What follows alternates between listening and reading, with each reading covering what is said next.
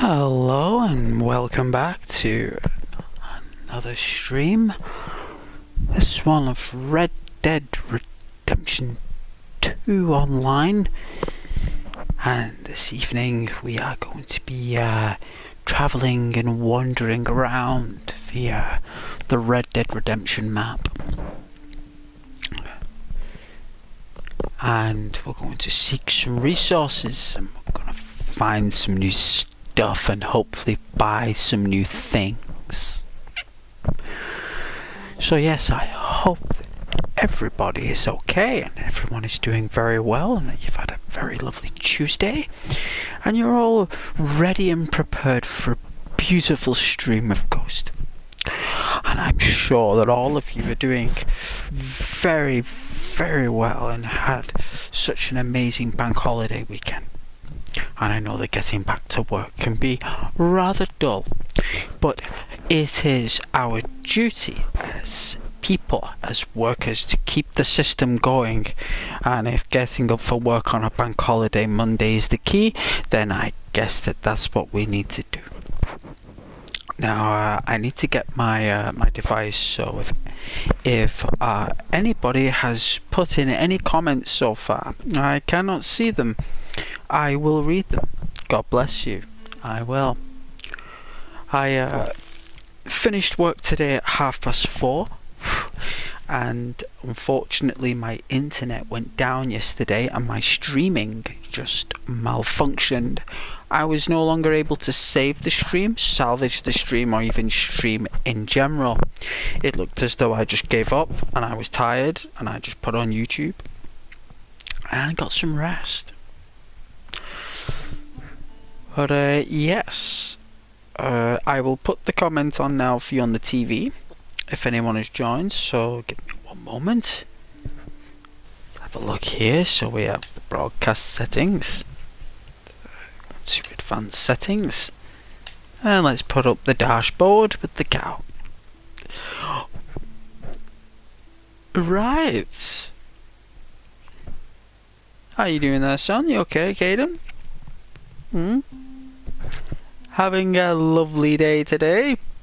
Back to work or college? Whatever it is that you do.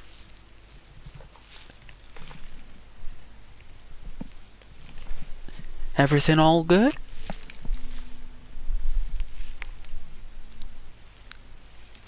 I know you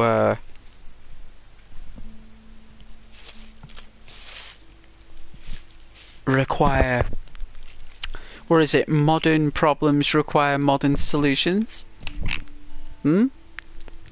Indeed. Well, welcome back to the channel, Caden. I hope you're doing very well.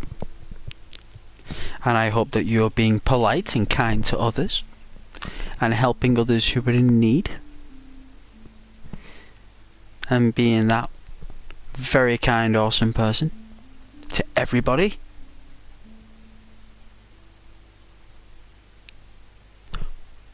Oh yeah, always questions like, how are you? Not, when are you? Oh yeah, when? Well, only you know when you are, Caden. Everyone's got their own when. You know? But I hope you appreciate the cow. I hope everybody does. And you're all beautiful and lovely. Very sweet. And I'm glad that you joined my channel this evening. I am. And if you need to go, that's okay. I don't mind. But you can stay for as long as you like. You're welcome in my space. This is a safe space for all. Yeah? Hey, Mouse. How you doing there, Mr. Mouse? Welcome back, stranger. Someone's been a while. It's been over nearly 2 weeks. Eh? No mouses round here for a while. Eh?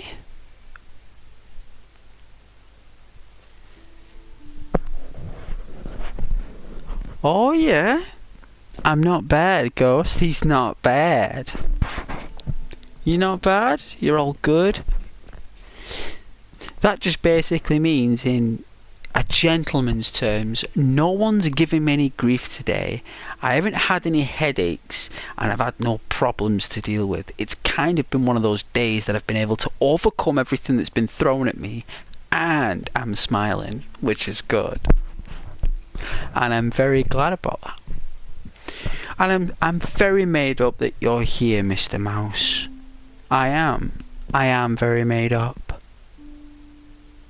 And you've been very busy. And he's been on holiday. The mouse has been abroad. And then school, so yeah. Well, college can be rather tough. So yeah, Mouse, college is tough. It takes a while to overcome.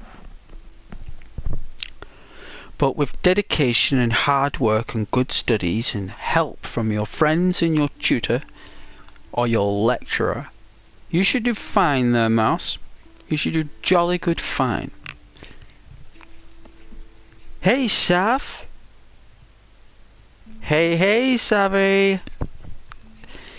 Welcome back, Savvy Jones. How's the... what do we call you in England? Dynamite Blonde? Is that what we call it? Dynamite Blonde? I hope you're doing very well there, Savvy.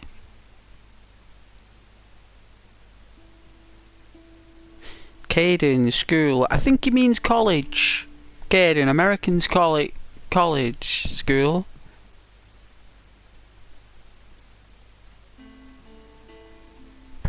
I might try and join you later on if you don't mind. If I don't, or if I can't, then doesn't matter. But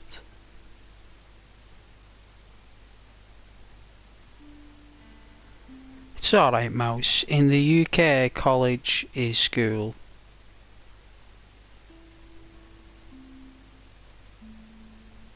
Well, in America, they call college school. Right? And in the UK, we call college college. You know? Like, we just call it college. We don't call it school over here. College is college, university is university, and school is school. Where in America, school is college, and university is university. Right? Caden, I'm from the UK. Nobody I know would call it school. Me neither, Caden. I've never called it school. I don't know who does. Maybe it's a new generation thing. I don't know. Hey, Savvy. I like calling you Sav, actually. Yeah, I'm good. Thank you. Off work for 2 weeks, so yay. Well, aren't you stellar? Dynamite Blonde, Savvy Jones. Apparently is a 10 at the end of the name. I get it. Caden, unless you're calling academy school, well, I have no idea what all these different schools are these days. But at the end of the day, when you leave at 16 years old, which is being increased to 18, by the way, in the next 5 years, for now, everything's just is what it is. So, yeah. Mouse, college is part of a school. Some places. It's in the high school grounds. No idea, Mouse. No idea. All I know is that, like, I know that Americans call school on my channel college, and they've done it many times when they're studying at college. But sixth form is 17 years old. Sixth form is when you are 16. You start sixth form at 16 years old, and then you're 17 in your first year of sixth form, and you leave when you're 18. And then you go on to your A levels. That's college.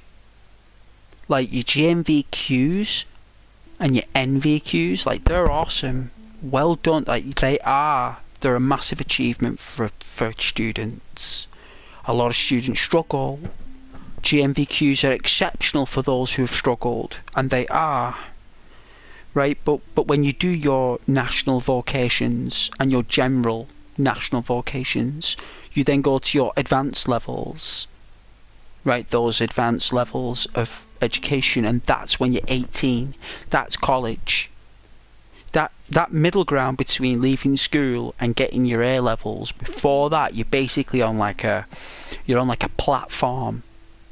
You're on a platform of your transition into college. It's like a college, but it's like more like your development into college. Well, it was for me anyway. I don't know about you guys, but it was for me. But I enjoyed my education years. I did photography and everything. I loved it. Photography and art and design. I did on the computers. I did art on the computers. I did ceramics. Yeah, I did music. I loved it. I was like, whoa, are you telling me that I can play music, draw, paint, sculpt, take pictures, and get an education out of it? It's like, yeah. Physical education teachers should only teach football. Yeah, but I guess the curriculum disagrees with you. Mouse, some people have leap years. Yeah, they do. They do have leap years. 29th of February. Yeah. Once in a blue moon. But I guess they do. I guess students can sometimes swap levels. I don't know. No idea, guys. No idea. But anyway, where is my lighter? Where's Ghost Lighter? My goodness.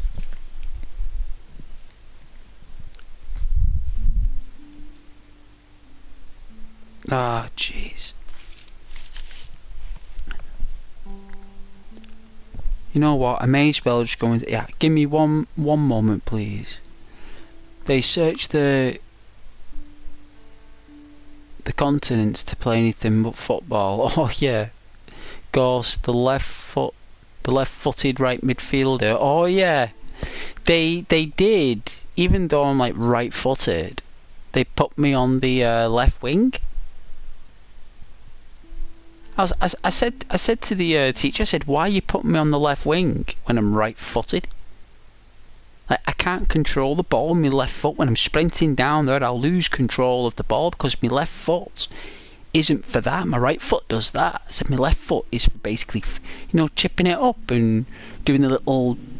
Whoa, that was a loud motorcycle. Did you hear that? Wow.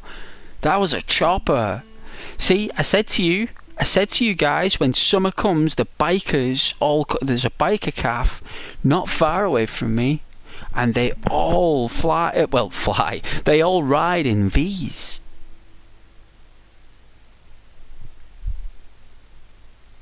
That's the standard nowadays. Well, I've never known left-footed people on the right wing. I've never known it, to be honest with you. But give me a moment, please. It won't be a minute.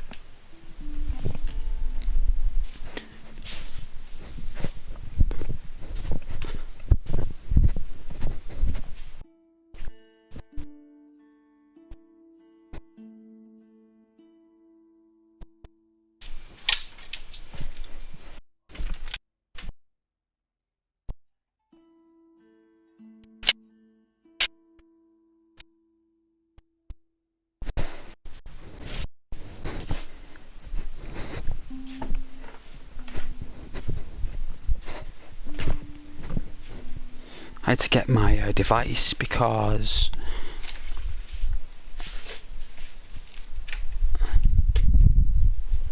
I didn't want this cow on the screen, because it is Red Dead Redemption 2 and the graphics are just diluted from this thing, so I'm not going to do that. Because it's more wide strikers on the wings now than wide midfielders. maybe I just preferred being on the right wing at the time because I could cross the ball on the right. I could actually sprint and then kick it in from the right. It was just my strength. You know, that was my strength back then. And what you do when you're a youngster is that these trainers put you in places where you're strongest.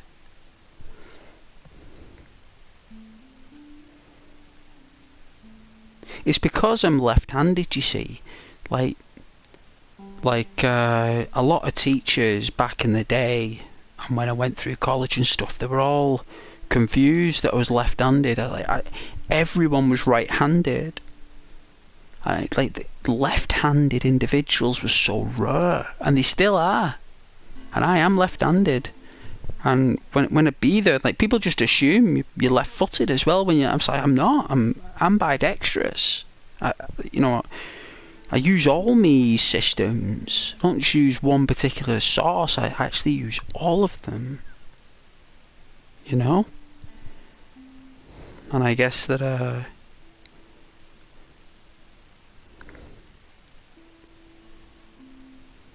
but apparently there's something unique about left-handed people.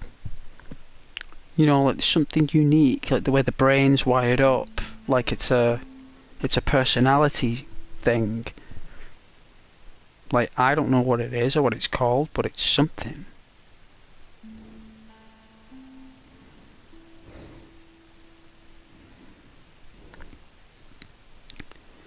But I'm going to spawn in a minute, so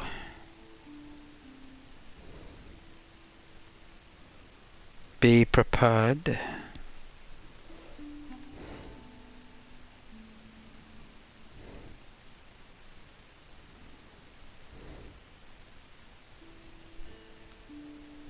Oh yeah, mouse left. Under pressure with the questions, probably from Caden. Try not ask too many questions to people about stuff like that. He's just at college. Yeah. Oh, you still there, son? Good. Well, try not to be a quiet mouse.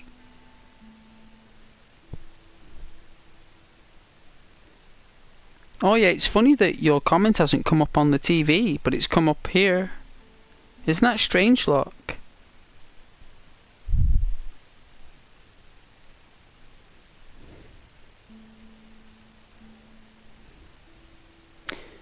Ghost, if your life was a book, what chapter would this be called? Oh, this chapter in my book.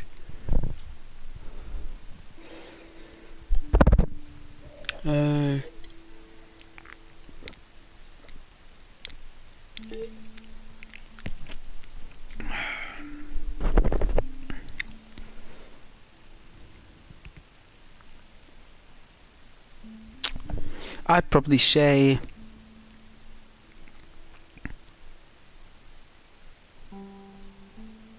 development. Development.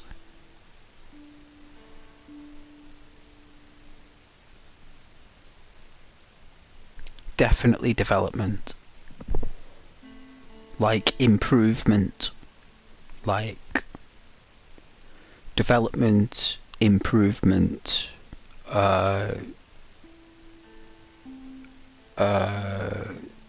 overcoming weaknesses, gaining strengths, overcoming barriers,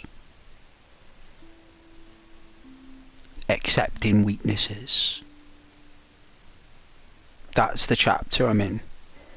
So development, I would say. Which is a very powerful statement nonetheless.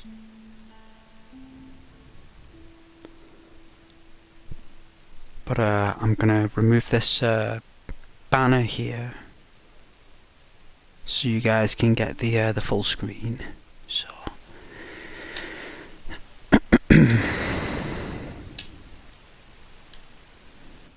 alright, that's better, right?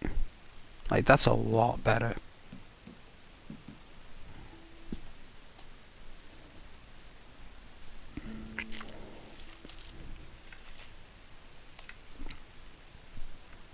It's a lot better. And you know, I think as well, did I... Sec.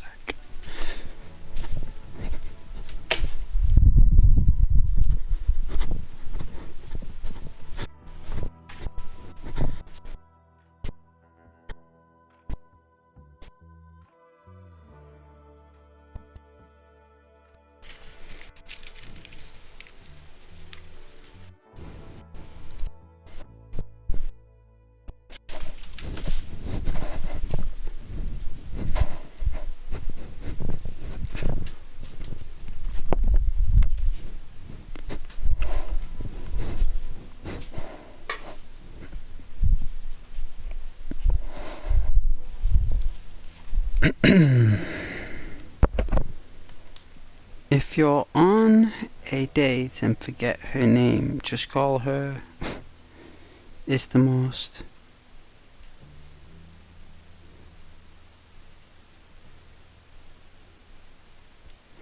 Wow. Caden. Try not to make fun of people's names.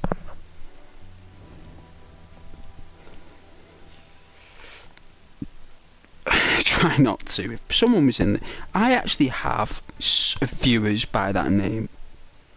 Like, I do. So, they're really lovely people, very kind to me on the chat, so I'm not going to be making any statements on names, unfortunately, Caden, son.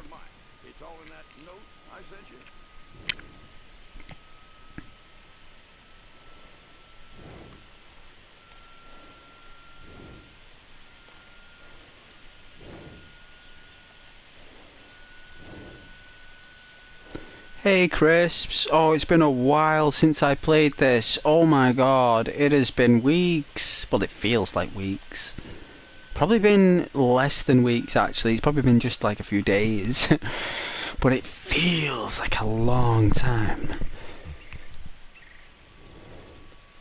But let's check out our resources, we got hardly anything, look at that, it's used up half of it, what a scoundrel Crisps.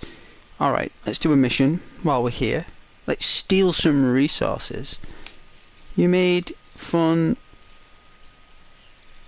of... Oh my goodness.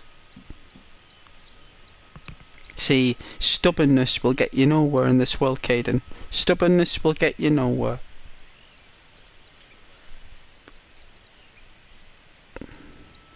I love the name Olivia. There's a girl actually in one of the cafes that I go into... one of the waitresses is called Olivia, makes a beautiful coffee. Absolutely amazing person. The suspense is killing me. Lovely woman. Very beautiful as well. Big, bright blue eyes and blonde hair. Kind of like the girl who loves rollerblading. No, and roller skating. Oh, what a beautiful, beautiful woman. Can I start a supply mission? No, I can't. So I've got to get resources to build supplies. So let's do it.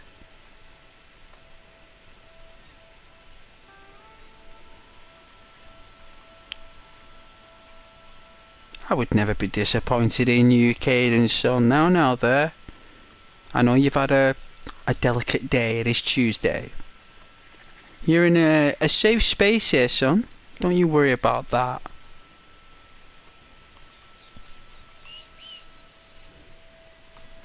Hey, Brave.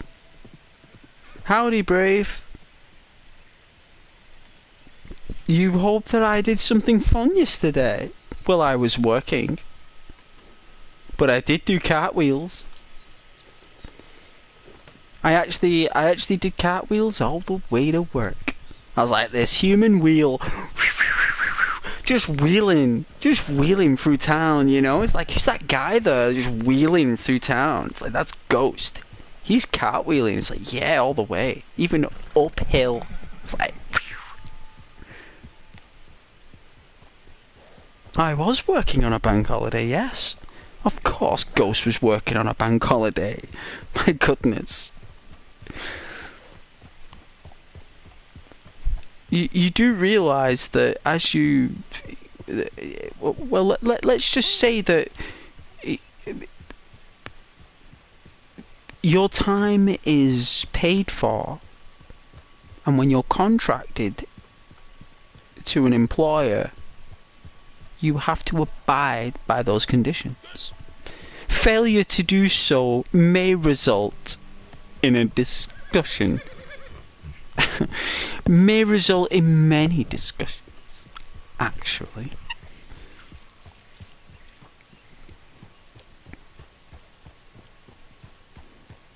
Kratos, why work on a holiday? Because I'm paid to. Paid to do it. Hired to do it. One of the conditions of having a job and keeping a job and getting a job is to be reliable and flexible, to be tangible, and to be, how can I say, highly adaptive. These are major skills that employers yearn for. Some employers don't care if you went to school. Some don't. Like, a lot of them do. 99% of employers do, but some just don't care. All they care about is who you are and how you are. Like Elon Musk, for example. I mean, obviously he values your skills, but Elon wants to know how you learn those things. What made you want to learn it? And what did you do to learn it? And how did you overcome all these things and these problems to get really good? Like, what did you do? I want to know your struggles. I want to know how difficult it was for you. You know, he actually said that live. He said, I don't care how much education you have. What I care about is how you got that skill. I want to know how you got it, when you got it, who taught you, and how long it took. And that's one of the rare ones, the 1% I'm talking about, that hire you with character. 99% of the world is all about your education. It's very rare someone will hire you with character. Very rare. But when they do, and they do hire you for your character, you get paid a lot of money. But it's that person who wants your character for whatever task they're doing. And it's very rare. But it can happen. All you gotta do is just be that awesome person you are. And one day someone might notice you. And not only will they notice that awesome person, they're gonna notice your skills as well as a person. And that's why I encourage people to be awesome people and lovely people, because that's the only way you'll get noticed. You don't want to be forgotten, right? We want to be remembered and noticed. And that's one of the ways to get there, is being that awesome person. Hey Palpatine, how you doing there? It's been a while, Palpatine. How's the Sith going? And that throne you sit on with all that lightning that's going around you. That must drive you crazy. All the force powers around you. You can't even have a bite to eat without someone moaning about something, and you're always spying on everyone. Seems like a very difficult job, Palpatine. I wouldn't want it. Kid and Ghost, how was your Easter? Easter was ages ago. It was beautiful. Absolutely beautiful, my Easter.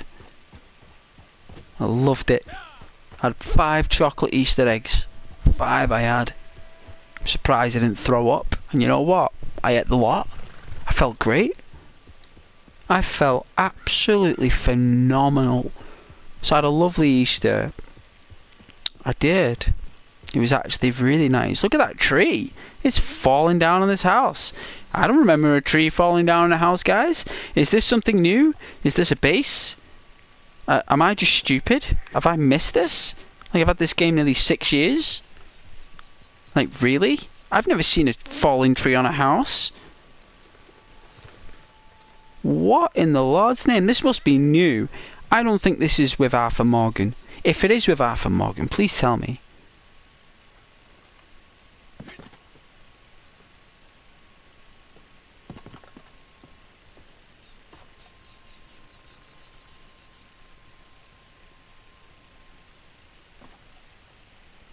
Hurricane, maybe?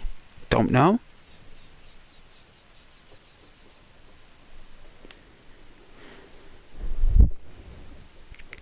did you know the easy way to get a military base? A military base? Well, I'm not really into taking military bases. I'm more into just like finding new things, like this tree and this house. I like finding new things. It's very unique, so I like it.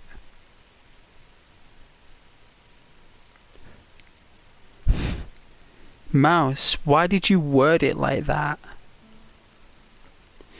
I don't know how I worded it. I guess I have a way with words. Mouse. Very much so. Hey, Brave. Glad that you're your own boss. Yeah? Nice. Nothing wrong with that, Brave. If you want to be your own boss, you go for it. You follow your dreams, Brave. And if that means you got to do it on your own, then you go for it.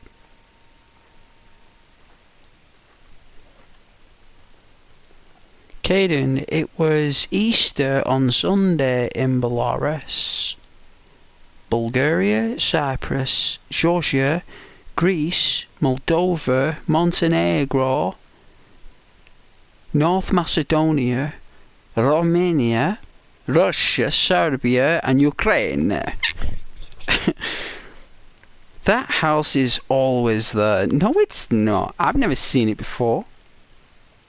There is a giant snake in a tree just down from the house. Not sure if it's there and online. Well, I ain't going anywhere near that giant snake. I ain't going anywhere near it. If there's a giant snake there, it can stay there. Mouse, when you were talking about how you get paid for your time,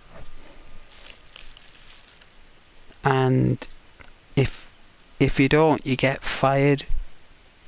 You use some interesting words. Yes, because it's the truth. That's the only... you are hired by a... So basically, if you go for a job, they hire you based on you. Right, the paperwork you give that you provide them that shows your education and skills is just basically for them to tick boxes on a policy that the company they work for. So the company has a policy that the company requires a particular policy of people, right? And they hire these managers to find people who have a natural habitat within themselves that are tailored to that policy. And if you are tailored to a policy, right, then you will be hired. So, for example, the interviewer may say to you, so tell me a little bit about yourself. Right? So when you go for a job interview, you think, when you go for a job interview, you're like, how do I answer these questions? What do I say? How do I get out of this difficult situation? You can ask YouTube as much as you want, right? It won't give you the answer. All it will do is provide you help to find the answer, right? So if someone says to you, right, tell me a little bit about yourself, you're probably thinking, oh well, I love playing games, you know, on my video console. I love watching football. I enjoy spending time with my friends. I love my family. My dog means the world to me, and I love cars, and I really like, you know, nature and how the wind blows. And they don't want to hear that. Like, I want to hear that. I think that's beautiful. You guys can talk to me all day about that. I would love to hear that from you, because I am very creative, right? So I enjoy that about you, right? I really appreciate that. But when someone asks you a question, tell me a little bit about yourself, you got to understand what that really means. And that's normally the first question you get asked, right? Because this first question is basically your hiring question. Look at them frogs. Frogger. And you're probably thinking, Ghost, well, tell me the answer, Ghost. What is the answer to this question? Right? You're like, what do we say? What do I do? How do I answer that? Like, do I ask my mum? Do I ask my dad? Do I ask my friends? Do I go on YouTube? Is there a person on YouTube that can tell me the answer to that? Well, believe it or not, you have the answer to that. right? You got to look within yourself what you really have. So it's like, okay then, so tell me a little bit about yourself. Well, my passions began at an early age. From an early age, I discovered that I have an ambition. Oh, really? And what was that ambition? Well, I seek completeness, and I like challenge, and it's always been part of me, right? And it all started in college. Oh, college, right? So you see, what you're doing there is that you're not talking about what you like to do in your spare time. You're telling the employer what inspired you to overcome your weaknesses, right?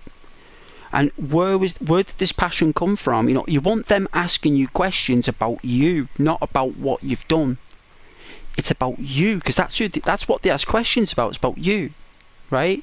The only time they want a practical question is the question before the last question, and they'll say, explain how you've resolved the problem. How did you resolve the problem, and what did you do?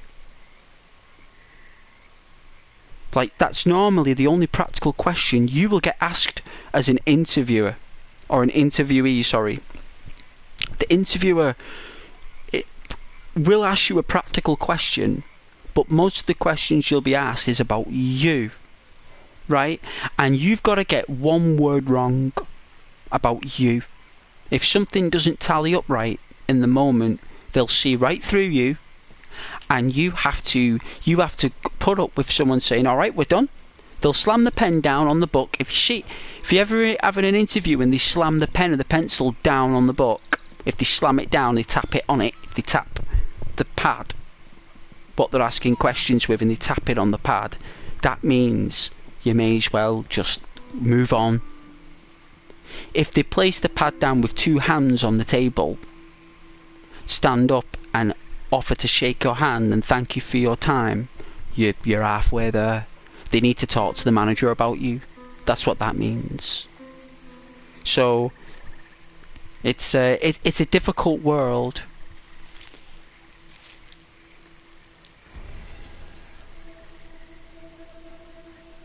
Championship playoffs on Sunday. Oh yeah, I'm off work on Sunday. You don't want to see Southampton in the Premier League? Southampton are class. Nothing wrong with Southampton. They're a good side.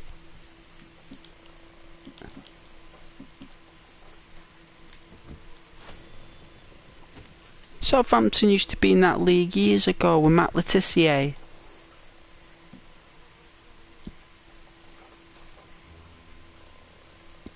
I think that's a special one. Two bird meat.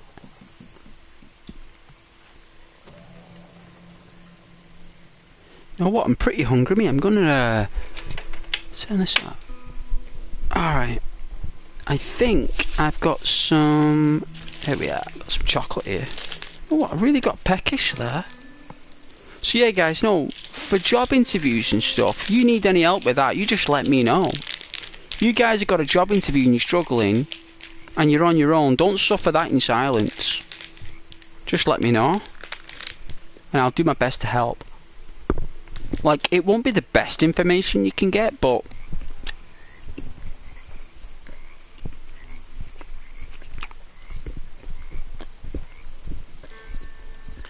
no problem, Brave.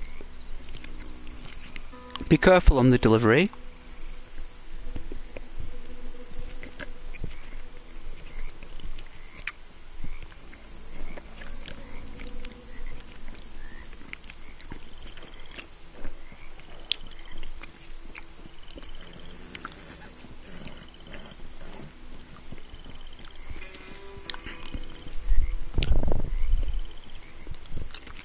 Southampton have been in that top league for years.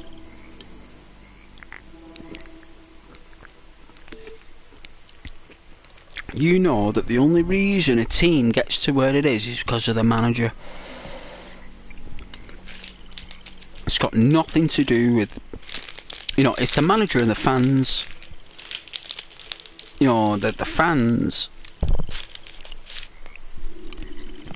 and the manager is key.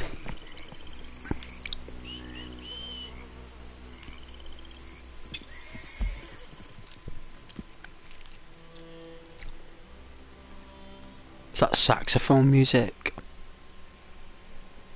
A lot of people playing Van Horn, right, but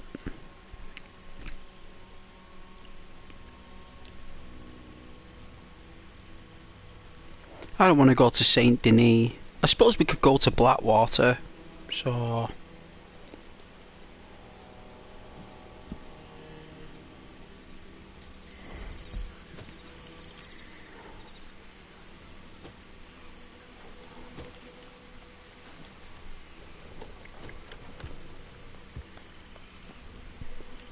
It is the gaffer, of course it is. Of course it's the manager. The leader is the only reason why those teams get where they are. The manager and the back of house team. The you know, the fitness team, the well-being team as I call them, well-being.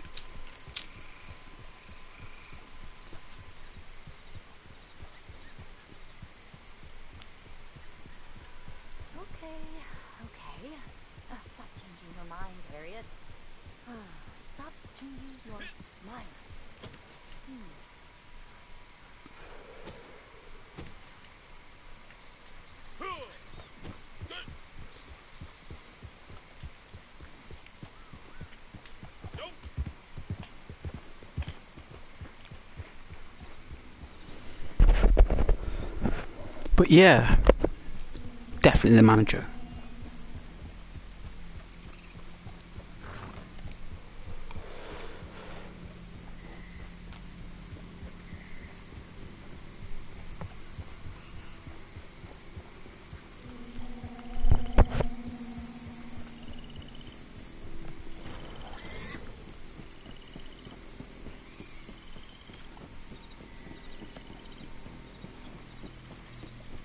They used to make a big deal about the chairman back in the day.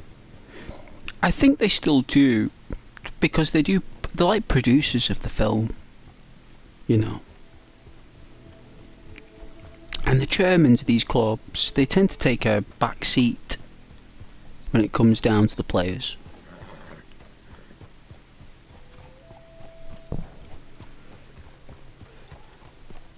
Hey Brave, just got home. Dinner time. Back soon. Yeah, Brave, you eat up. Get well fed. I'm gonna get a big chicken tomorrow, me. All to myself. I'm gonna get the chicken, right? I'm gonna get the chicken. I'm gonna strip the chicken. I'm gonna have chicken balms. I'm gonna get some black pepper. A little bit of salt. Right? I'm gonna put the salt on first, like that.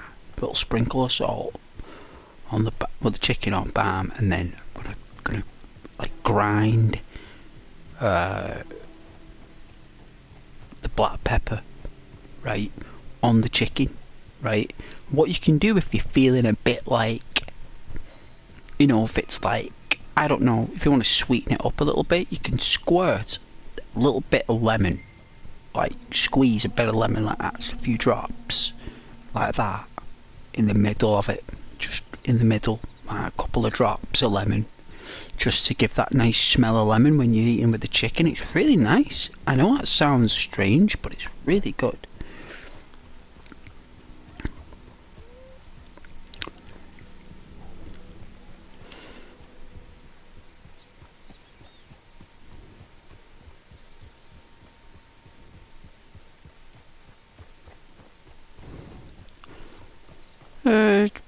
Well, German players are really good, aren't they? German football players are really, really good. They're really passionate about the game. Germany are an exceptional side in football.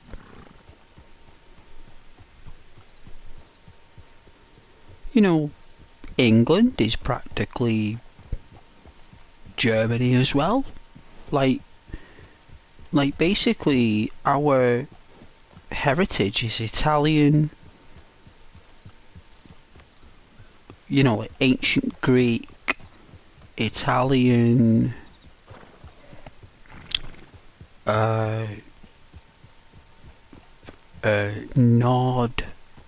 Nordic, and it's also Germanic, and it's French. So we basically are maybe 5 nations, like, of heritage. So, you know, and then you've got like the native, like Highland, Scotland type heritage, where that's from like Ireland, like Irish, like Scotland and Ireland. It's like that was all joined at one part until the Great Flood, right? You know, like the massive flood, because Britain, like United Kingdom, was part of Ireland. Like that island there to the left of us was actually one massive chunk of land. It was connected to us. It's only until the ice melted and created what it is today. Like,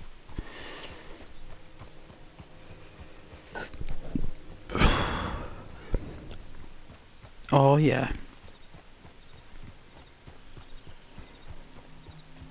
Oh yeah, it's in Germany. Yeah.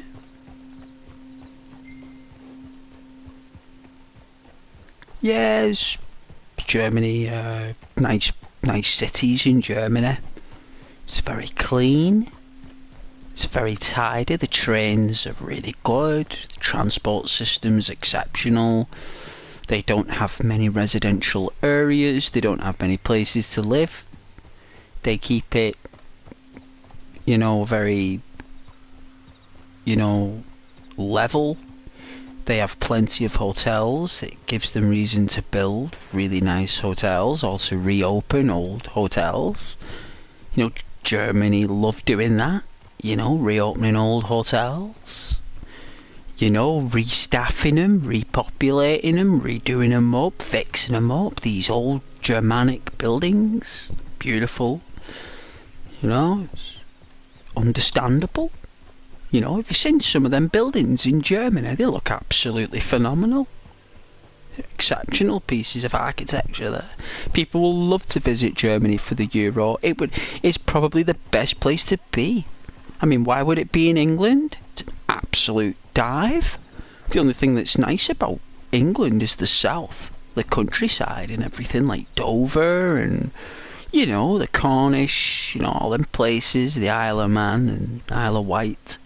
You know, they're quite beautiful, but it's just, I mean, Lincolnshire's nice, you know, Cambridge is nice, Reading and all that, but even Reading, like, even that's suffering at the moment. There's a lot of beautiful places that are really struggling, so, you know, there's litter everywhere. It's a shame, really, you know. It's a beautiful place, England, beautiful place. Just a shame. It's just needs a jolly good clean, you know.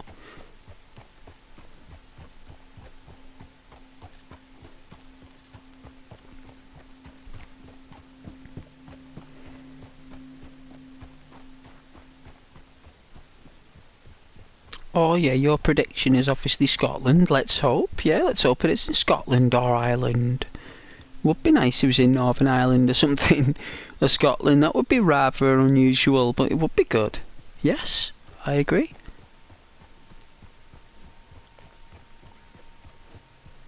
Oh yeah, Britain has really been influenced, hasn't been really influenced at all since the 14th century. It can call itself its own heritage. Yeah, since 14th century, so it's a long time, 500 years, nearly half a millennia, maybe over. You know, it's a long time, I suppose, but still.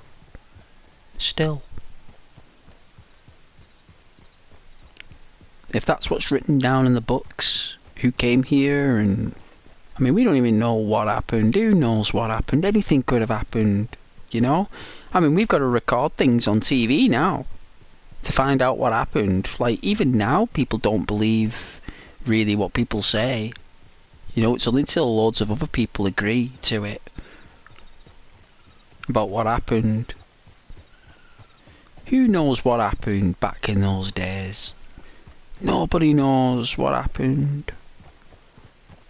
Anything could have happened. I mean, the Romans tried to invade Scotland. Actually went there. Every single soldier died. Every single soldier died on the way there, on the way back. Even the king, or the emperor, even the emperor's son. He became emperor. I think his father died.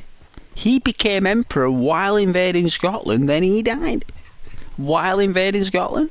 Died of a severe pneumonia. And it was down in the books. Rome did not invade Scotland because it simply couldn't. And there's nothing in there anyway, so why they went there was beyond me, but at the end of the day, they did.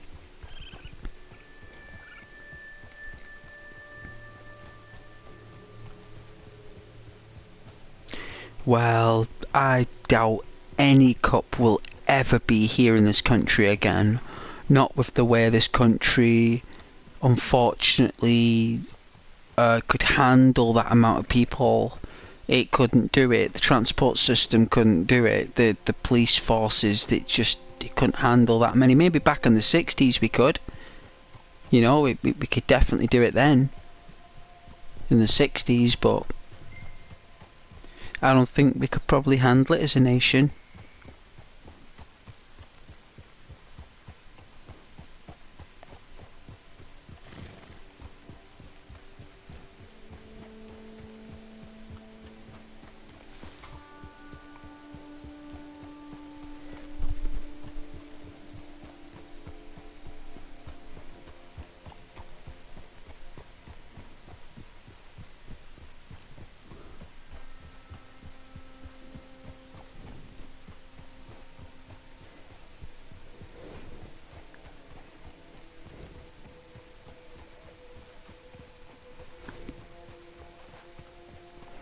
Oh yeah.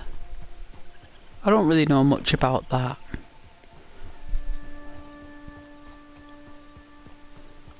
Don't really know much about that. But my mother would have known a lot about that. Angela Merkel and all that. My mum used to mention all the politicians. She was really into like Scottish politics, my mum. She used to always talk to me about it. But she used to talk to me about it. She used to say to me, the reason why I talk to you about it though, son, is because you know nothing about it. I was like, I don't? She's like, well, that's why I talk to you about it, because you don't have like your own like solid political view. You're literally a free spirit.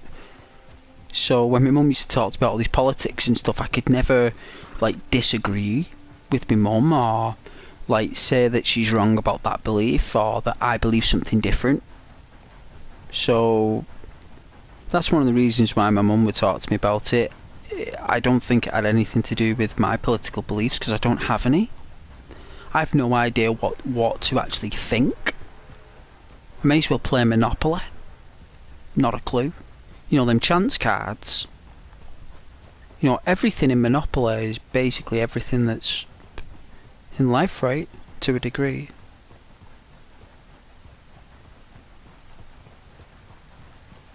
Lack of stadiums. Well, that's not true, really. That would have been a technicality, that, Caden. Lack of stadiums. I don't think that would have been the reason why. It would have been a multitude of reasons why. That was just one of them that they could think that people would appreciate on file. You know? Like, the real reason is that the cities themselves, Caden, can't handle the flux and transit. They cannot do it. It's like using a street as a motorway, kid, and it isn't gonna happen.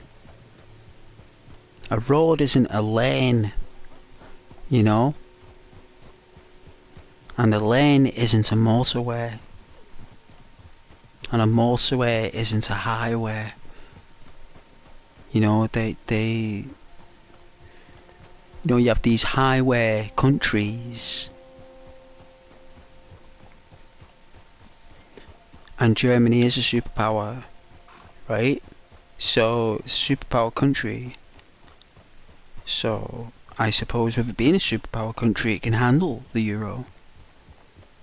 The people, it has enough police, it has enough armed forces, it has enough guards, it has enough resources to support it. Right? It's all about resources. You see, the thing is, you got to think, Caden, that these countries like Scotland and Ireland and England and Wales and all these countries, or states, whatever you want to call them, you know, it's all about resources. Everything's about resource, everything's about money, and everything's about survival, right? And a lot of countries, yeah, want these cups and championships because they get increased trade, they get increased import, right? And when you get increased import on the roster, it means that your economy will grow and more jobs are made. More jobs will be created if the cups and championships are there.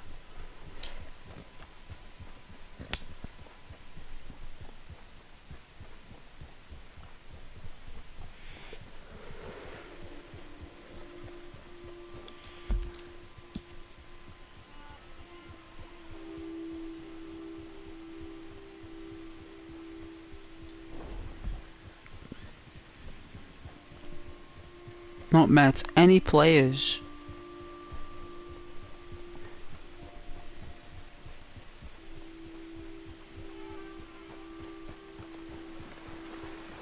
Wow, look at the motion on that water.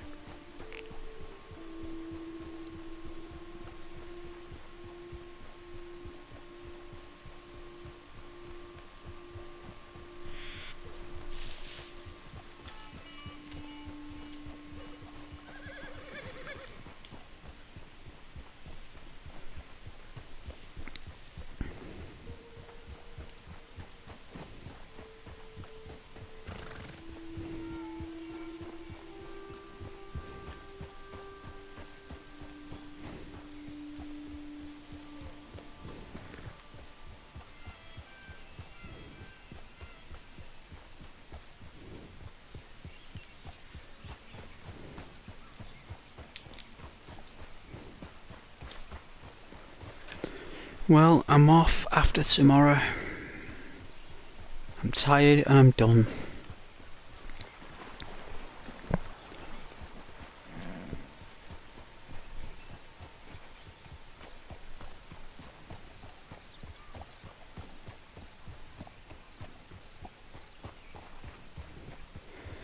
What am I going to do for 10 days? Well, it's 11 actually. What am I going to do for 11 days? Like... What, do we just like...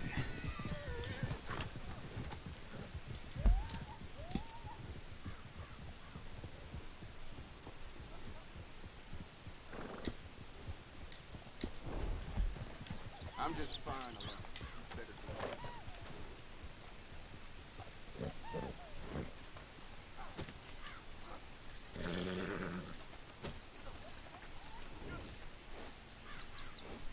Should we say hello?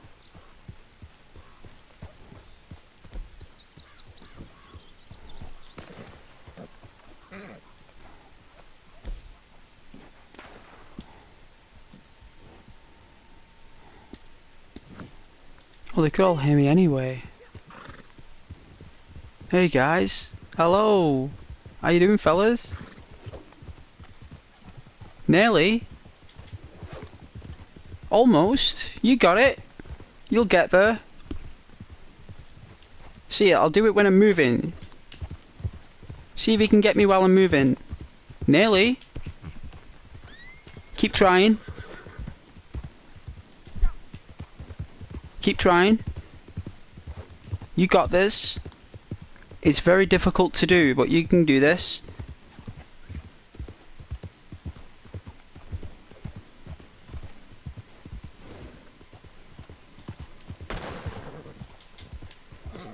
You can't shoot when you've been lassoing.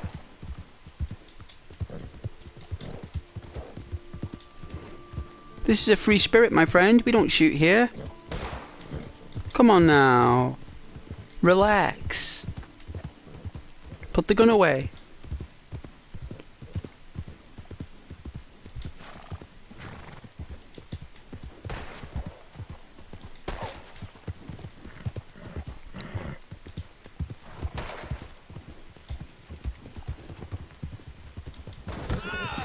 Hey, well done. Nice. Oh dear, looks like someone saved me. Thank you very much.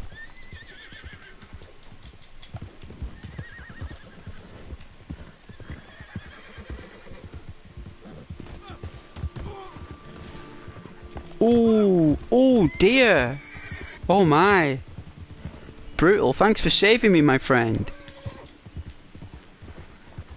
He was shooting at me, I don't know why, for no reason.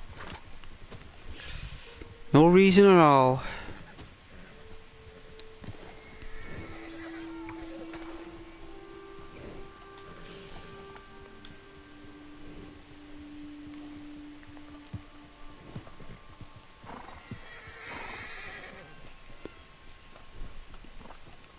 Oh yeah, Chinese. Well, enjoy.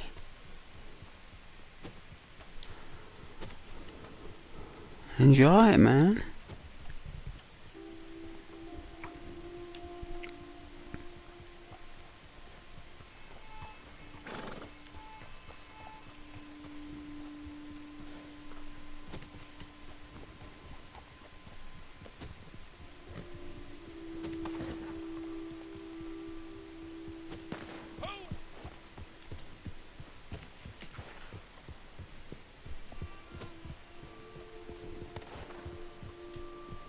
Oh yeah, chips, barbecue sauce and chicken rice.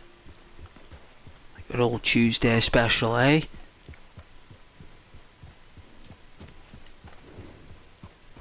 Make sure you have a glass of water though after you've had that, like sip the water like a glass. I wouldn't say like a pint. Sip like a glass of water afterwards. It'll help separate the oil.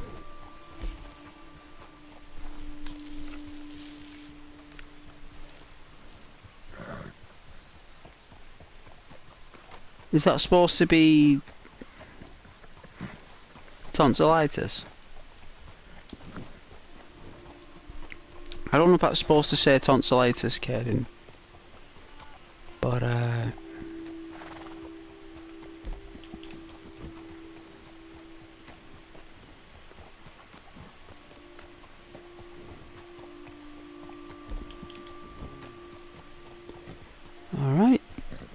Let this horse bathe in the water. Give a bit of a clean. Oh yeah, well you only know if you got tonsillitis whenever you swallow. There's an excruciating pain in your throat every time you swallow. Like, I'm talking a very delicate pain every time you swallow. And it doesn't go away for about 2 weeks.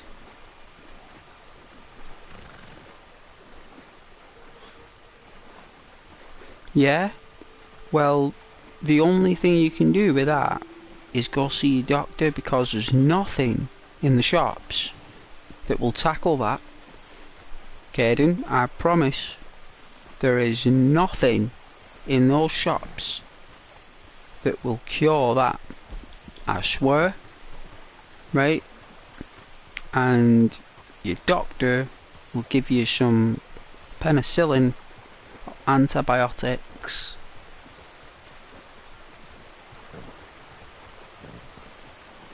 Yeah, well if it does, then you need to go see your doctor.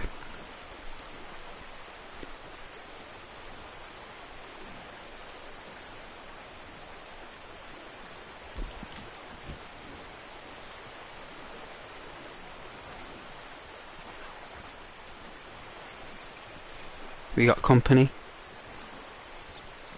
Can hear him. He might be above us.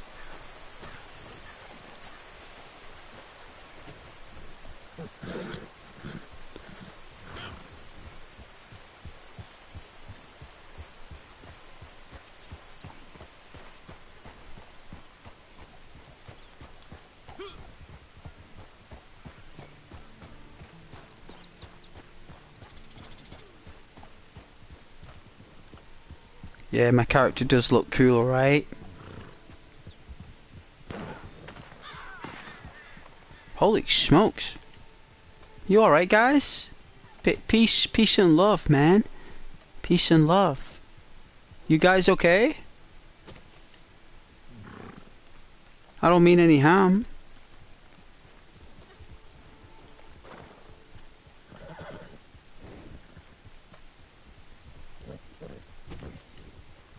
You trader like me? I think they are.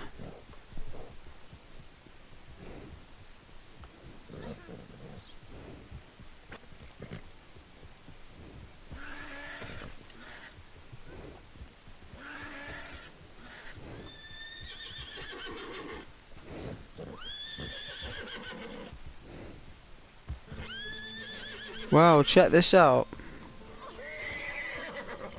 We got ourselves a burnt knuckle.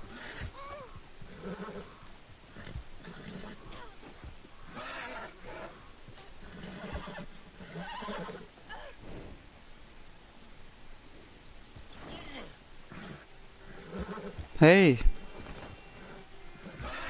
I come in peace.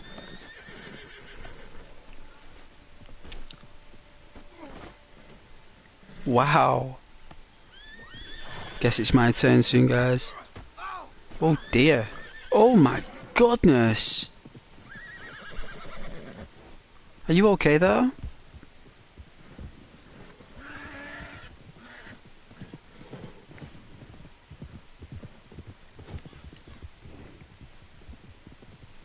Wow. Hello there. How you doing? Take care. God bless. Yeah, no one attacks Ghost that often, right? Like, you know, if you don't get involved, right? No one bothers you. Ah, strange there. Like no one bothered I was there. That's great.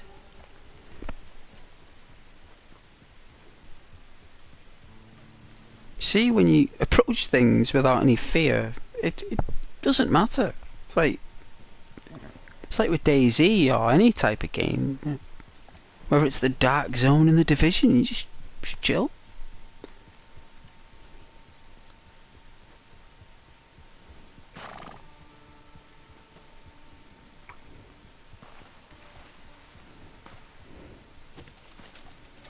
I think going to Blackwater is a wise idea.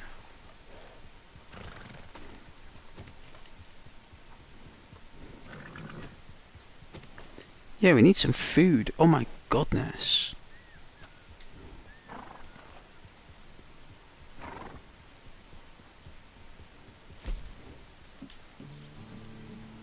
Alright, we'll eat this.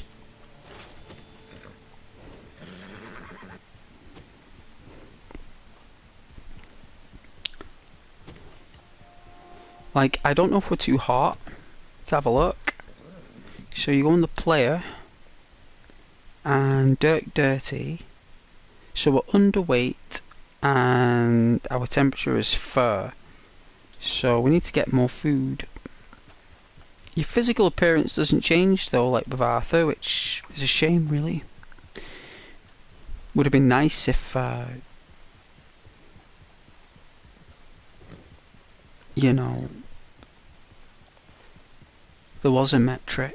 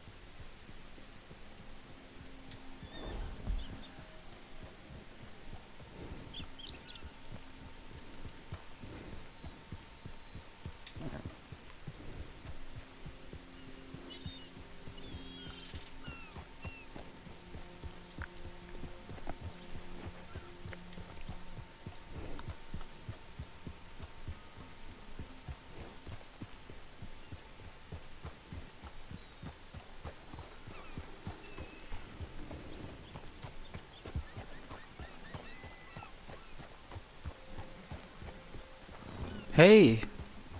Hello there. Nice catch. Well done. I'm a trader too. Good luck with your venture.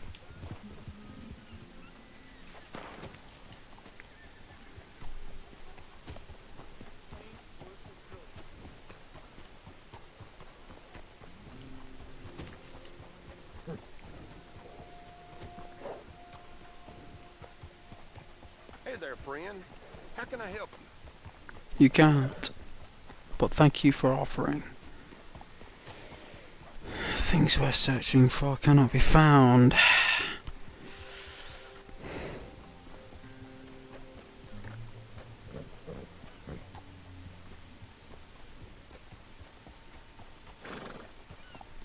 Good animal there. Thank you.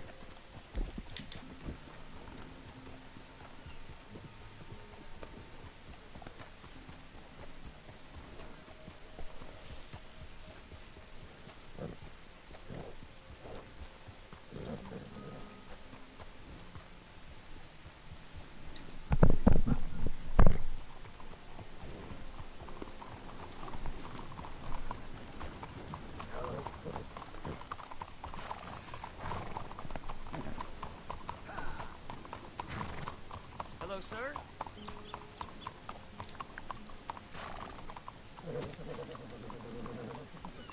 Whoa! Hey, out of the way.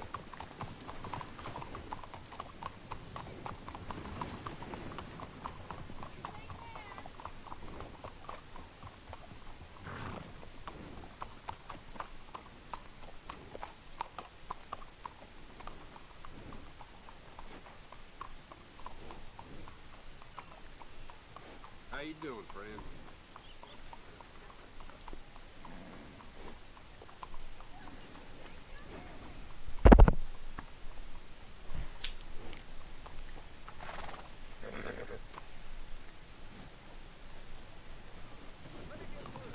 Hello, sir.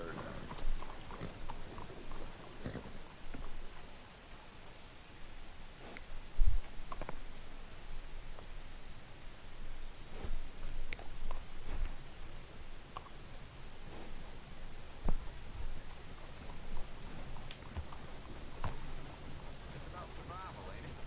The human animal is a wondering. Don't I know it?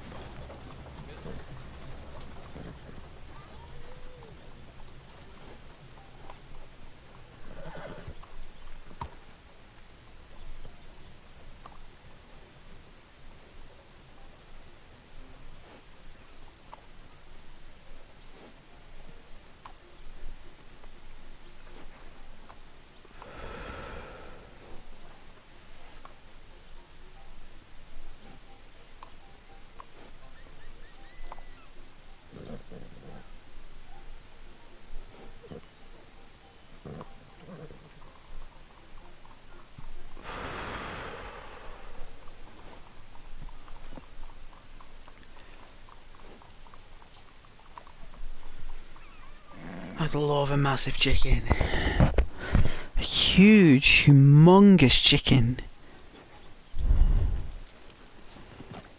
Okay.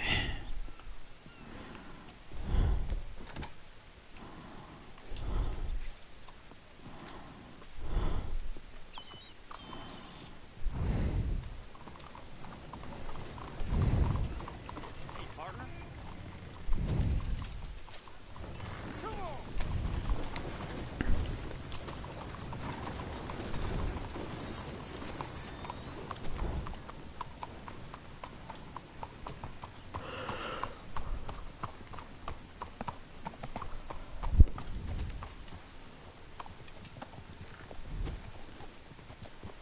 I'm not gonna go the barbers. We look absolutely fine. Hey man, nice hat. Look at that hat. Someone's a pagan. Well, look at that, eh? What's his name from The Simpsons? Oh, what's his name? My goodness, man. Are you alright? What's his name now?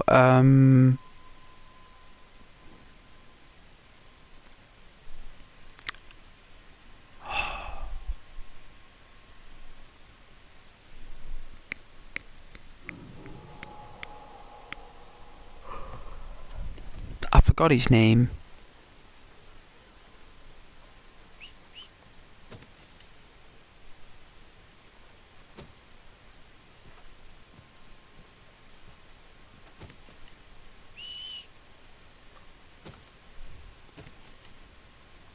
They attacked my horse. Oh dear. That's not good. They hurt my horse. They did.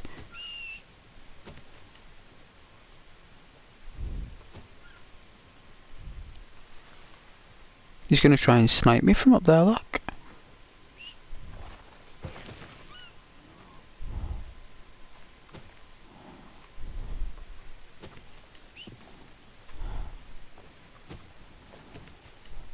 Yeah, they did. Looks like I've got the scrawny egg. They killed my horse. That's terrible.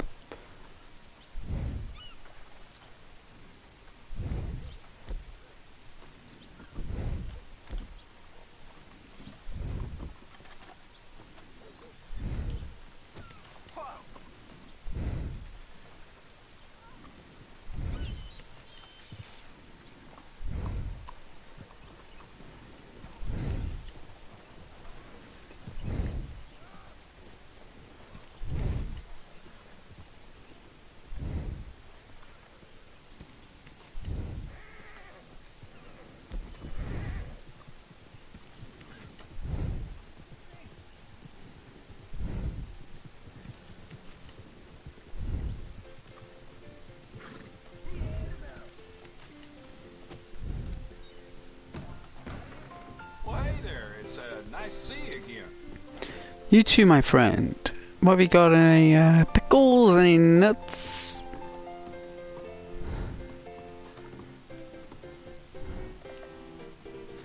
Almonds.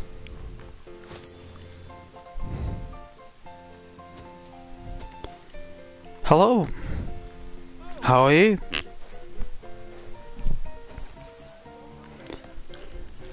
Oh yeah, very good. Are you enjoying the game? Yeah? Good man. It is a good game. It's a beautiful game. It looks amazing. Look at it, look at all these buildings and people, whatnot. Hey, wait. It is. It's very cool. How you do?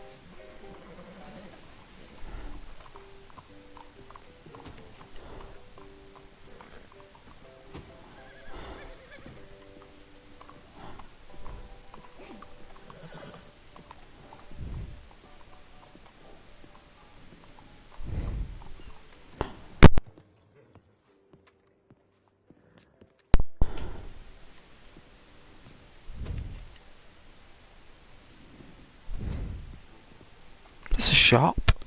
It is.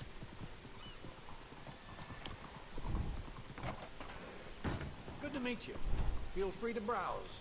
It's the first time I've been in here. Point out I got some real shiny cigars and clean tobacco behind the counter. Helps pass the time easy.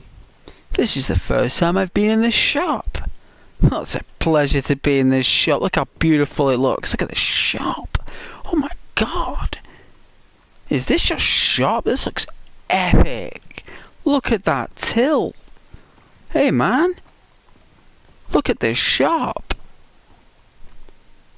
Hey Rose. Hiya sweetheart, how you doing? Are you okay?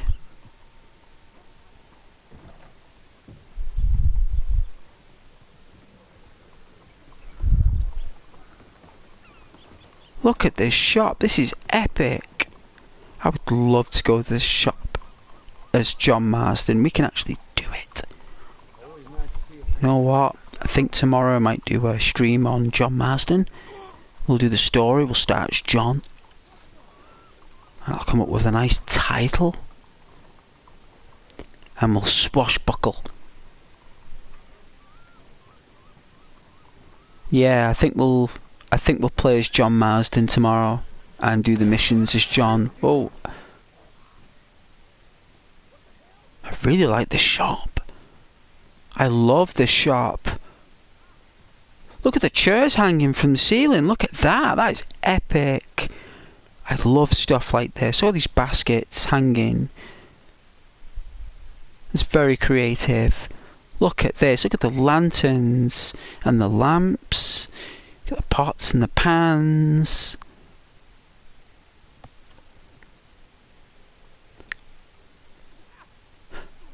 Oh yes, sweetheart, you're fine. That's good.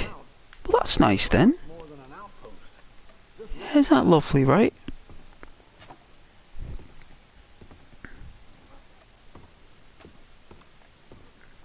Well, you can relax here. That's all good. I think I'm gonna browse. Oh, let's check out an Apple. Ooh, the new Apple iPhone, everybody. Look at this. It's got new taste features. Basically means whatever you see on the screen, right, you'll be able to taste it. That's the new Apple. What do you think, guys? I think it's a beautiful piece of technology, and I think it's worth buying. What's this smartphone? What's this one called? The Peach. Right. All right. Let's check out the That's good. what should we call it? If that's called like the Apple iPhone, we could call this what? What, like a fruit phone? What, like a peach fruit? I wouldn't know what you'd call it, but very much likely, we could call it a sweet phone. This is called a sweet phone, right? And it's a peach model, Catch your eye? right? It basically means with this special peach smartphone, this is made for those with a creative nature. They love makeup and fashion, right? So with this unique device, what you can do with it is that, ladies, if you like your nails painted in any colour you desire, well, look no further. The new Peach smartphone provides anyone with makeup creativity to create their own unique makeup colour techniques. So, goodbye nail varnish or nail polish. Hello, the new Peach phone. Built for those who like to apply nail makeup on the fly. But yes, that's the Peach phone. And watch this. Oh, the carrot. Let's check out the carrot. Oh yeah, Rose, you had an apple with peanut butter this morning. Oh, now that sounds delicious. Absolutely delicious. I don't know what we could call the carrot phone. I mean, what special feature could the carrot phone have? I guess what it does is, this helps you see in the dark. So, the new carrot phone has built-in receptors where it provides you with carrot glasses. So the carrot smart glasses enable you to see in the dark, but they're not night vision goggles, they're just still glasses. It's just that the new carrot model provides the user with unique lens software with many million nits. And I'm talking the nits of colour and pixels, right? So yeah, I guess the carrot phone will help you see in the dark. So that's worth buying. And what's this? I don't know what they are. I think they look like pumpkins, but you can't pick them up. And I can't equip my lantern. I had for breakfast this morning, Rose, I had an English sausage bam with brown sauce. That's what I had.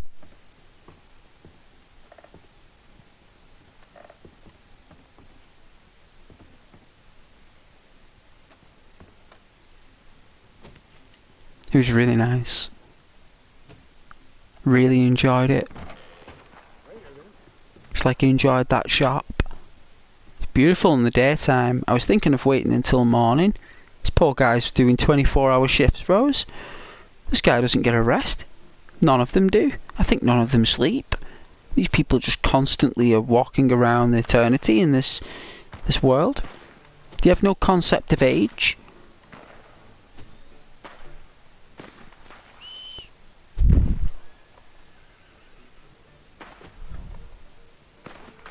Looks like there's bother over there. I think we'll go to the next town. Thieves Landing. Should we check out Thieves Landing?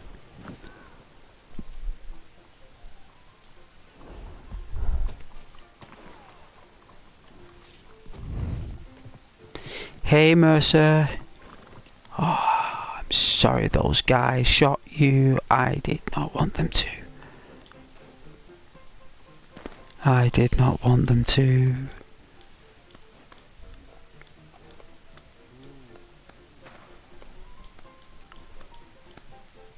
I'm sorry, Mercer. I try not to let that happen again. There you go.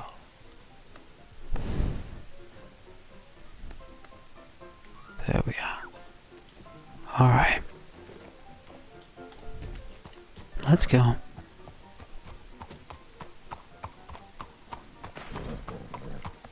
Hopefully we won't get shot. Oh yeah, when you was on your work break, you went to lunch with your brother. Oh, I couldn't do stuff like that. Me, I'd cry me if I saw my brother on my lunch there and I had to say bye. Like, I just couldn't do it. I'd be like, no. No.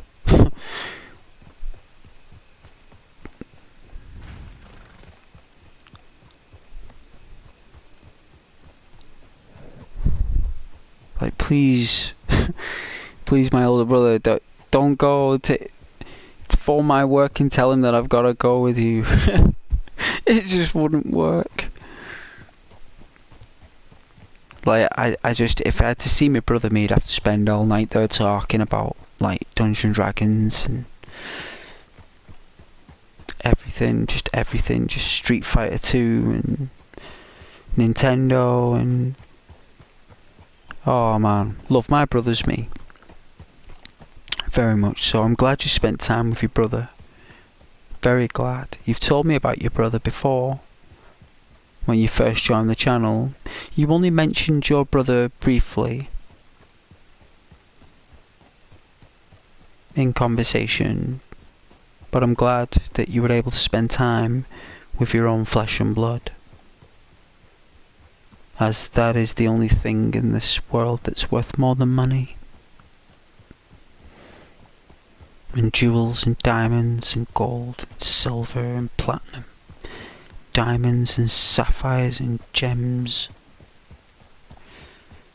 You could put all them in a box in a massive chest and it wouldn't be as valuable as your own flesh and blood.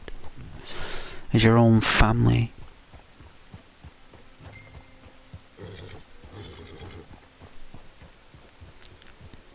I tell you.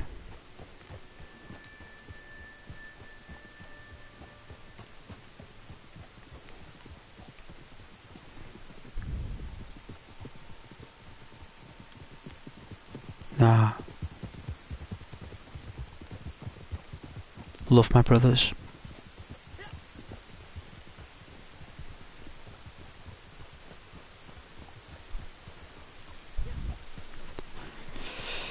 Guess someone wanted to say hello, eh?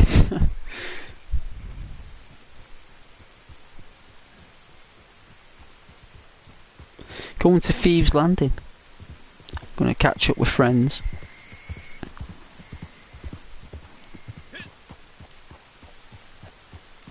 You ain't scared of rain, are you, Mercer? It's just rain. It's just a storm. That's all it is. A very high, powerful magnitude of heavy rainstorm. Nothing major. You know? Nothing major. Just a small, tiny storm. Oh, one more day, Rose, and I'm off for 11 days. 11 days. What am I gonna do? For 11 days? What, like twiddle me thumbs? I wouldn't know what to do. I'll wake up and like the first few days, like, what do I do? You know what I mean? Like some people are just like straight on it, like they know exactly what they want to do, but me, I'm just like, what? I'm like, what do I do with all this time? Like, do I basically, like, what, like play Fallout 4? Because that's what I normally do, Rose. I play Fallout 4 for the Xbox One X. That's what I normally play. I mean, that or Skyrim. For some reason. But I don't want to be doing that because I'm playing on my PlayStation, so I thought, why not? You know, hey man! Hey! You alright, dude?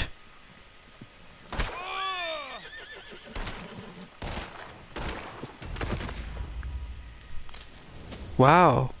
Nice to meet you, Svenger123. Well, I think it's supposed to say savage. He was savage.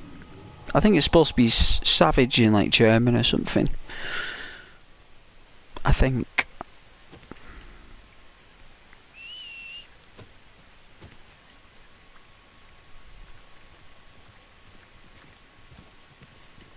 I guess Thieves Landing is...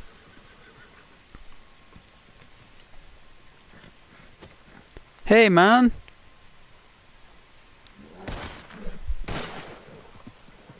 You alright, dude? Peace and love, man. Is that why you got your red status? You shooting people? Well, it's a pleasure to meet you, man. He got out the shotgun there. Oh, it was a Lancaster repeater. I guess he wants a fight. But you know what? I can't be bothered, to be honest with you.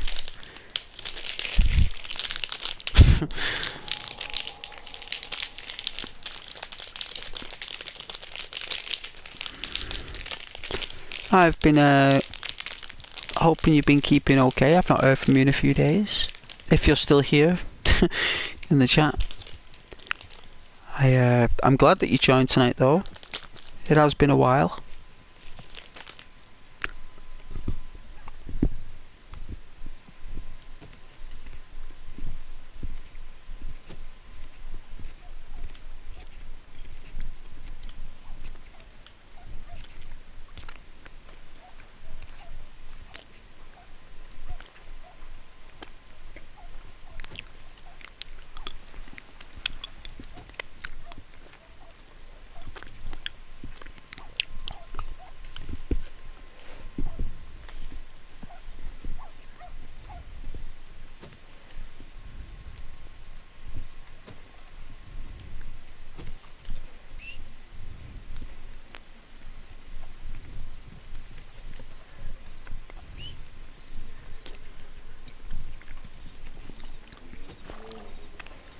Hey, Mercer.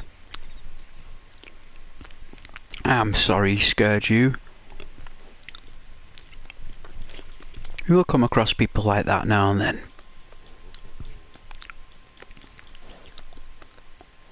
Let's brush off all those woes, eh? See? All gone. Didn't happen. Eh? There you go. Want a carrot? Do you want a carrot? Well, I'll get you a carrot. You can see in the dark. There you go. It's a lovely carrot. Alright. Now that we're all carroted up and the horse is all better. Oh, hang on a minute. Let's give it another try. Yeah, he's fine.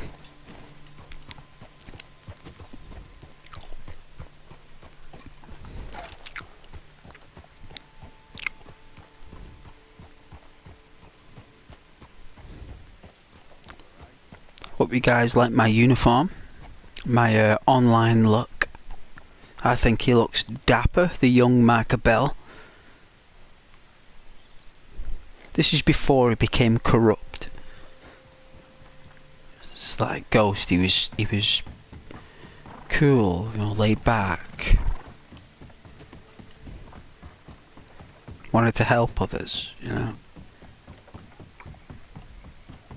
And somewhere down the line he met Dutch van der Linde. And from that point it just all went downhill.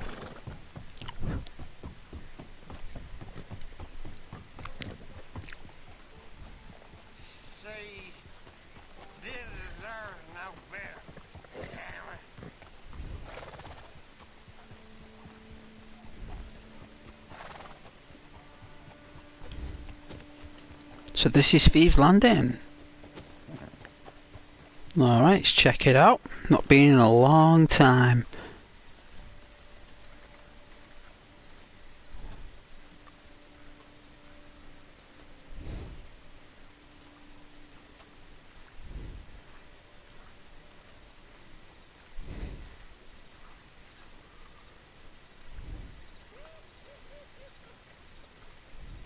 Hey fellas.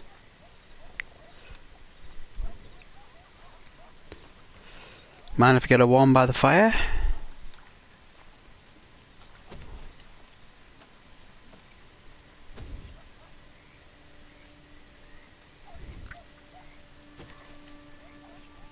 Oh, it's a little bit warmer. That's good.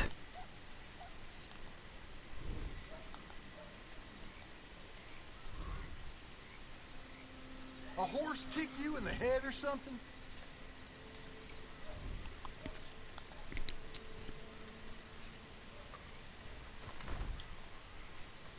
Son of a bitch! What happened? Whoa, what did I do? All I want to do is sit down.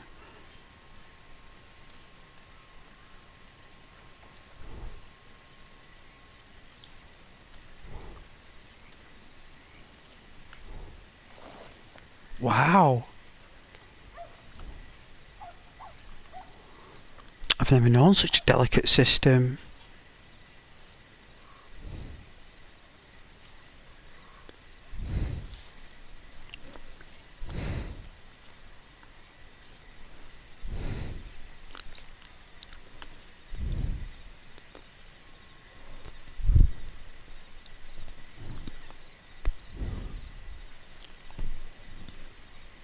I played my guitar for a little while.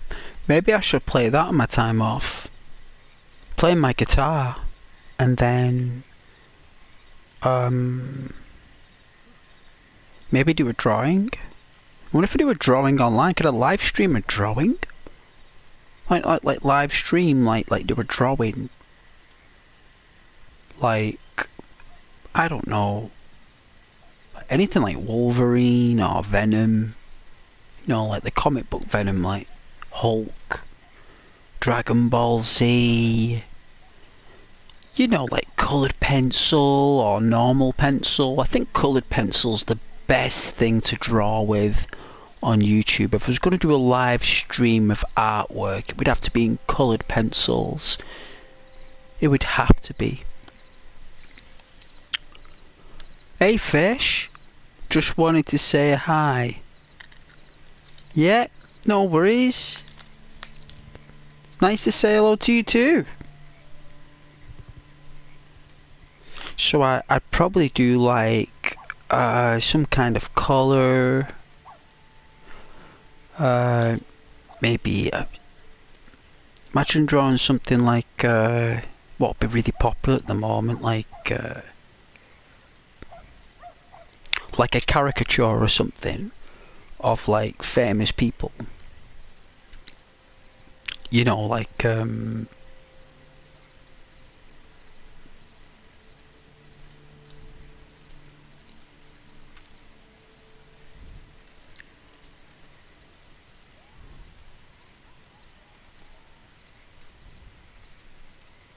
but caricatures, you can get caricatures anywhere you go on holiday.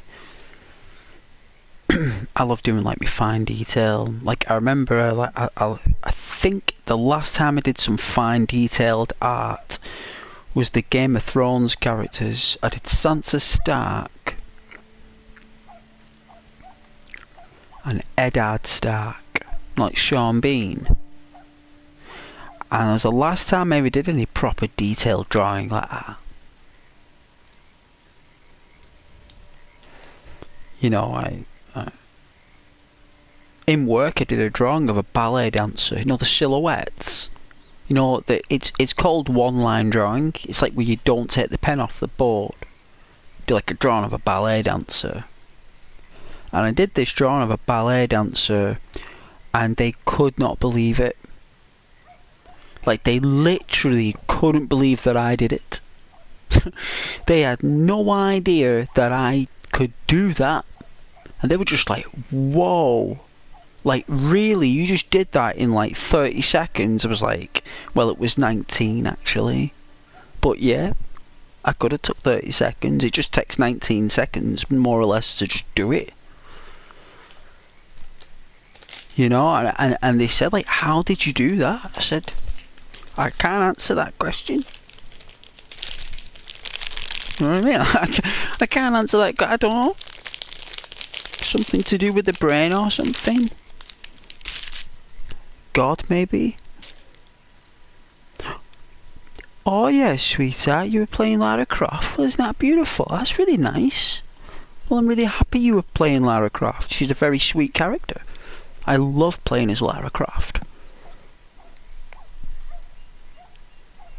Oh, Shadow of the Tomb Raider. Oh yeah, the classic.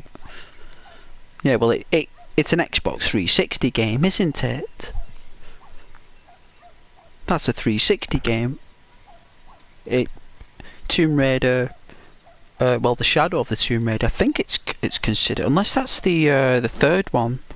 I don't know. I've lost track now, Rose, sweetheart. I've not a clue.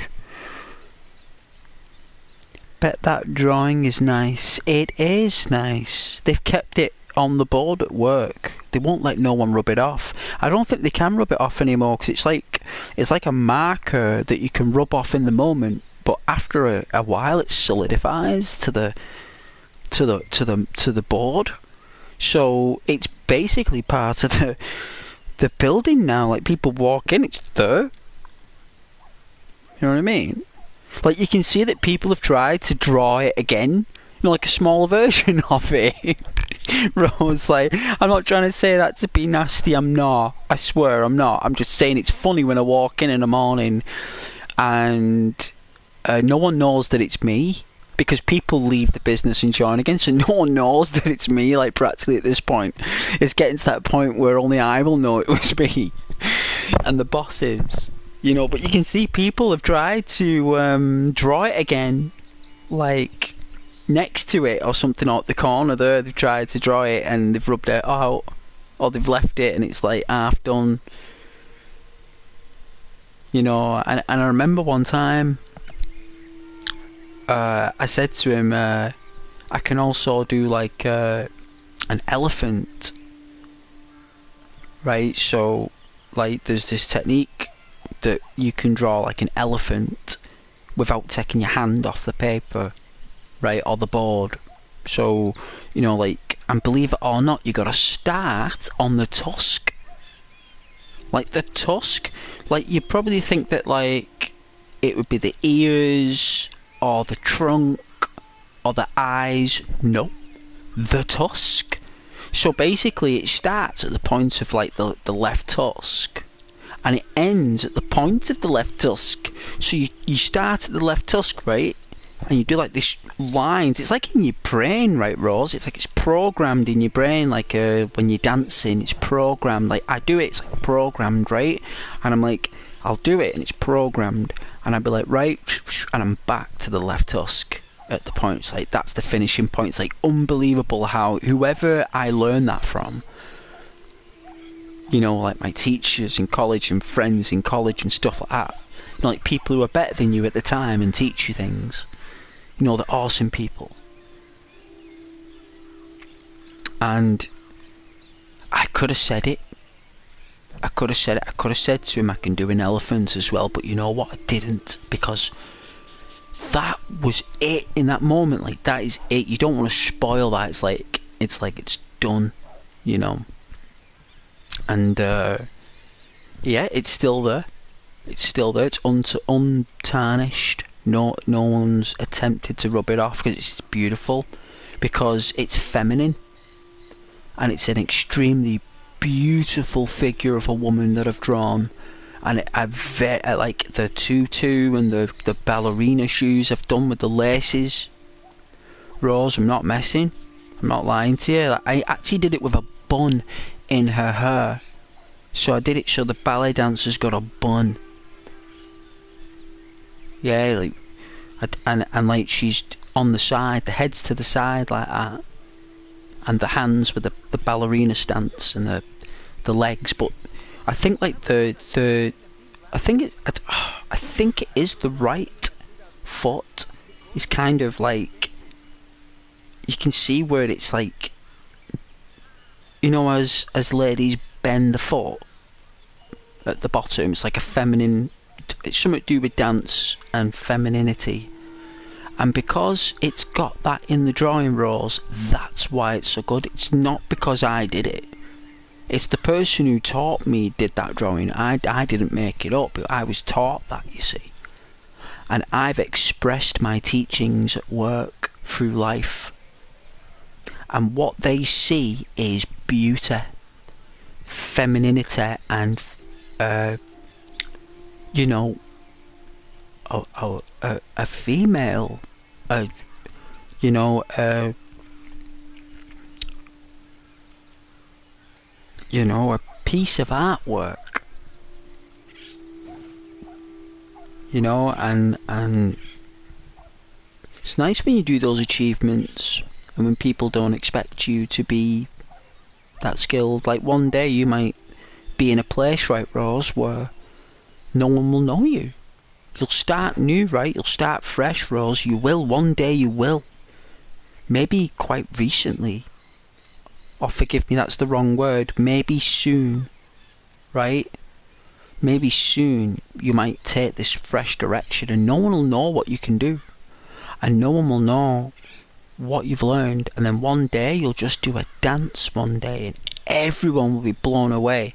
Like, it's not as if you'll just meet them and start doing the, you know what I mean, like the cha-cha.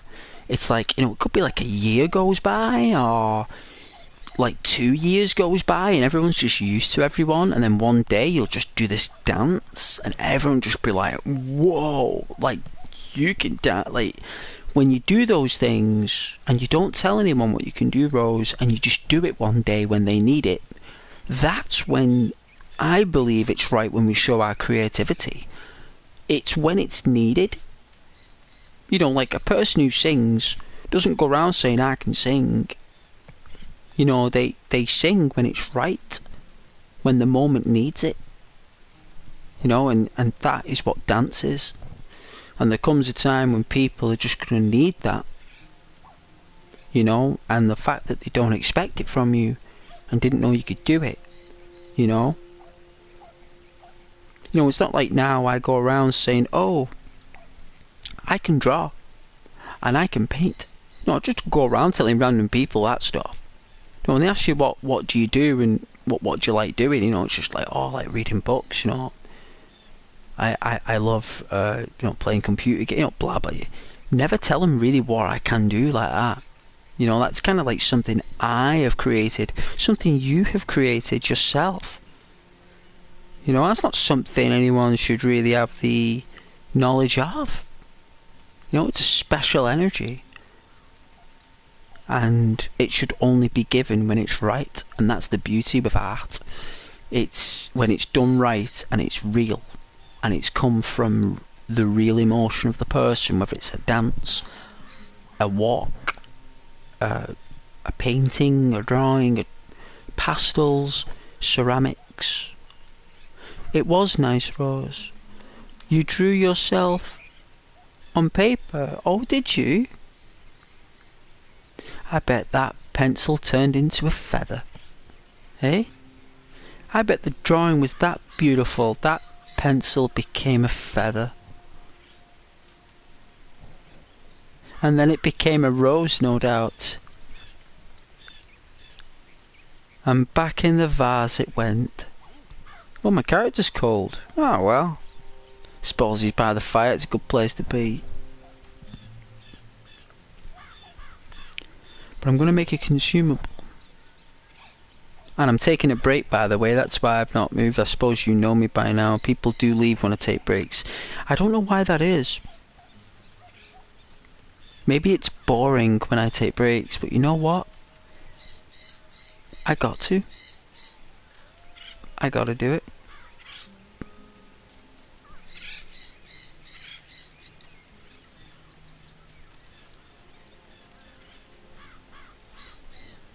I'm a damn cabarello. I'm liking the sound effects though.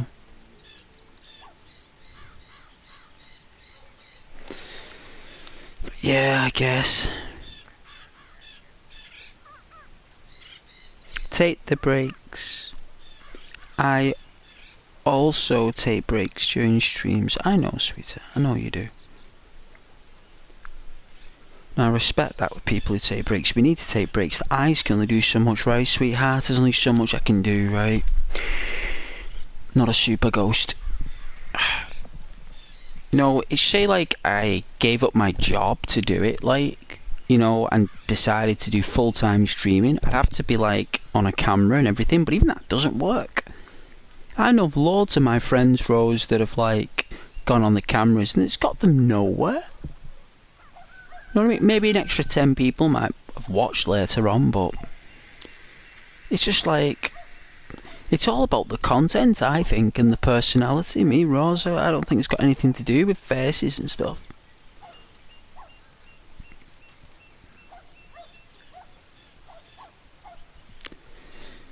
I think it's just purely chemistry, me. I think it's pure chemistry. You know, if you got that chemistry with a YouTuber there, I think that's all it is. It's chemistry, it's attraction, it's compelling, it's entertainment, it's enriching. Yeah, like all these things, like it's all natural.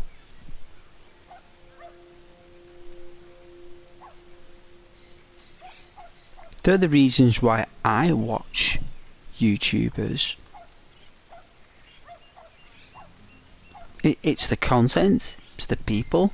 I mean, there are certain channels I watch for the physical appearance of a certain content creator. If I think she's attractive or beautiful, I will watch her for that reason. And her content, whether she's playing games, is awesome as well. It's just the fact that she's beautiful is like, it just adds a different type of entertainment value when I'm watching YouTube. There are other female YouTubers who don't go on camera who are just as amazing as the ones that do go on camera that I'm really like. So it's a different connection at the different times of the day or what I'm feeling, right? So I guess what it's all down to is the current situation we're in, the current mood that we're in, and you know what exactly game we're playing at the time and what games we like. And there are just certain YouTubers out there who just like the same games we do. You know, and that is what is part of the channel. You know.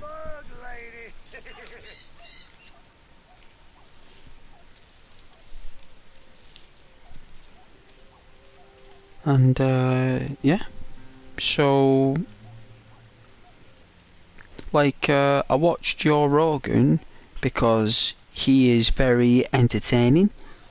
Like you know, it's the entertainment value. There's no special effects.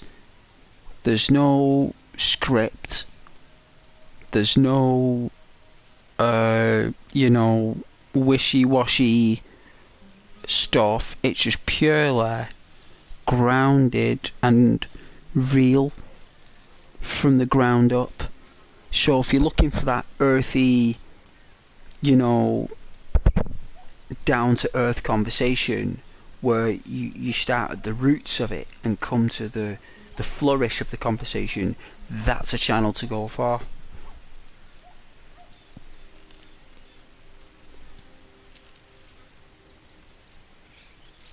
And you know, there are certain channels that I join because of the community itself. So sometimes I might join a channel because that community on that channel plays Resident Evil, and it might be a particular Resident Evil game that I love to watch and play, and I love the community who are in that community who love that game because I do, who are like in the same era or the same age or the same whatever. Who knows? But it's just all natural. And these are channels I've not seeked out. These are ones I've just come across by chance. You know, it's not like, oh, someone's recommended the channel, which is beautiful. But these channels that I'm loyal to, that I love and that I cherish, are ones that I've just come across by chance, that I've just seen or just come across. I don't know. And they're normally the best because it's real. And the impact is there. The connection's there, the interaction's there, the game, the person, the tone. It all falls in line with my needs and wants and requirements. And that's what I aim to do for my audience. And yet it may be small, yet it may not be thousands or hundreds. But that doesn't matter. What matters is that it is something, and it is a community. It's a tiny one. It's a little garden maybe, or a little,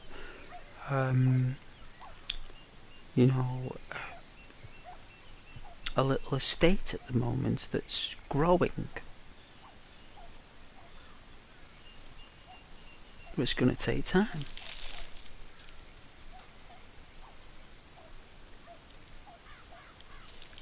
Hey man. Well, I've never been given a comment like that, Rose. If you could decipher that for me, I would be much appreciated, love. I have no idea what it means. I'm lost in translation, Rose. Absolutely lost.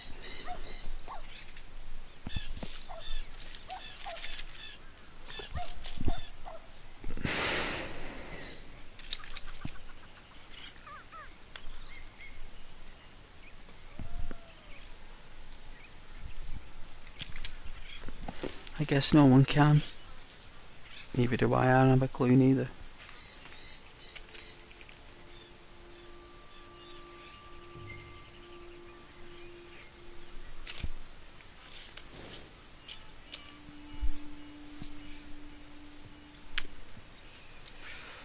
Well, a mythical animal is not an animal.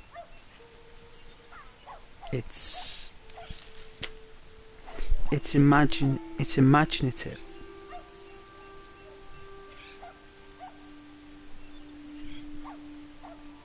It's a figment of the human imagination. It's not exactly a mythical animal. The only mythical animal I can think of is Bubo the owl. And Bubo the owl is works with Heracles, I believe. Helps Heracles build armor with its beak. I think it may help build magical weapons with its beak. I'm sure it does.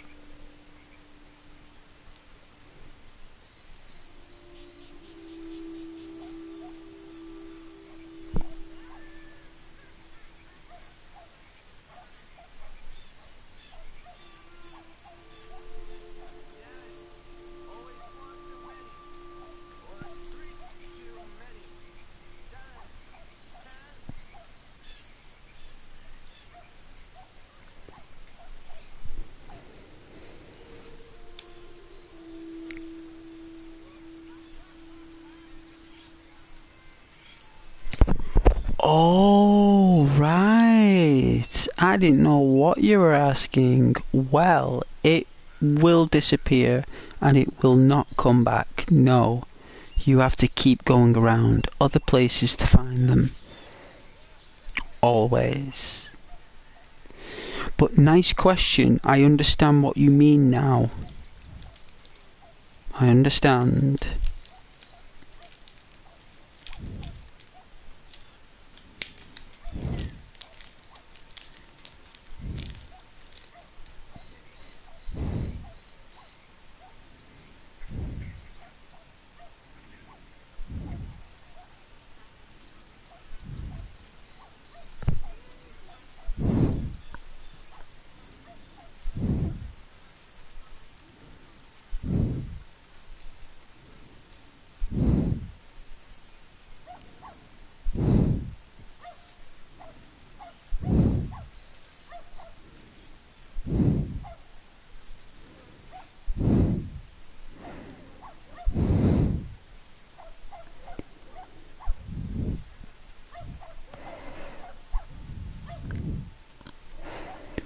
You don't need to apologise to me.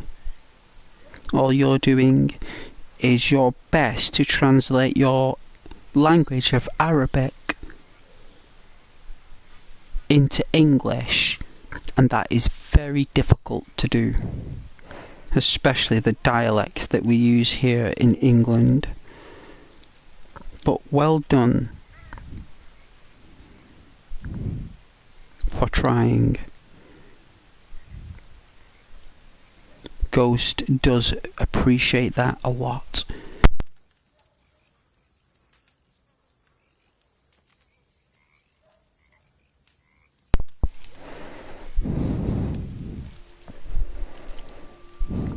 I do indeed.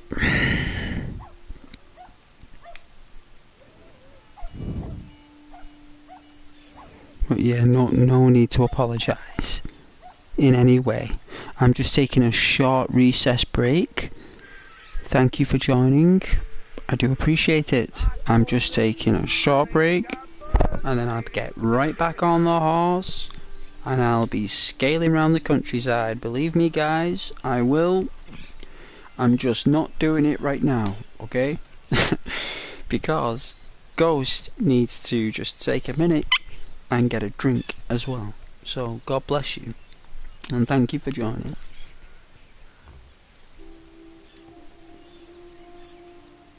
You know, this YouTuber works full time as well. Behind the scenes, 48 hours a week. Okay? So take into consideration that Ghost works 48 hours a week. And I know people work more than that, and they do, and God bless you if you do. But I do a lot of travelling as well. When I come home, I go streaming for you guys, because this is what I love doing as well. And every now and then I need a break, because my eyes sting. And I don't want to get dizzy spells. Because you play these games all the time, you can get dizzy spells. So, you know?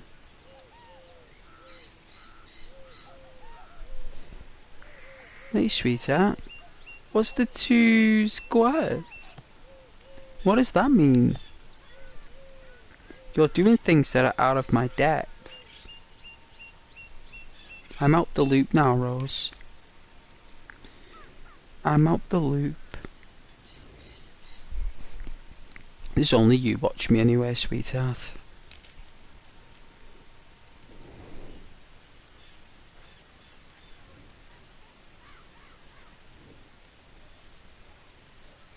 People come and join when they're bored. Oh, hearts. Is it? It doesn't show hearts for me. Really?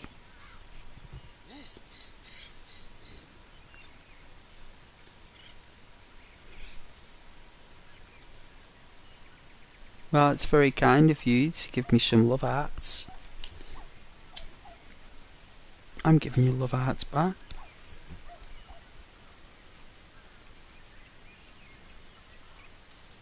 Like Rocket League love hearts. Well, them Rocket League ones. Well, there's loads of them and you're showered in them. Right? Those kind of hearts. The little ones. There's lots of little ones.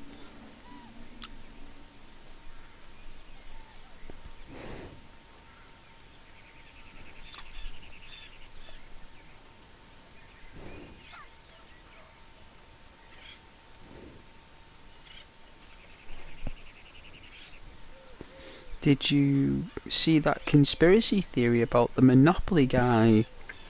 That Mandela effect where the Monopoly guy had a little eyeglass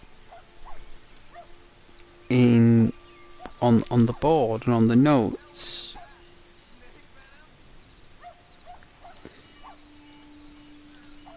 And apparently this was like back in the 80s and the 90s, like early 90s, late 80s.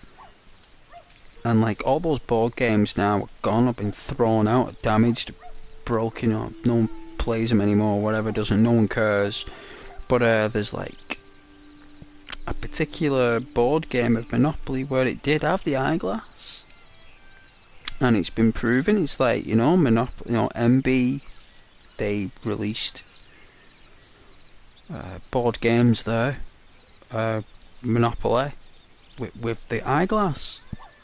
All the money on the board, got the eyeglass at that, so it's just like all this Mandela effect that people are talking about. It's like, no, it isn't. It's just they released different variants of the board game back then. They did different artist ideas, they did little things differently for different situations. It's one of the beautiful things about board games. Like there's another Mandela effect about Sinbad the Sailor. Like something about like Sinbad was an actual film. And Shazam. Like Sinbad and Shazam. Right. Like no one knows who Shazam is. Shazam's like a DC character. Like no one knew. Apparently people saw this film where Sinbad was with Shazam. This other version of Shazam. And no one knows what they're talking about. There are people out there who say that there is a film out there with Sinbad and Shazam. Like they remember watching it. Like some people believe it's like a blood of memories that have just all jigsawed together over time, and your brain's just created the theme in your mind. A lot of people like a lot of people have, our brains work in the same way when we watch films, and there's a certain probably I don't know, 50% of viewers remember the film a certain way, because that's the art of directors. That's how good these directors are. They've actually convinced viewers, their audience, that they've seen films that don't exist. Like that's how good they are at the job.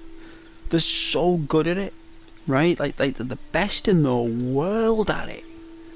That's why they do it. That's why they got people like Steven Spielberg and George Lucas doing films like Jurassic Park and Star Wars and stuff like that. For good reason. It's because they're the best.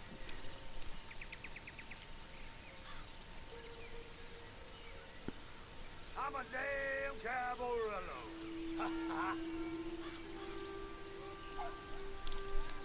But yeah, Mandela effects. Very odd, very strange. But an interesting anomaly. Nonetheless, a very interesting anomaly.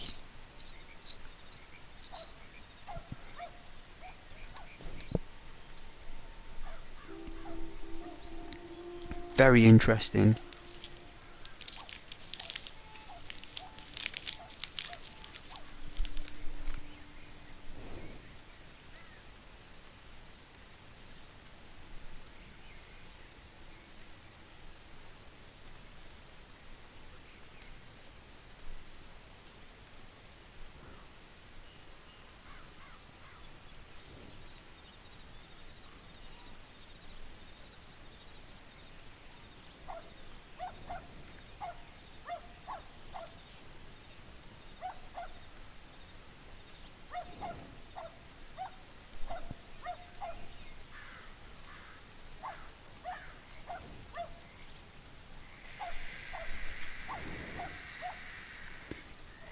You're not blushing, are you?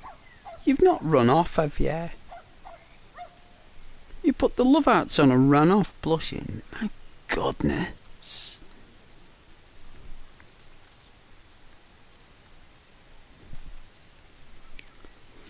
You ladies.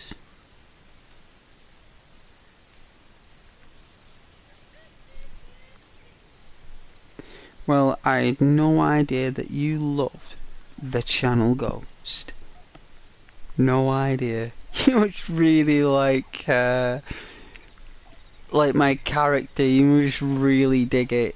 Like, just like, yeah, like,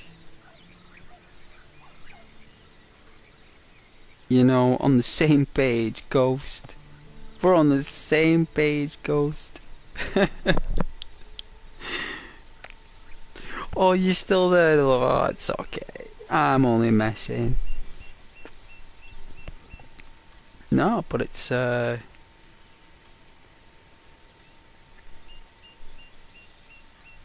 it's lovely of you to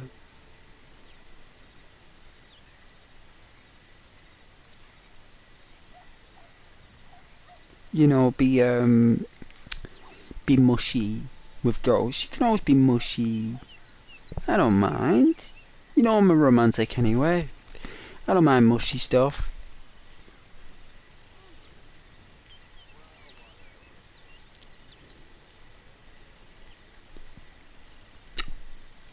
Oh yeah, Rhino. Hello, hello, hello. Hello, Rhino, fellow chap. It's Bedlam. It's Bedlam, Rhino. It's Bedlam. It's balmy. Have you been to London? Have you been to London lately? It's balmy. It's Bedlam, mate. It's balmy and Bedlam, mate. I'm telling you, go around the football ground, mate. It's bonkers. Absolutely bonkers, mate.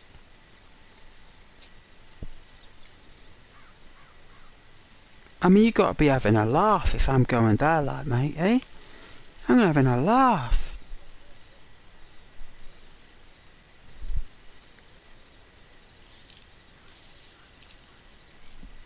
How's your David anyway, Rhino? I thought you'd appreciate the London accent. I thought you'd really appreciate that. Because now you can compare the difference.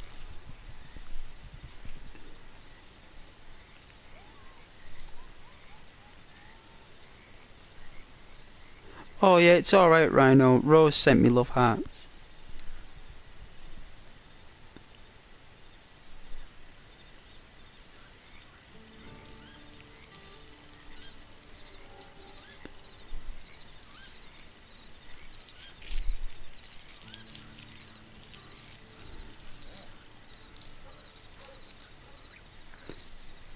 Hey Rhino, you're a viewer on this channel. You whatever you want to do now is up to you. You know, you can... You know, the beauty of this channel is that you can say something, Rhino, and it's... You know, it's... You can say what you think and feel, man. You don't need to be scared, as long as it's not like, you know, upsets people and stuff. You say whatever you want that's lovely, Rhino. Anything you want. So you could say, for example, my favourite dogs are Labradors. You know? My favourite dogs are Labradors, you could say. And we'd be like, nice. We wouldn't say, no, it's not. The best dog is this. You know? It's like, cool. We love the fact that you love Labradors. That is beautiful.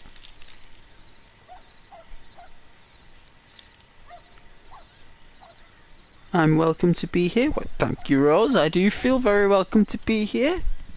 I do. It's a pleasure to be here. Thank you for having me. Thank you for letting me be part of the community. Thank you. Wow, an entire day passed by. That means that 18 minutes went by there, guys. 18 minutes without me playing. 18 minutes. So what? I don't think anyone cares.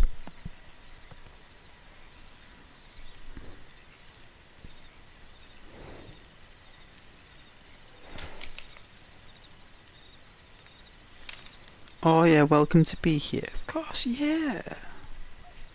Yeah, sweetheart. Yeah. I'm glad that I'm welcome by all of you lovely people.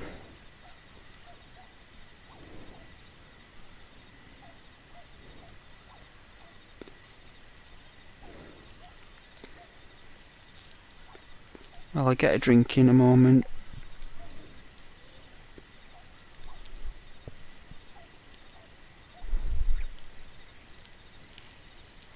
I do need a hot drink. It is 10:15. I suppose I could get a coffee. Kettle's already filled.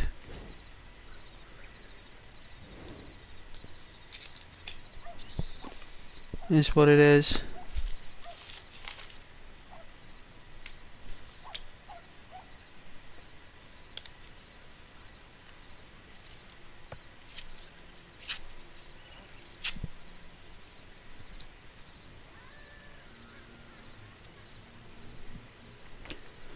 Oh yeah, you wanted some Love Arts back? Yeah. Let me see.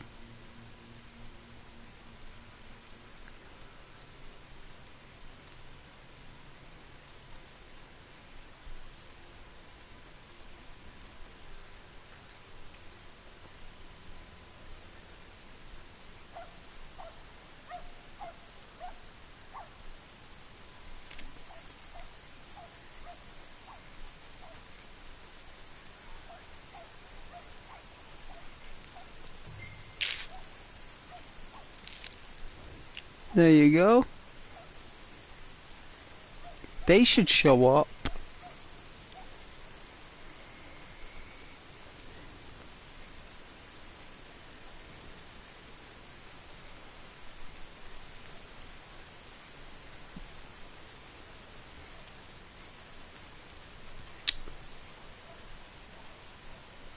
I'm a damn cabarello.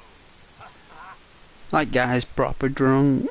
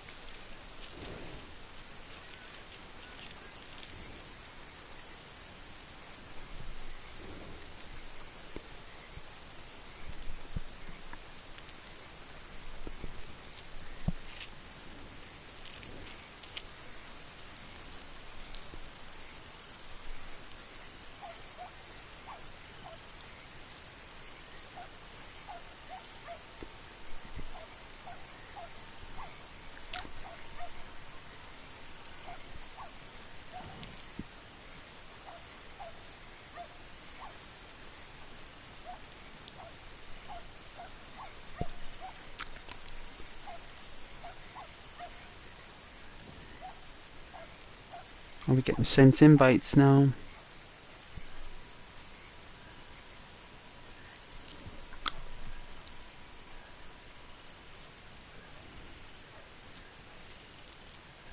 I don't think anyone would play this game the way I do. People just think I'm weird or strange or something. Because, you know, everything's all fast paced. Everything's all really quick, and I just don't play like that. It's like I'm not interested in that. Only when it's necessary, if you know. But when is ever necessary, really?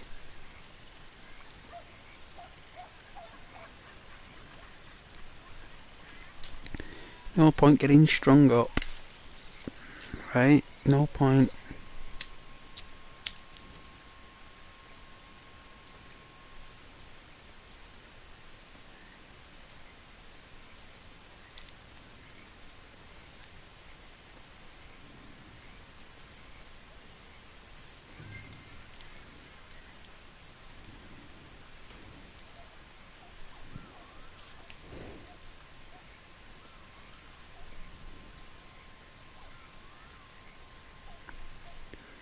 Well,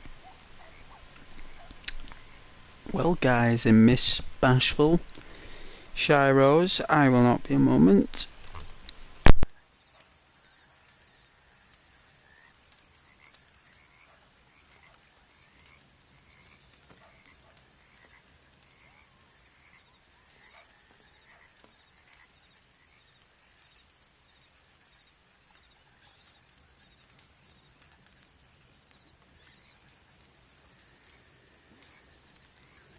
Damn it! Always one too many. Or three too many. 7, 10.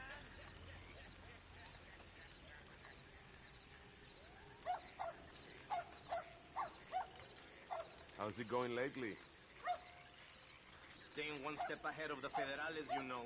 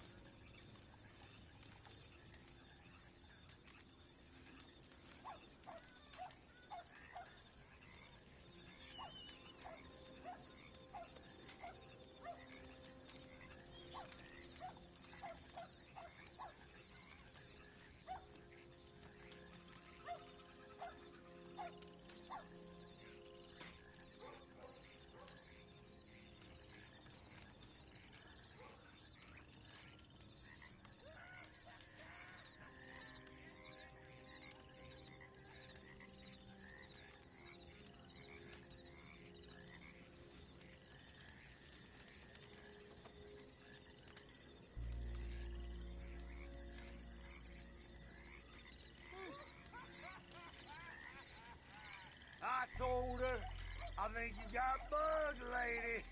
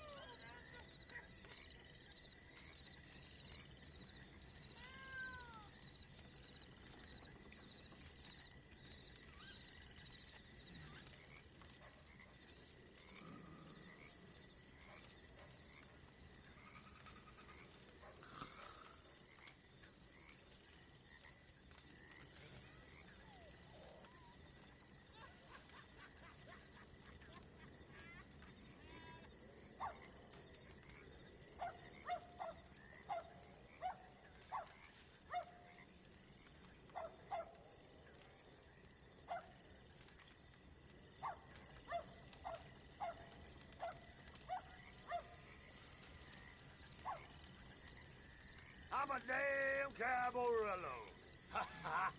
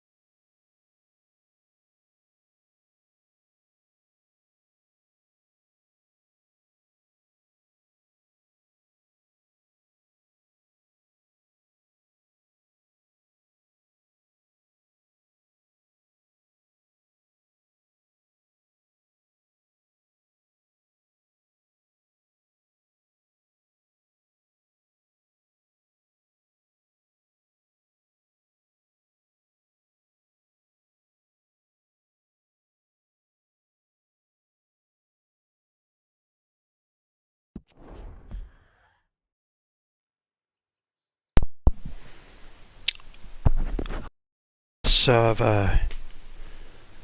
There were people in there.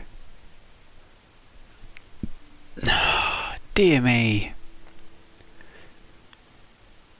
Trust me when I'm making a drink. That's when it kicks me out. Hey Rhino, you been playing AFK Journey lately? It came out relatively recently. It's one of those gotcha games. Oh yeah, gotcha! You thought you knew it all, huh? Well, I got a trick on my sleeve.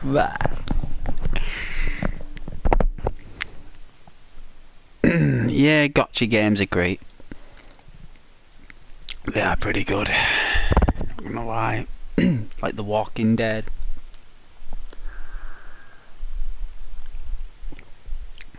It's like, Walking Dead's pretty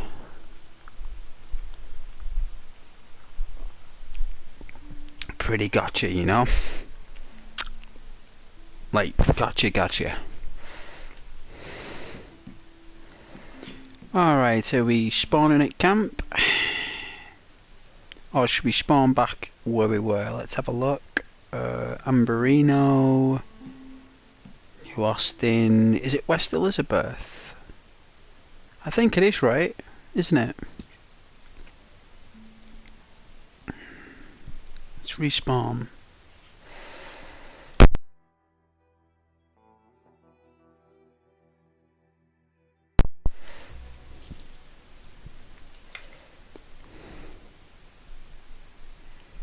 Please like and subscribe. Pretty please. It'd be very much appreciated.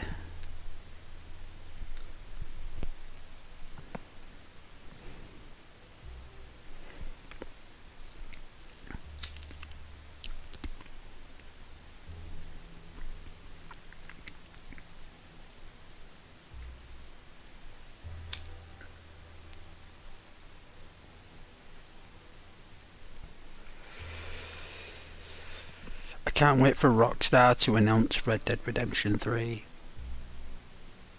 I can imagine it 2 years after GTA 6. We'll get like some kind of announcement or trailer. I hope you play as Dutch, me. Love to play as like a young Dutch Vanderlyn. So when you meet Hosea, you know, like a young Hosea and a young Dutch, and all these people like Colm O'Driscoll when he was younger, and what stuff they got up to and what jobs they did and how they became friends and enemies. I'd love that story.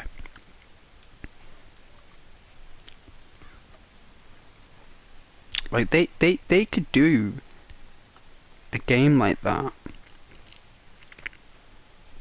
with material that's already probably been done. Like, think about it, like how they met Arthur Morgan.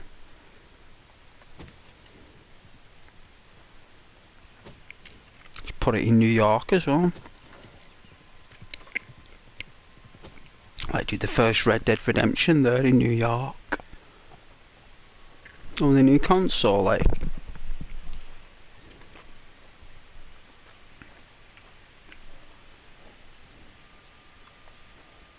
I think they did go to New York in the story, like, so.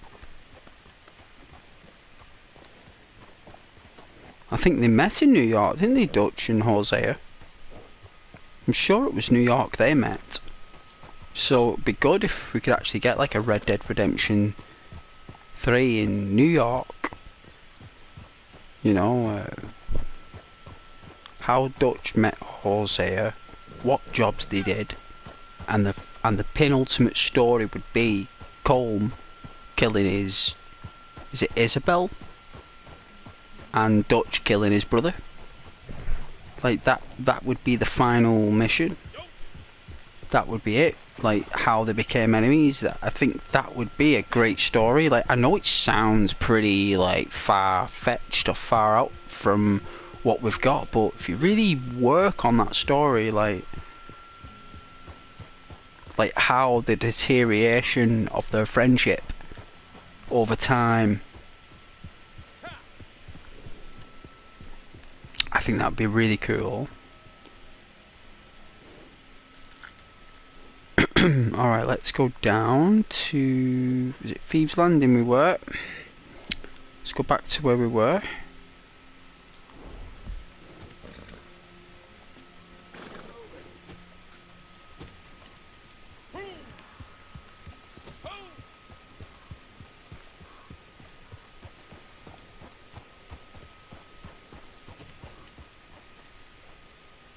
Somebody's house?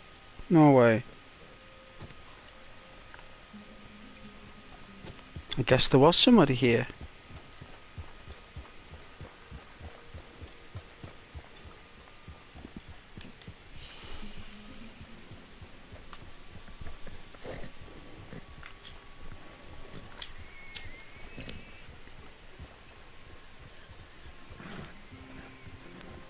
But yeah, guys, we've got one more day of labour, and then I'm off for 11 days. So I could be like Ghost without any work, or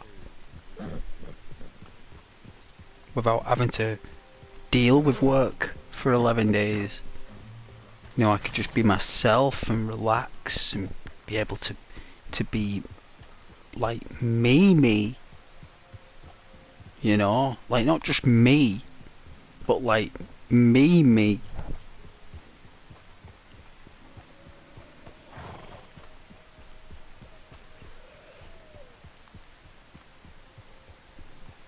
You know, where I could actually lie down on the couch and just not be bothered about what I need to do tomorrow for like the boss or other people. I could just like think about what I could do for you guys or the streams, right?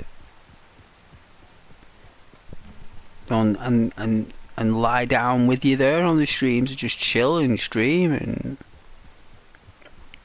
hopefully you guys can get a good night's sleep, you know, while just listening to the stream and eventually drifting off to sleep. You know, that's normally what people like doing, so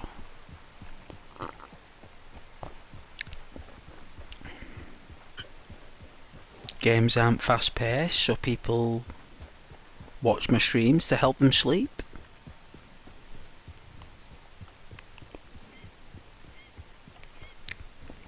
Why watch something that will keep you awake? You'll want to watch something late at night to make you, you know, go into the land of Nod, land of dreams.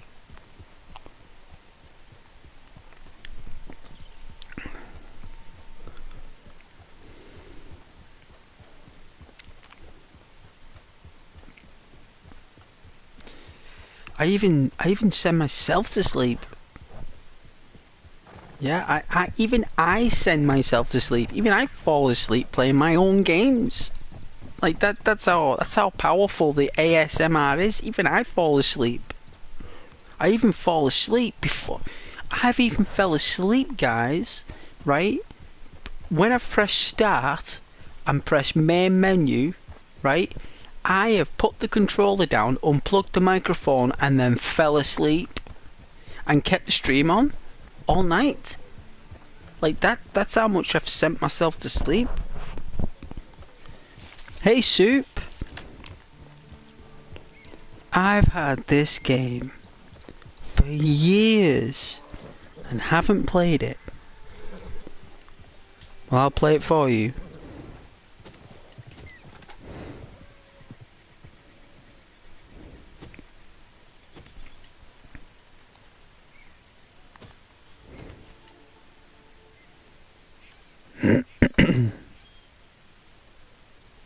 Something's scaring my horse. Well, Soup, you're missing out. It's going first person. You're telling me, Soup,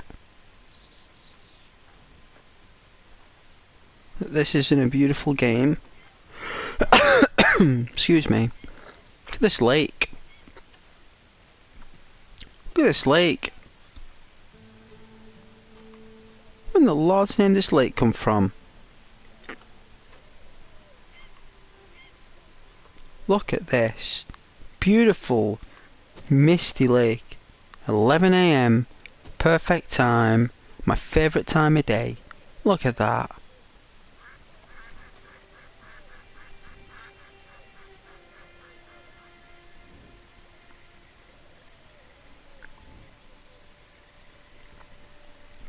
It's beautiful, isn't it, Soup? Look at the mist in those trees. That's very detailed. I don't know for you guys through the stream, I know it kind of does go a little bit scratchy on the screen. Look at that clay.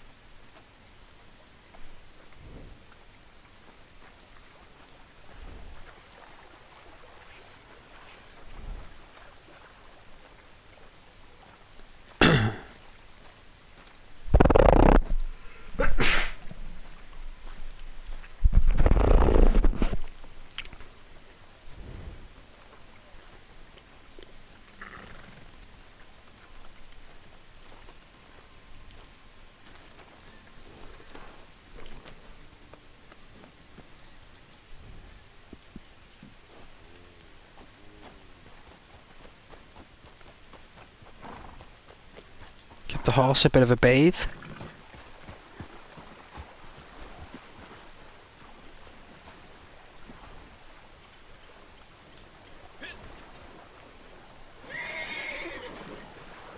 Ho ho, was that gold? Was that gold? Really? Big horse like you? Scared of some water? I never.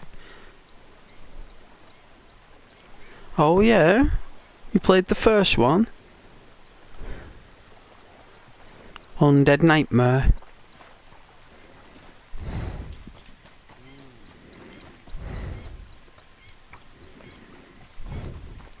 Ah, beautiful that horse is now after its bath. Look at that.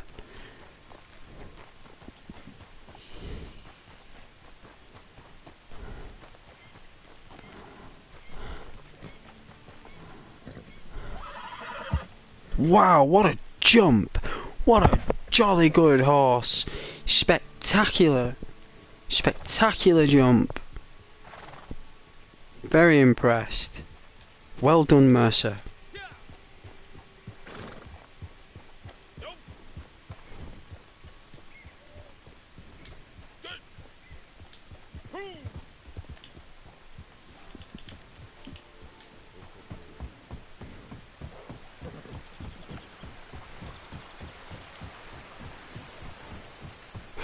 You were very close there, Mercer, to the edge. That was a very fine line there.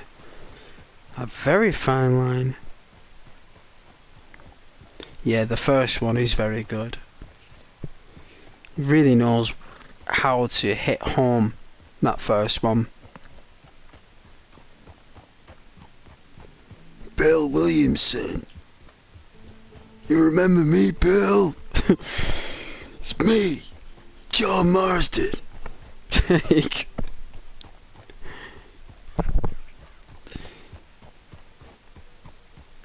It's time, Bill. It's time for all this to end.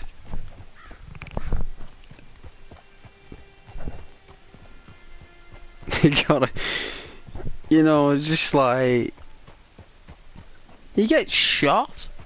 John Marsden goes into the belly of the beast and gets completely shot down at the beginning. He literally is on his last legs. And a farm ranch owner ends up rescuing him.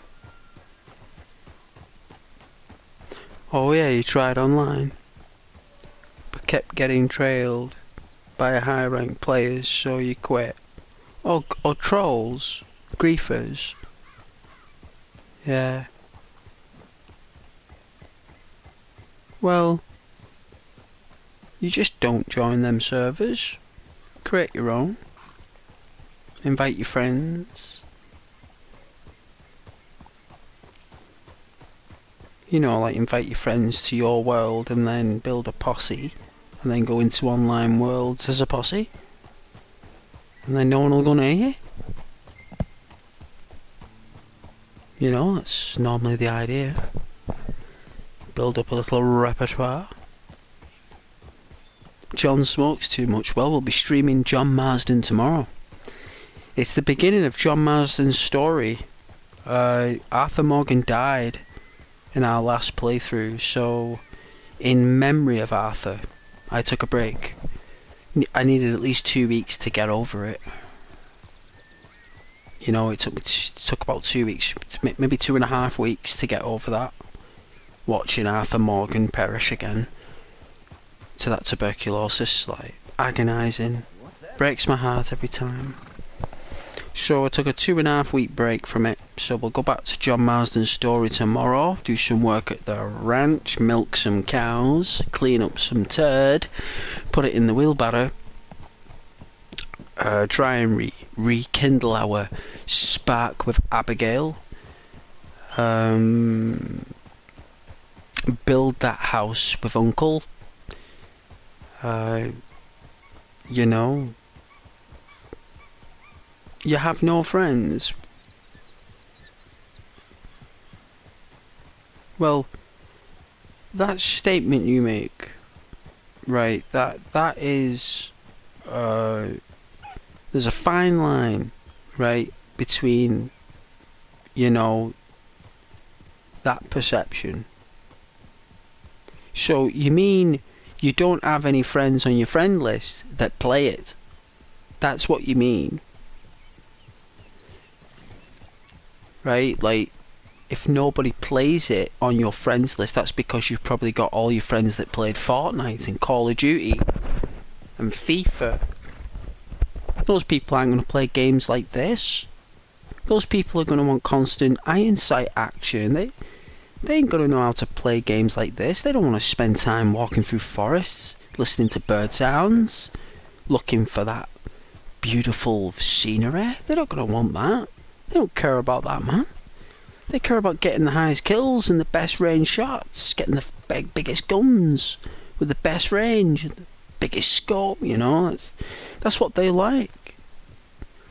You know, you've got to start again. Your game mechanics are changing, Soup. You want different things from your games now. You're tired of all that fast-paced action stuff. You're slowing down. You're taking 2 steps back with games. You want to absorb the magic. You want to take it all in. Yeah? And people, yeah, are out there who do want to do that. You just got to go out there online and make those friends. You got to encounter these individuals. And they'll send you friend requests. You'll build your friends when you play it. Believe me, trust me. It will happen. They do it naturally. You know. Be you. Be very kind. Be lovely. Don't be a griefer or a troll. Still be you. Just be you know.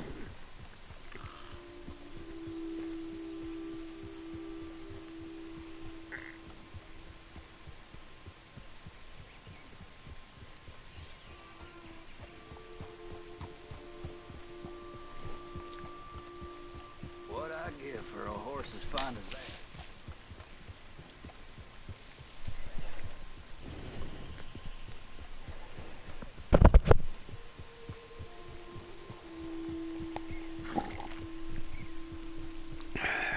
People always make fun of people who are different, Soup. You know, people always tease and tamper with things that they love or want to be.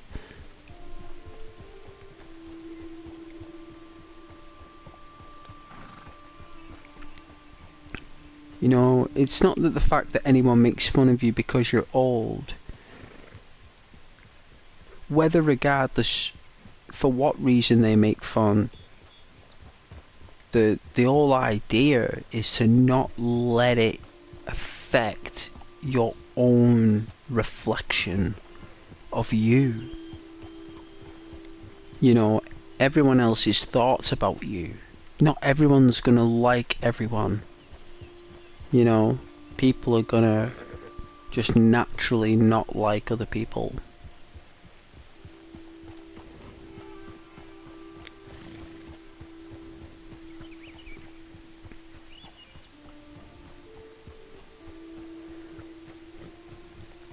And the secret to the idea, isn't it, is to not be tempered by words, typos, and memes. They're worthless. They have no mass.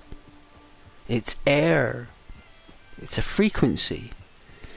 It doesn't gain any leverage or traction. You know? So, therefore, it has no value. Soup. There's no value in it. You know what I'm saying? Like, it has an atomic mass of 0.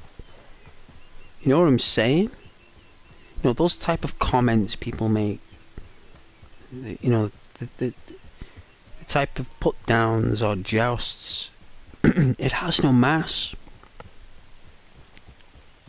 And anything in this universe, Soup, that has no mass, yeah, doesn't exist. Because the only thing that can exist in this universe with no mass is a graviton. And gravitons make up the forces of gravity. And gravity is made by the All-Creator. The Great Attractor. The all-seeing, all-great attractor. That's what it is. Only that can create that. There's nothing else that does.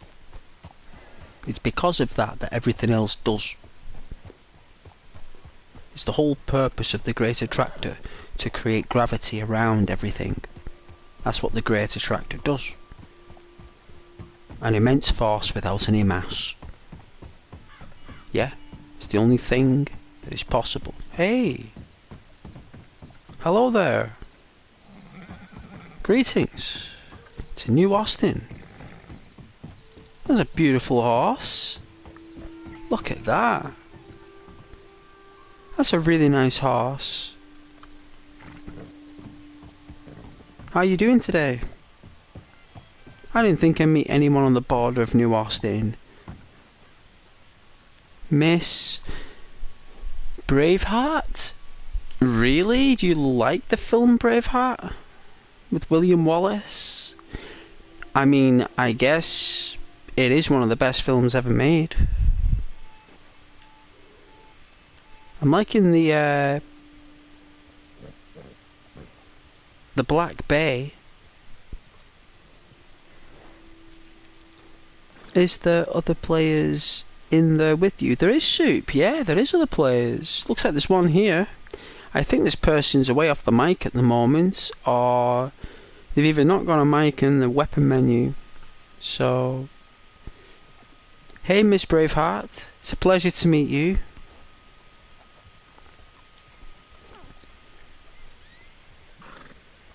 It's a beautiful horse, by the way.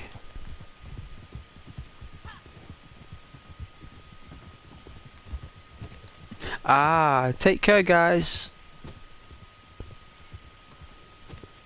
Well, I think they're on the same way that we're going, so I guess we might see them later. It is a play, and there's a pig, look. Even that pig went for a legger. Look at that, a pig's doing a proper legger, isn't it? Is it being chased by that armadillo? Or is it a muskrat?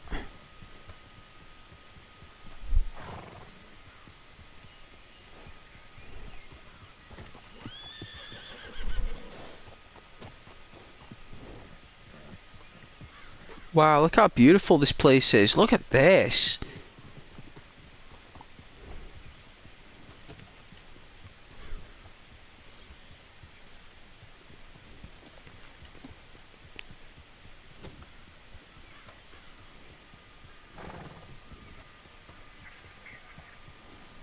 I'm so looking forward to playing this as John.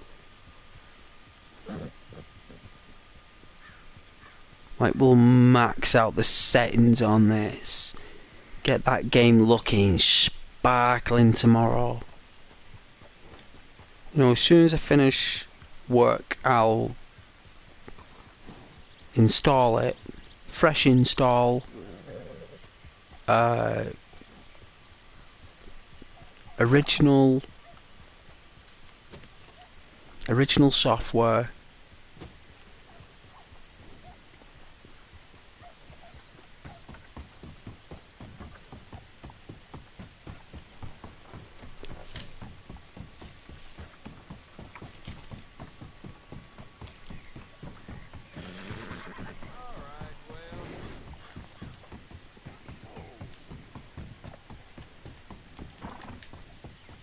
Notice people love my horse. You notice that? They love my horse. Alright, we're back where we were. This is where we got kicked.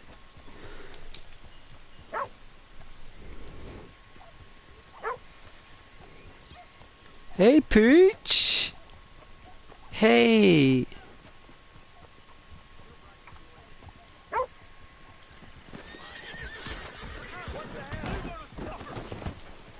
Oh my goodness.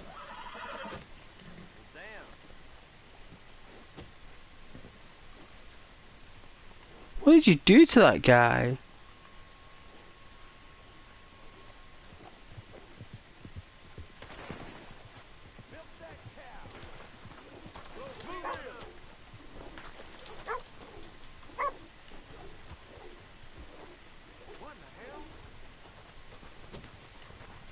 Wow. Oh my lord, it's like a... Where's every...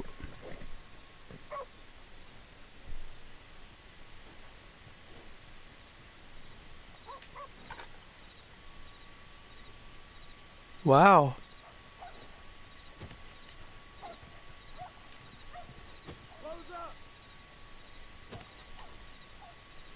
What, is there a fight?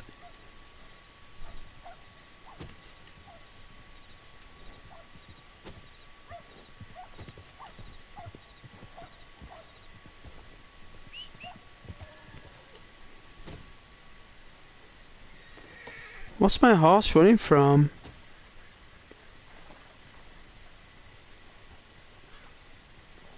Hey Mercer, come on now.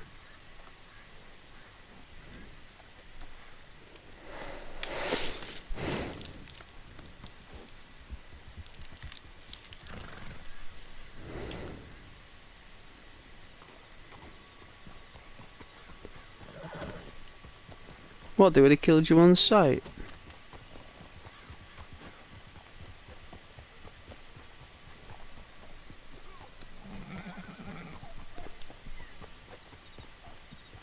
Why aren't they killing me? I don't know.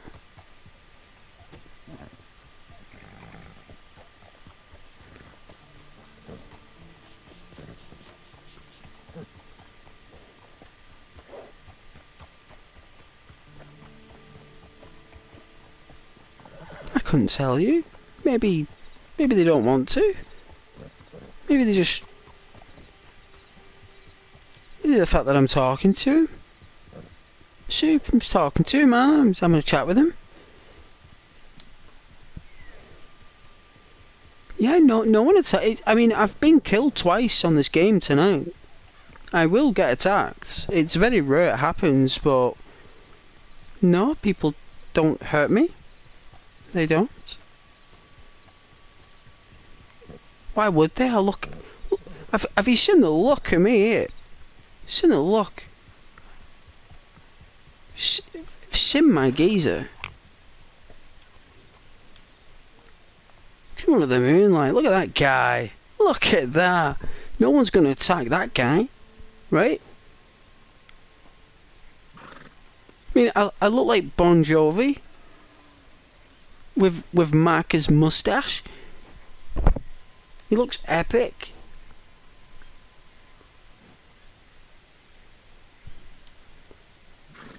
And my name's Ghost. People don't want to hurt Ghost, do they? Who knows? Soup, they're just probably just like, I'm talking to him, aren't I? So they're probably just not shooting me because I'm talking to them. They can hear me talking, they're curious. What, you've never seen it? Never seen what? What, someone just not shoot someone?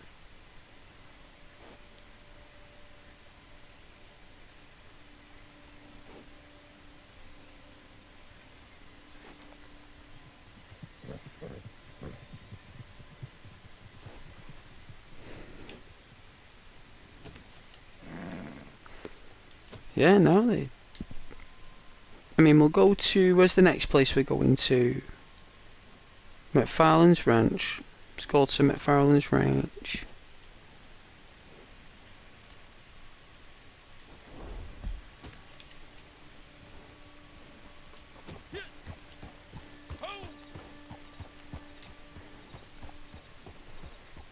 Let's go here.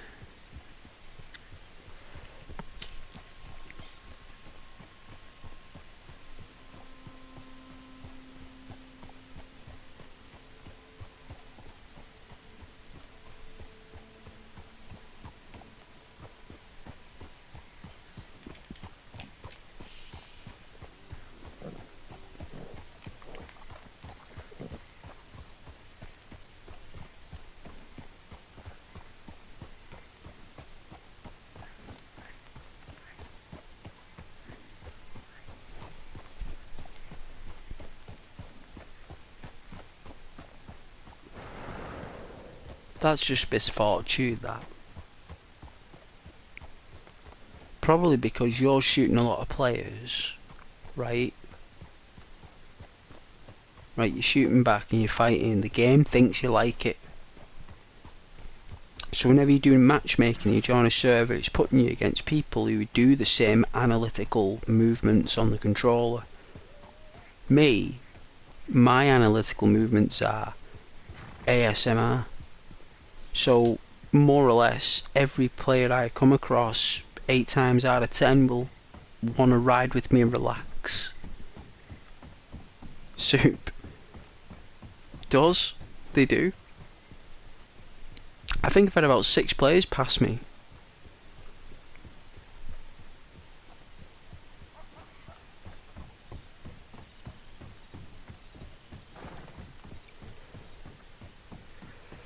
But it's content for the viewers as well. You guys like Red Dead Redemption 2 online. You like it when I play online and meet other players. Well, viewers like my content sometimes when I'm getting griefed or trolled. Some people watch it for that, some people watch it to snipe me, some people watch it to shoot me, some people, you know, there's all sorts of reasons why. But the whole idea is to just enjoy and embrace the content.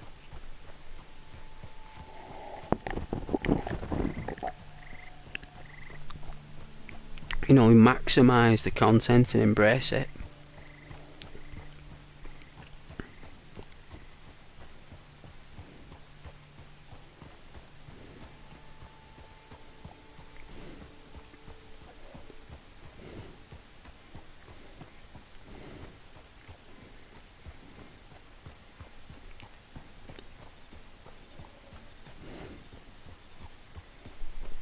And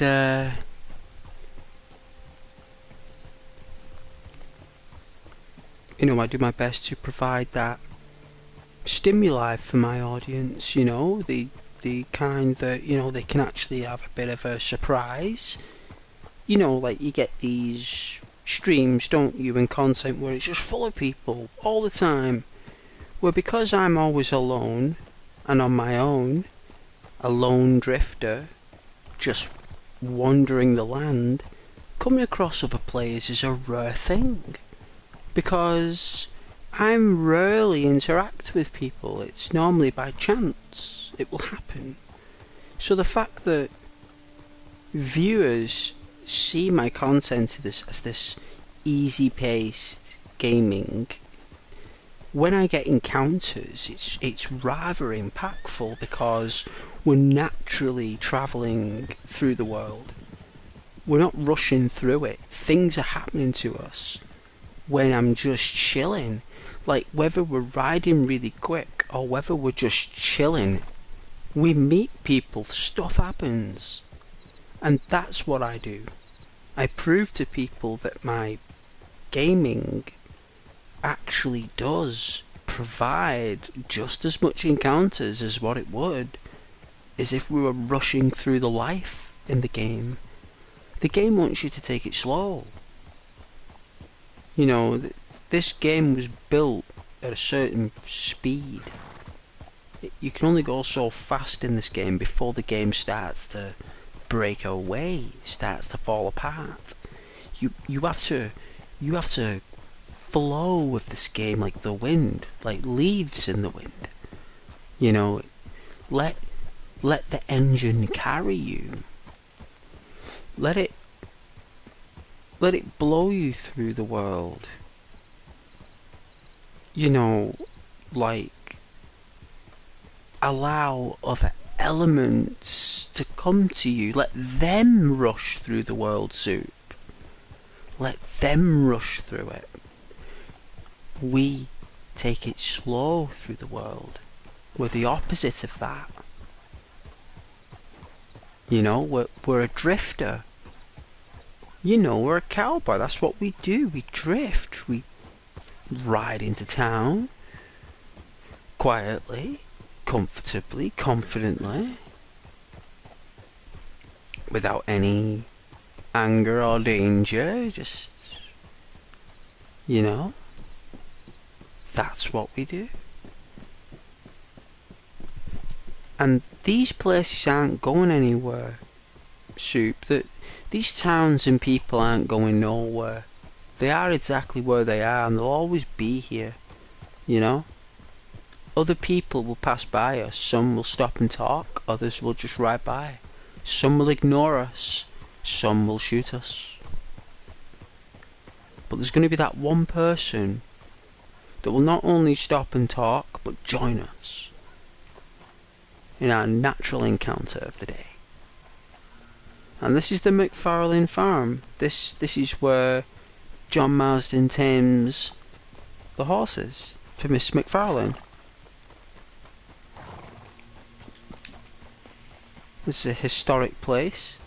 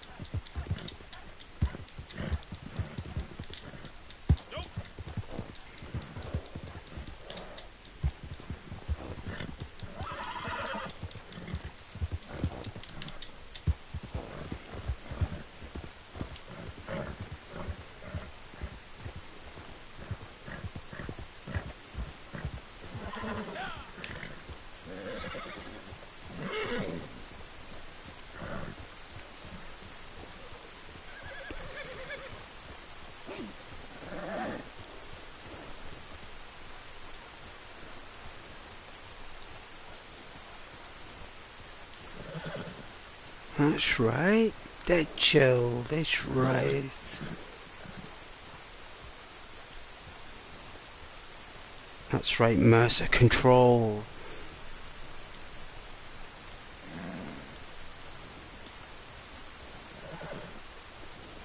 Alright.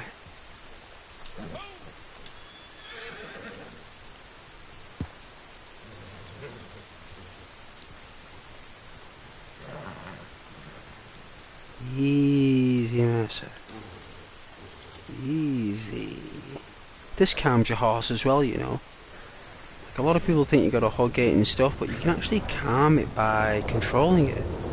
This is actually better because it takes its mind off it. You know?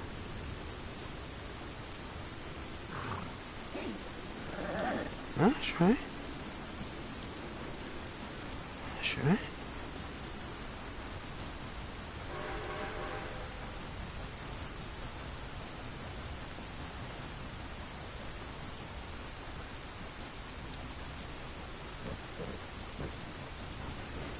Like that fence.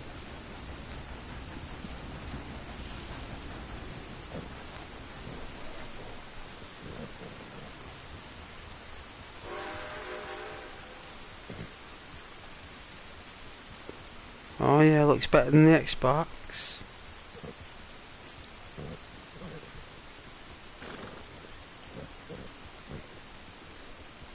Oh yeah, well instead of running away, what you do is, you talk to them, like, hello, you know, hey guys, and if they still attack you, let them keep doing it until they get bored. So you just stay there, and every time they come up to you and like try and pester you, you keep saying hello, right? I've destroyed that fence, haven't I? Sorry guys, sorry. I'll send you money in the post. I promise. I will. I'll send you money in the post. I promise. That moonlight. Nice. But yeah, you let them keep doing it until they stop doing it, and then they'll either say to you, do you want to join us? Like, do you want to go on your own? And you'll say, yeah, sure, I'll join you.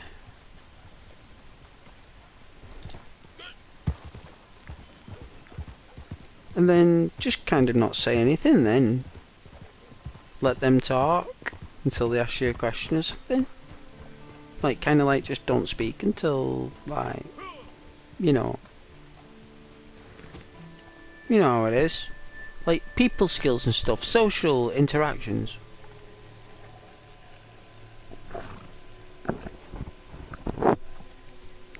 Ah, cappuccino tastes good. Oh, it tastes really good.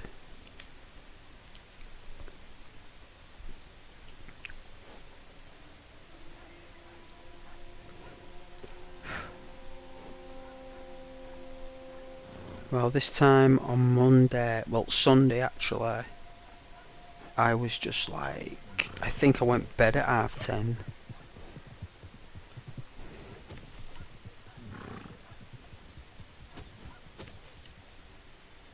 That was a player. Like, I'm sure I went bed at 10:30 on Sunday. I was tired. Thing is though, like, it's getting to that point now where, like, when I get like me 2 days off, I'm not fully restored of fatigue. It's as if like the 2 days is not enough.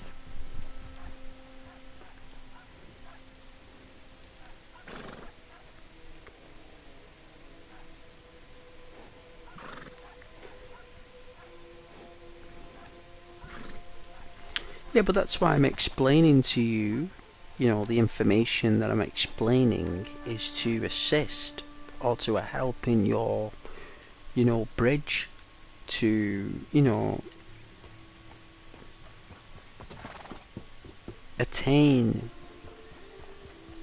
this, you know, friendship. You know, the you know, you gotta understand as well, Soup, that friendship, right, is a very, that word, that was an eagle, that word friendship is a very powerful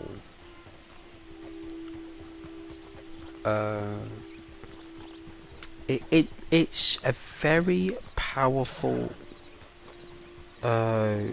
loyal, noble action, right? And stuff like that is done through experiences with friends, right? So it's all about experiences, isn't it? So normally an experience that happens in your life, Soup, is a natural experience. It happened to you naturally. It didn't matter what you did. You could have turned left or turned right. It doesn't matter which way you turned. The fact is that the experience, whatever happened, happened. And that happened naturally, that. The planet created it. Right? For you to encounter. Whether it be a lollipop lady, now they're at the road, or whatever. You know, whatever it will be. It's an experience. And it happened naturally. You didn't expect it. It was just there. And that's what friendship is, Soup. Exactly that. Like, putting it into like a context, like basically the way that the social equilibrium out there reflects friendship as if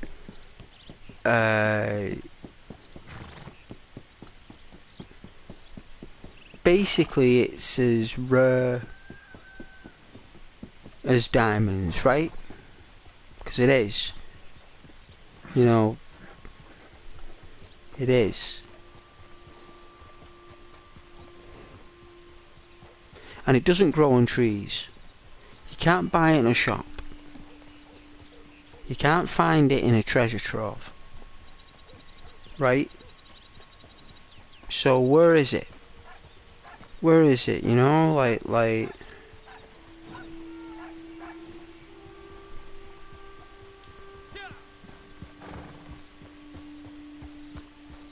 well, I'm just like, as a, you know, a content creator though, Soup, like, because, you know, being a content creator is more than just playing games and talking to chats. A content creator is someone who, you know, is there for the community, man. Like, whether it will be like in my own way or someone else in some other way, the fact is that, you know,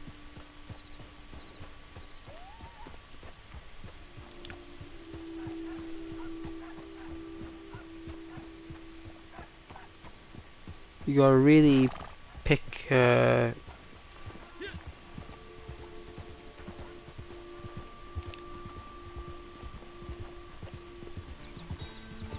pick your like optics of the world, you know.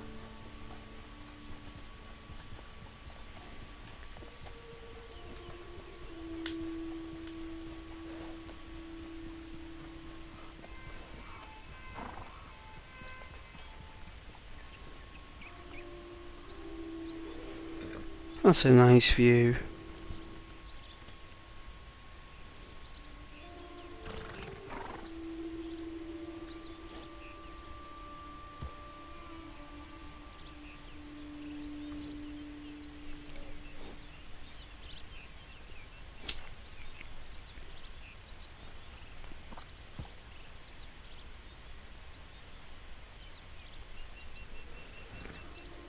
There was a lady, Soup, in her late 70s, early 80s, and she did her very first painting in her life at the age of like 79, right? And she painted this painting, and it was so good that she actually got like, the, you know, people did like a, you know, like an event on this one painting, like how good this painting was, right? And this lady, in, you know, 80 years old by the time she finished it, made loads of new friends because she did what she loved doing, Soup. And she didn't give up on her dreams after 79 years. You know? She kept on believing in herself that she could do it, and she finally did. Way late on in her human life. And it ended up being that her paintings were so extraordinary, you know, that she made loads of new friends, and it wasn't because of the paintings.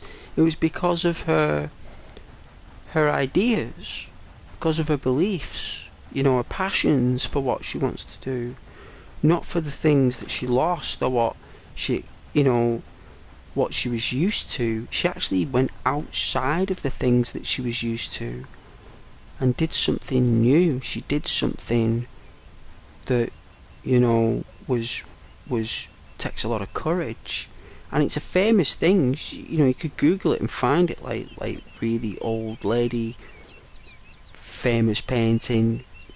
You know, a woman who was did a painting really late in life that was very successful.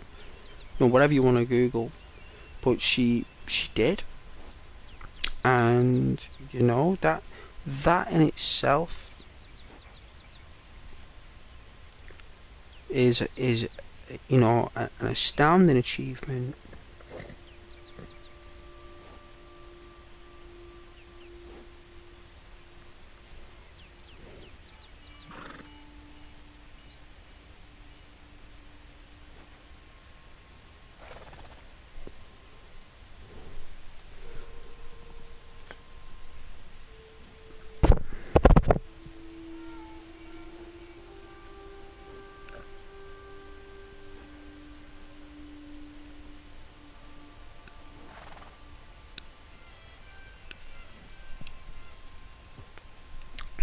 Oh yeah, like a Han Solo.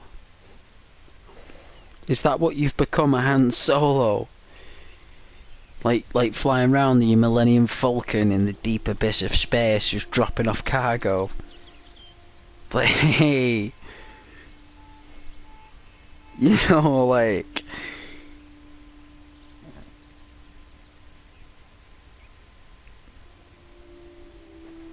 yeah, that's what you are.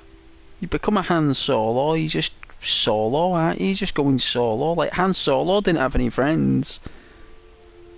You know, Han Solo's about what? In the story lore, he's about 60, isn't he? Because humans can live up to like 1,000 years in that galaxy, can't they? Like, humans can live for thousands of years in that galaxy. They can have those special cells and special technology to keep them alive, right? You know, so Han Solo's like, I think he's like 70, but he's like really young looking, isn't he? That's why he's so good at flying that Millennium Falcon, because he's been flying it for nearly 60 years. You know, no one really thinks about that on Star Wars, you know. No one really knows that Han Solo's really old, the character. I don't know about how, like, Luke, because it doesn't really give you a... I mean, I suppose people maybe have created a story lore book about it, but I don't know how old Luke is, and it's not surprising to me that if it wasn't for humans naturally aging, like Mark Hamill, the actor of Luke naturally aging, he'd just still be looking the same way he did back in the 70s, if they could. I mean, if he could look like that again, and make Harrison Ford look like that again as Han Solo, they would do it, right? Like, you would bring those guys back, like every single actor in that film. I mean, Carrie Fisher, God bless her, you know, rest in peace, Carrie Fisher. But like, imagine being able to see those people again in their younger days acting. It would be extraordinary.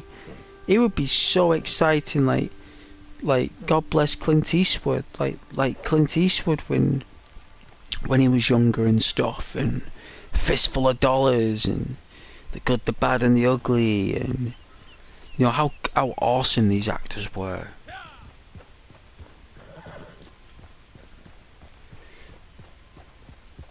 You know, Han Solo, man, like what? Harrison Ford there, like they made him come back and do another Indiana Jones. Can you believe that? Like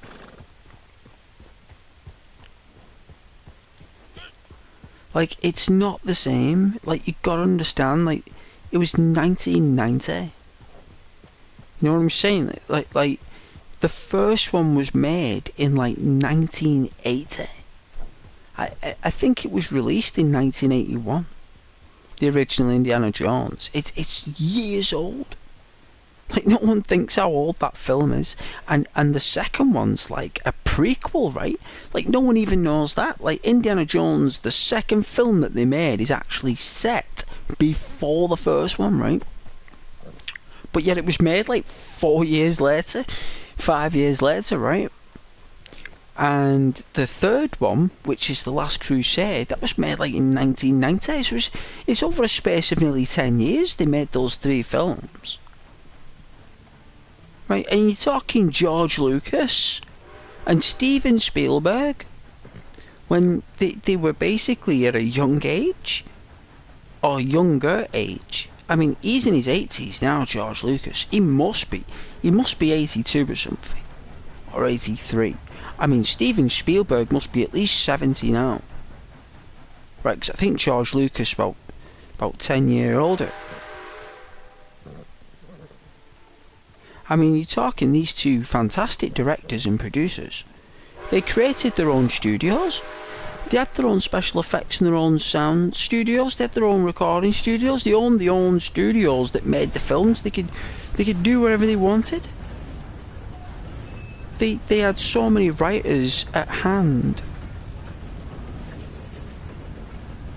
Good times, you know. Really good times.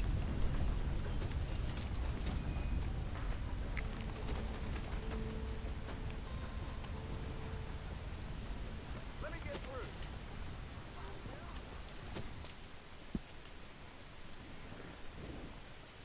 Did a full loop.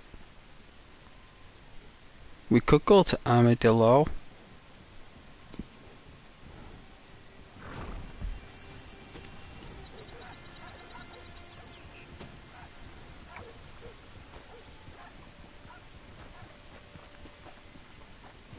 Yeah, I do like to talk about Star Wars though. Do love Star Wars.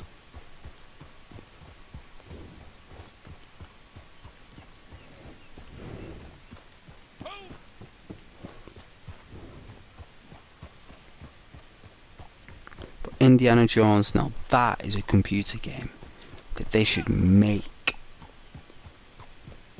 And they should do it like a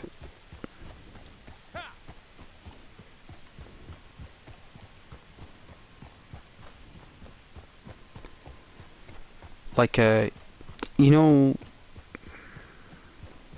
make it linear like The Last of Us, right? But with it being like a new console, like the PS5 or something, you could make like the Indiana Jones game, you could make it like getting to the cave, right, or getting to that place. So you could use like famous places from the films, right? And it's how in there, because normally when we're watching the film, we're just there in the jungle. Like, it doesn't tell us how we got there. How did Indiana Jones get to that jungle? Like, what did he do? Who did he talk to? Who did he pay? Was it by bus? Did he get there by a hang glider? Was it aeroplane? Did he parachute down? Who knows, right? How did Indiana Jones get to the jungle? How does he know about the place in the jungle, right? That's the kind of game that they can make. Like, who cares about like doing like a Lara Croft spin-off where you're like running around with a grapple hook? No one cares about that. It's already been done. Who in the Lord's name wants that? Uncharted have already done that. Like, no one wants the same thing twice. So, you know, you could do like this game that involves more like simulation. So you could say that, like, you know, Indiana Jones getting through the jungle itself, like how difficult that will be to get through the jungle, and actually like avoiding these booby traps, right? So, you know, and like avoiding these blow darts and these people, right? And you know, because Indiana Jones is like James Bond. He's the same as James Bond. He's an alternate universe of James Bond, right? And instead of him being 007, he's Indiana Jones. and his shadow that you see on the walls, because that's his weapon, that's his power, that makes him immortal. That shadow, that as long as that shadow shines on that wall or whatever surface it is, he can never be hurt. He's unbreakable.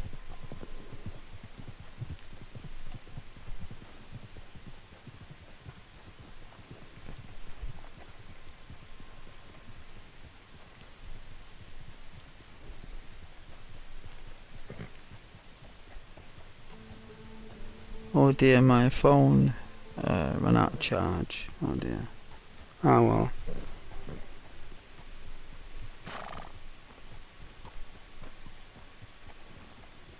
But yeah, they should make a game on Indiana Jones. You know, like, have Indy actually climb up a mountain, like, and you actually have to climb it. You know, in a really difficult way.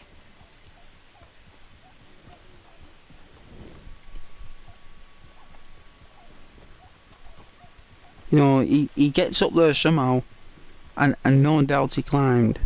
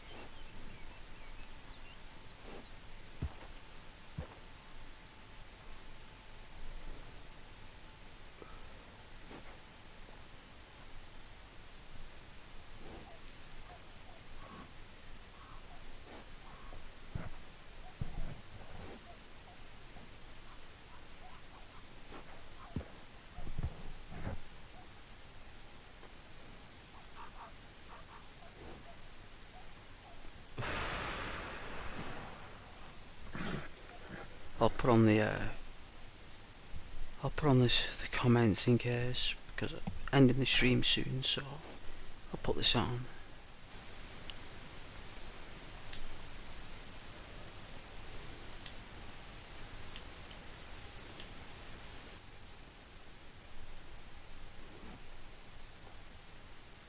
A pink hand waving.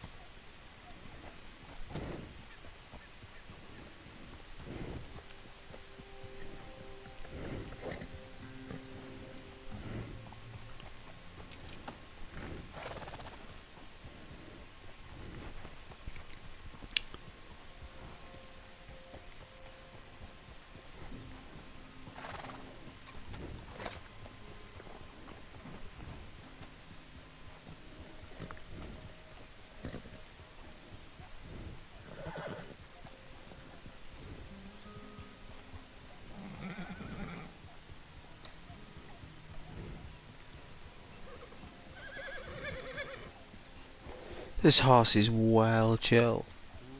Always hungry though.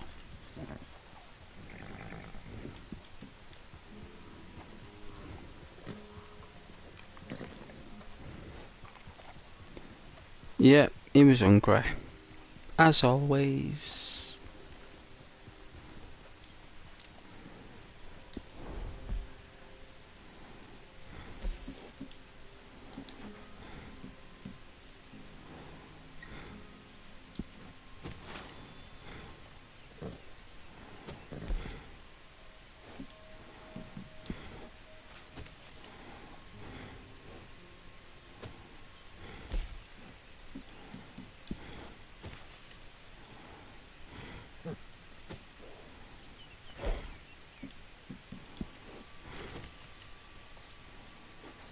Alright, so let's now eat an apple. Have I not got a tin of beans? Have we got a tin of beans? Nope. No tin of beans. So...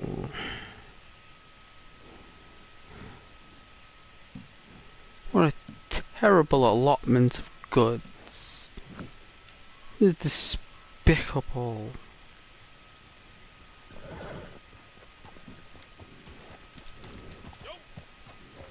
Alright, let's hunt a deer.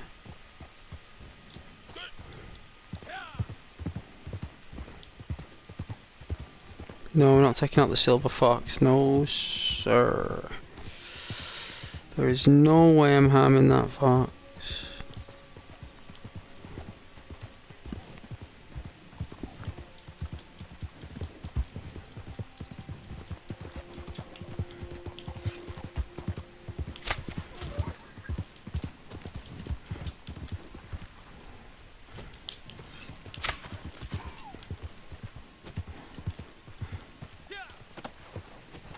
Alright, let's cook some food. Look, so... we didn't do it for the resources, we did it for the meat, so we'll skin it. Because our character's starving for some reason.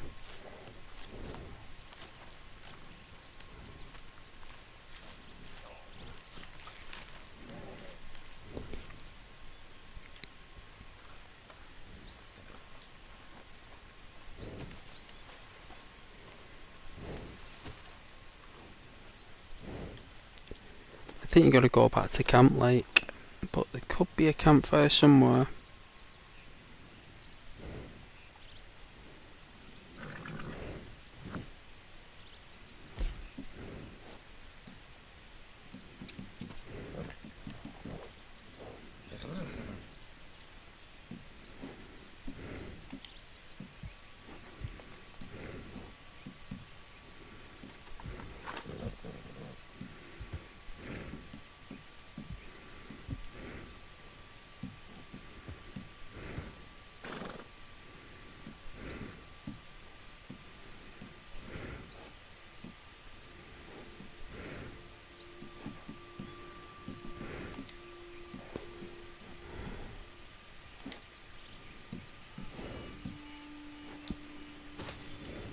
I mean, I suppose we could eat a wild carrot.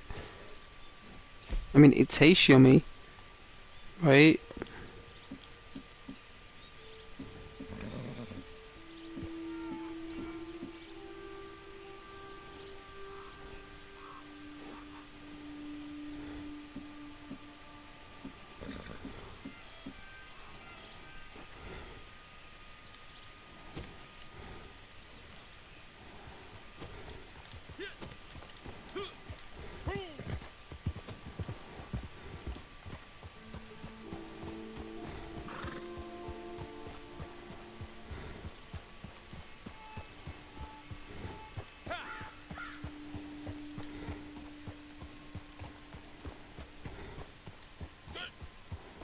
Yeah, that's proper Red Dead Redemption.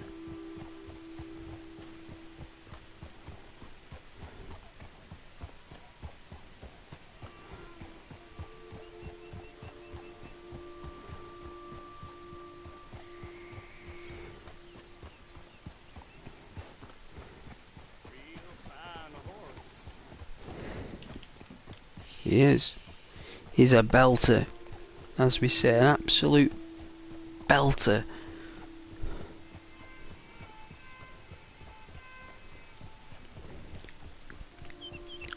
Hey sweetheart, back at home now.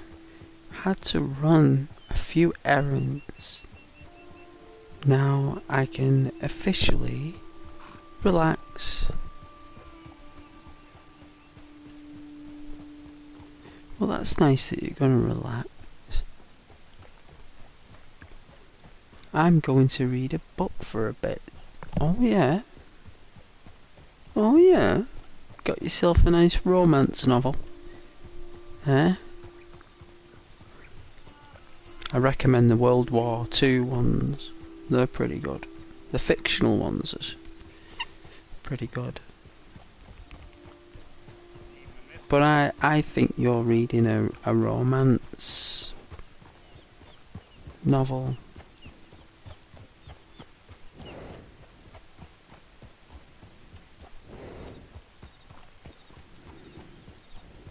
Well, look at that beautiful golden satire.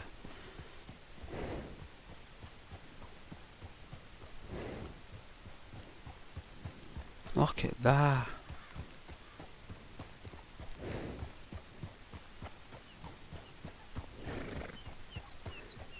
How did I know?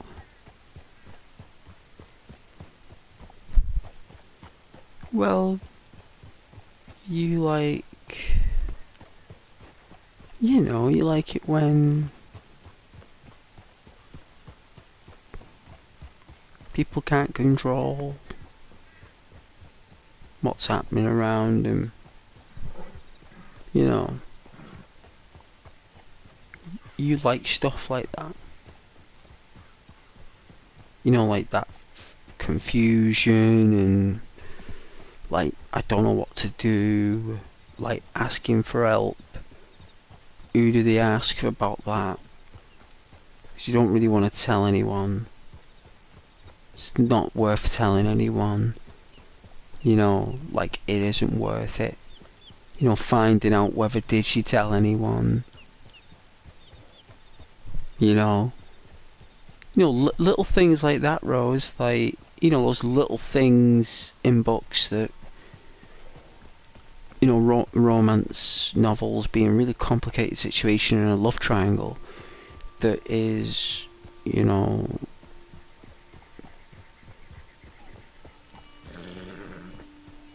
who does she pick? You know, what risks will she take? Decisions made. Very strong romance novels like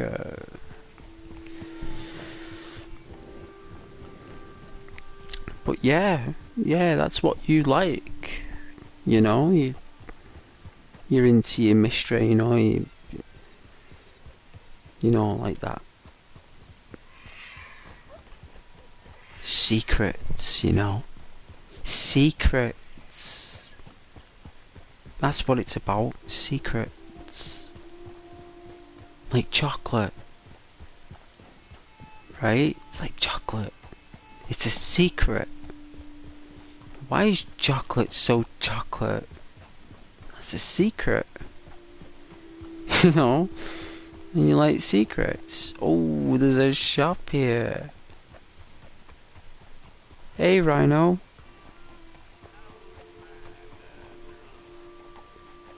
Yep.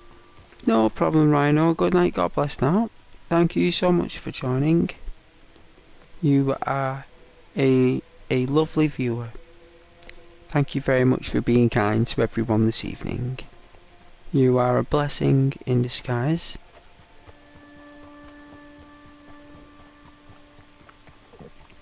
Where's the shop? Here it is. Ooh, we're in COVID town. COVID-19 town.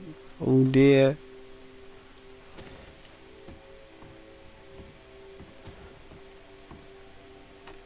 Should we wear a mask?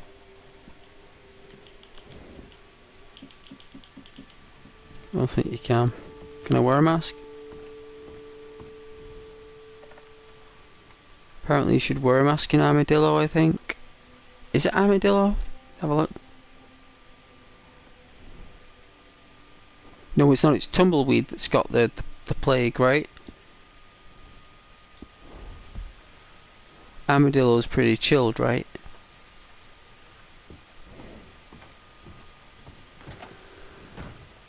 Oh, you're back. I feared the worst. It's all here waiting for you. I keep this around for my literate clients. Enjoy.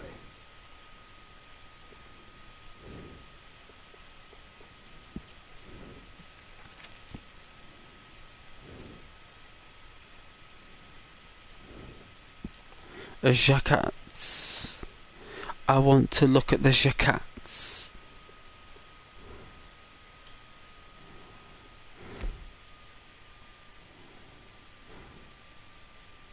You're looking mighty hard at that one.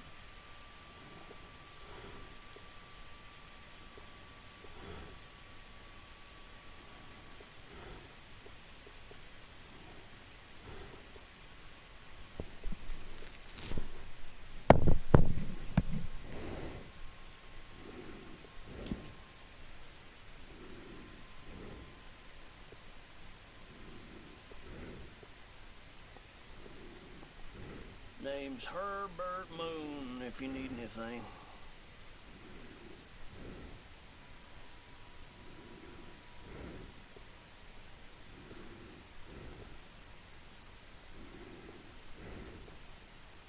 Look at that jacket. Why in the Lord's name would I want that? Why would I even want that?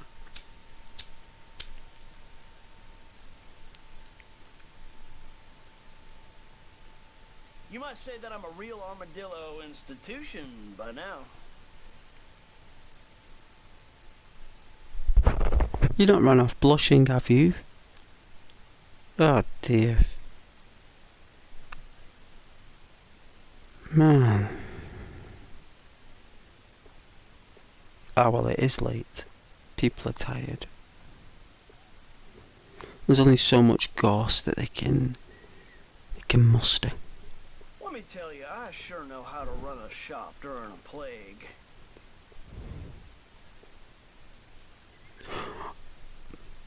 Oh. I thought you had disappeared. It tells me everyone's gone, but then I look on the other thing, it says 5 p. I don't know. I give up. What's going on? I don't even look anymore. Pretty distinct smell. I say that while I'm rubbing my eyes. Try not to look at it. Don't. I do my best to avoid it, but I just can't help because it throws it right there in front of me. The view count never not accurate. I know. I know it looks bad out there. You know, I got my report in. Usual in here. At one time, I had 11 people watching me, right? And you know, all at the same time on a stream right now. It only ever tells me like, I think sometimes as like 4 or 5 people, like it will do. But like when I read my report coming in, I think it was The Division. I was playing The Division, and I had about 11 people apparently. And you know what? Like 8 of my views was on a PlayStation console. And what it does is that it is there. It does count as a live view, but the view counter doesn't know that it's a view. Like the view counter doesn't know that if someone's watching from a console on your channel, that it's a view. Like it's from like a mobile device or a desktop, right? But not a console. But it does show on your data, but not when you're playing. And I thought that was bizarre. Harder than you think. Like, that means that I need a more advanced, you know, like, software, Rose, that, like, can pick up those triggers. But I can't be bothered. Like, that's the best I've got, right? Like, this cow. People love this cow, you know. They do. It's a ghost cow. I'll tell you the And secret to making it in retail. you know what? I like one of these jackets as well, right? I'm gonna try and distract myself here for a moment. I like this jacket here, right? I like this jacket. Tell me I'm silly for liking this jacket, guys. Tell me I'm like, you know, like, no, goes, that's not a nice jacket, right? But I think it is, right? So I'm looking at it, right, and I click on it, and it wants 11 gold. It wants 11 gold, right? And I'm looking at it, and I'm like, it's not worth 11 gold, is it? Like, when you look at it, that is not worth 11 gold. Like, I'd pay 3. Like, I'd pay 3 gold for it. But 11 gold for a jacket? I would not pay 11 gold for a jacket.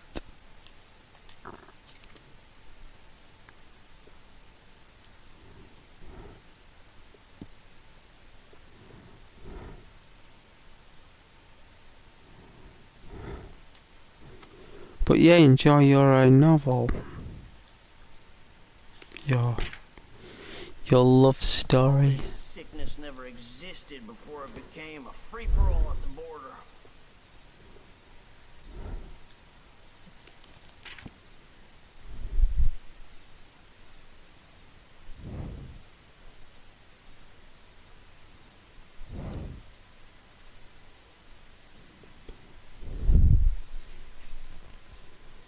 I liked reading A Midsummer's Night Dream.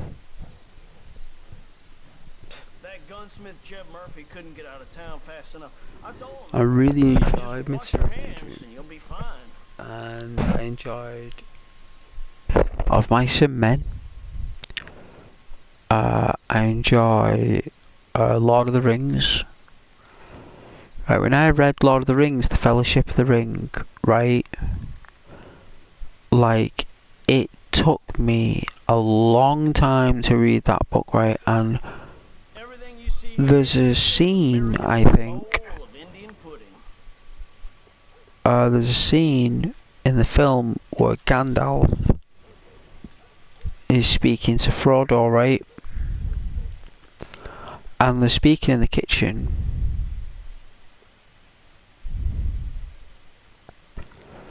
That $1 too, and that's a rip-off. I believe in selling things for people who prepare for the worst.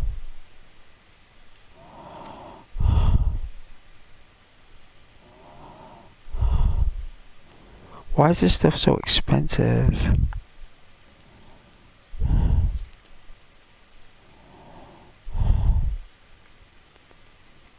But yeah, the books, Mature Venison.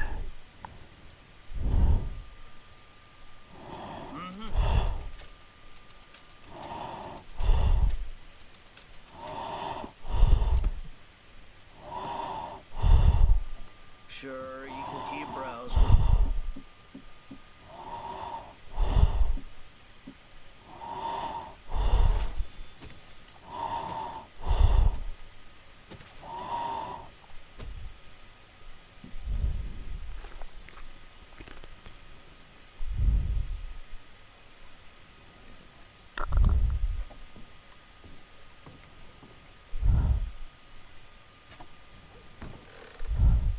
Be seeing you.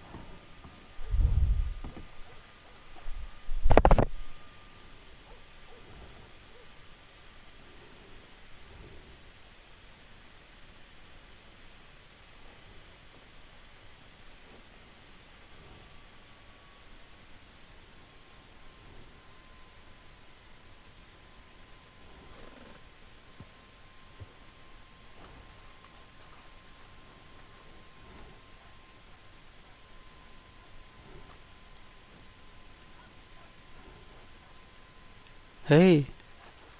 Hi. Whoa. I didn't mean to get so close. This controller. Wow. I, like, didn't see you there. Are you enjoying the game? Oh yeah, having fun? I didn't even get your name. Why not give me your name?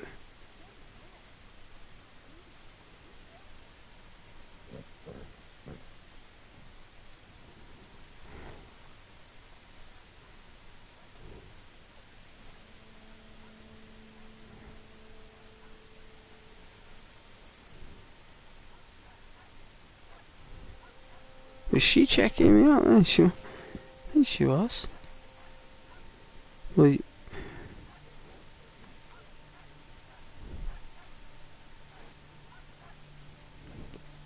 I think that woman was checking Ghost out there. She was definitely having a sniff. Well, be safe, my lady. Whoa, dear goodness me! Watch where you're going, gentlemen. Ghost is in the road. Come on, Mercers, come off this road. It's dangerous here.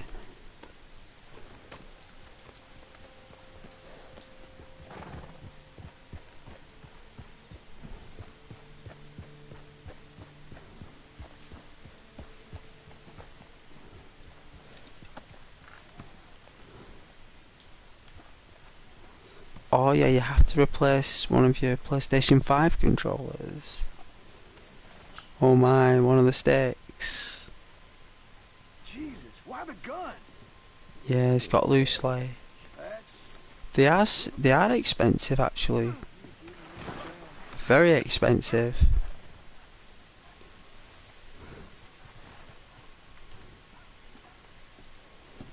Hi, miss.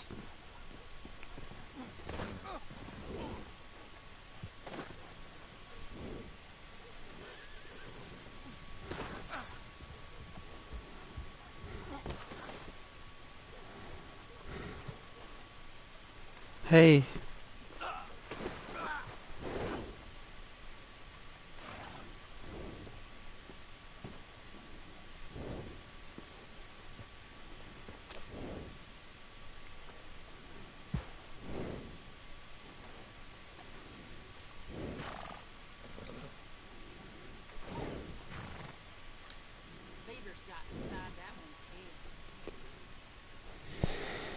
Well, I think they're more expensive than that round here, Rose.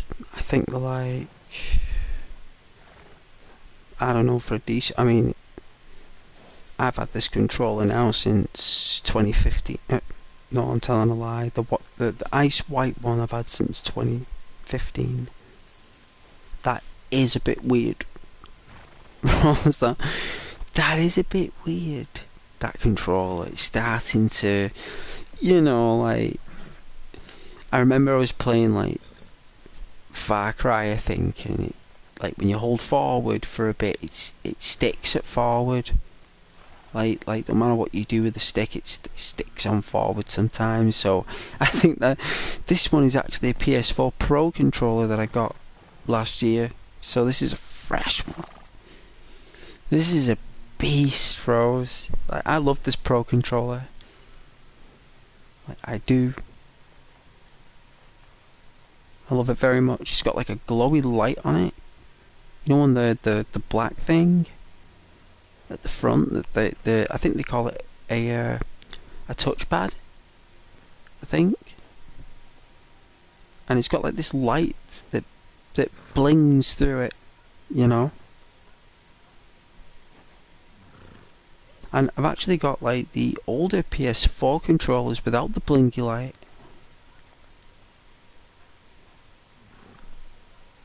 Oh, the different coloured PS5 controllers are more than $60. Whoa. Like, that's a lot of money. Like, me personally, like, I do like the original, like, black variant. Oh, a vulture. I do like the original black variant, but for some reason I like the ice whites. As I mentioned previously, like I like the contrasts, me Rose, with controllers. I'm not into the multiple colour schemes of controllers. I mean, I understand why they're there.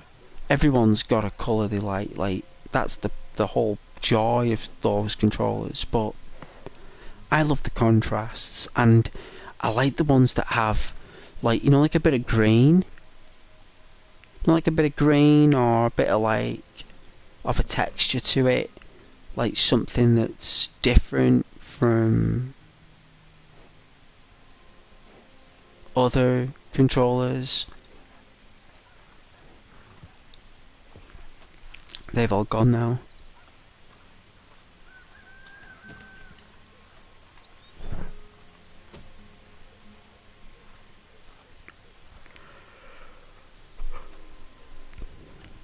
But I do like the originals.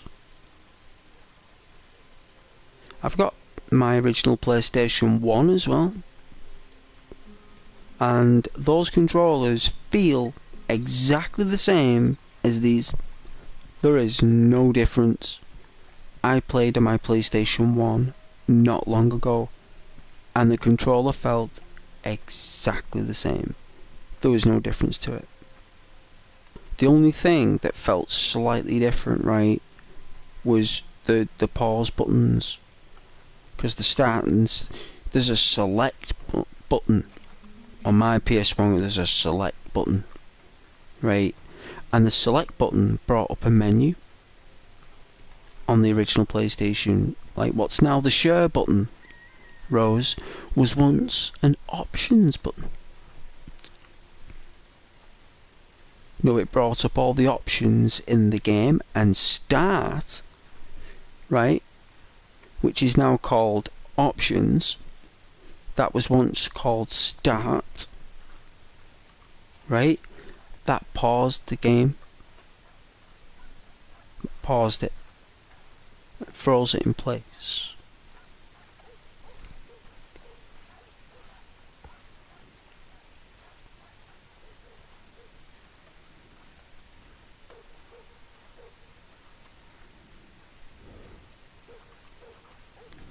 But yeah, talk about your controllers.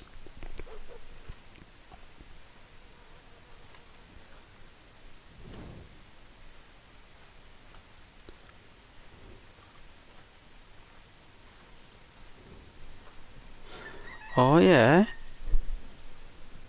You still have your PS2 and PS3? Maybe you should play those games on stream. I mean, that's where it started. That's why you love playing games, because of those consoles. Maybe streaming a PS2 game that you loved playing back in the day. You'd be surprised who watches that stuff. You would be surprised.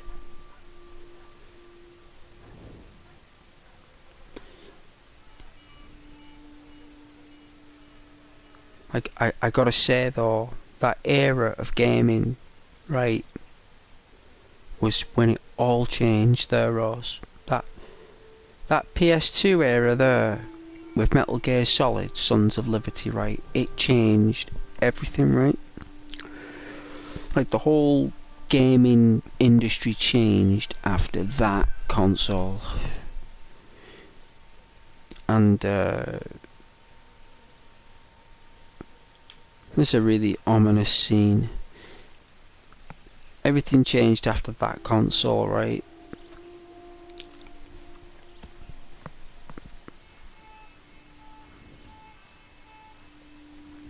Now, before that console came out,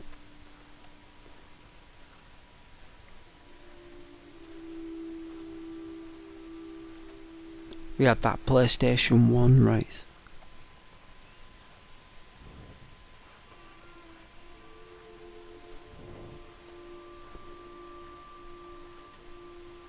That console lasted nearly 7 years until the PS2 come out, right? 7 years. and it was still going 10 years after the PS2 came out, right?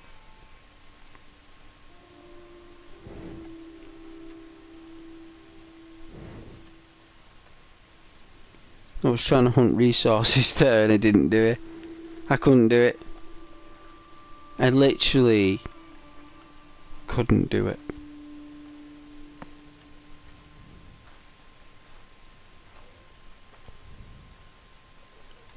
Nobody cared either. Rose, nobody cared that I didn't do it. No one said anything. No one cares. Neither do I. It's great. It's like always, it's chilling.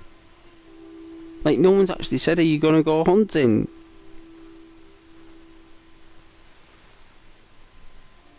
It's like, "Are you gonna go hunting, Ghost?" Oh yeah. That's why I did the video. Yeah. That's why I'm on the stream. It's in the title. I may as well just change it to walking around. Walking around, chilling.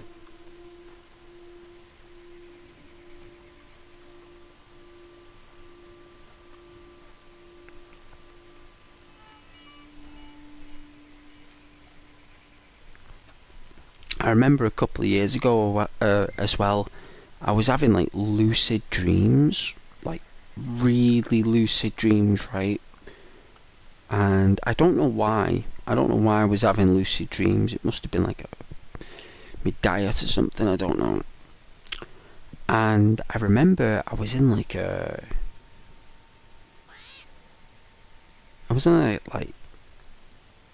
walking down a street, right? And there was this guy with me, right? Like, I don't know who he was or what he was doing there, but he was dressed pretty smart, right? In this dream I was having. And we're walking down this really sunny day, down this road, and there was this house, right? And I looked at this house, and it was rather unusual. Like, I looked at it, I was like, that house is strange, right? And this guy goes like, "Oh yeah, that's it. That's the one." I was like, "What is?" He's like, that one. That's where you need to go. That's where you need to go, like. And I was like, for some reason, I went. Like, I knew I had control where I was going, but like this guy's telling me like I've got to go in this house, like, and I goes in there, and it's like this couple at the door, like. I'm like, "Hello there." And I can't remember what I said to them, but I was just kind of like, I'm come here because I've been sent here, I think I said. I had a camera with me as well, which was weird. I had like a camera around my neck, like a strap, and I held this camera around like a reporter of some kind, right? And the next thing is, like, this door closes, right? Like, I remember I walked through the door, right? Like, I'm not messing here. I walked through the door, right? They let me in. I walked through the door, right? As soon as they closed that door, I'm like walking, they said, "Do you want a drink or anything?" I was like, "No, thank you." And I turned around, there was no door. There was no door, right? And I looked, I'm like, I'm sure there was a door there. Like, how did I get in here? I must have walked through something to get through this house. There is no door. And I remember I looked to the left. Like, I went to where the door was. It was just a wall, right? And it had like there was no window. It was like a wall that had like a painting on it or something. It was really strange, right? And I was feeling around for this wall, right? Like, looking for this wall with the door in the wall. So I was feeling the wall, looking for a door. That's what I meant to say, right? So I was feeling this wall, looking for a door that I came in. And this couple is in the kitchen behind me to my right hand side. So as I'm looking for this door where it was, I hear the sound from the right of me, and it's this couple, and they're like, why don't you just come in the kitchen?" They said, "You may as well just come in the kitchen." And I was like, "Oh man." Right, so it goes, "Okay." And they said, do do you want anything to eat or anything like that? I was like, yeah. Like, right, okay, do you want like a sandwich or anything? I was like, yes, please.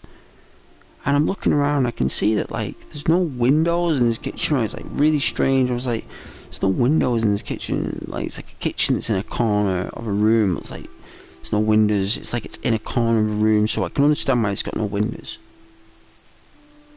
And then, like, they said, oh, would you like a drink of, like, wine? Like, we've got, like, this really nice fancy bottle of port. I was like, yeah, sure, right? So, like, she goes, oh, it's down here, right? And I'm like, what's down there? She's like, the wine, the port, it's down here, it's down the cellar, it's down the wine cellar. I was like, well, you're not going to get it. She's like, no, you've got to get it. She said, you've got to get it. I was like, what do you mean I've got to get it? I don't know where it is. She said, it's just down there. Just got to go down there. And you'll see it. And you can bring it back up. So me, being an idiot, right, in this lucid dream, right, decides, okay, I'll go down there then. As soon as I go down there, right, guess what happens? Shuts right above me, right? Shuts this thing, like, above me, like,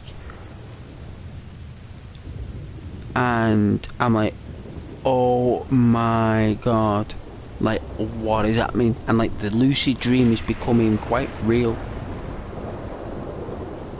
very real.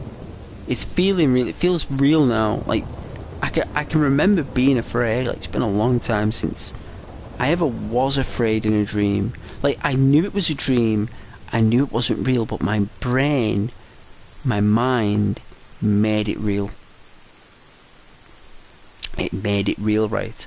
So I'm now walking in this illuminated corridor, which looked like an underground ale house, is the closest thing I could say. So with the woman saying wine and port, my brain has created another room or floor below that resembles a kind of like a tavern or a barkeep.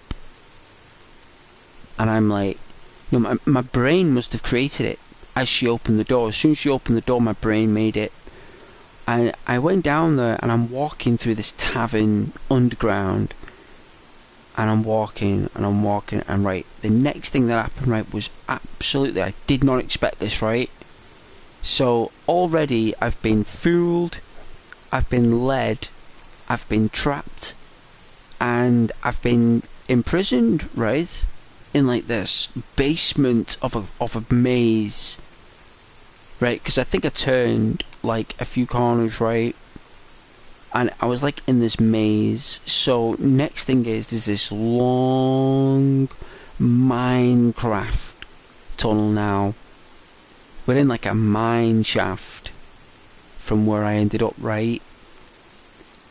And I'm looking and I can hear this roar, right? Like it started as like I thought it was like a frog's ribbit.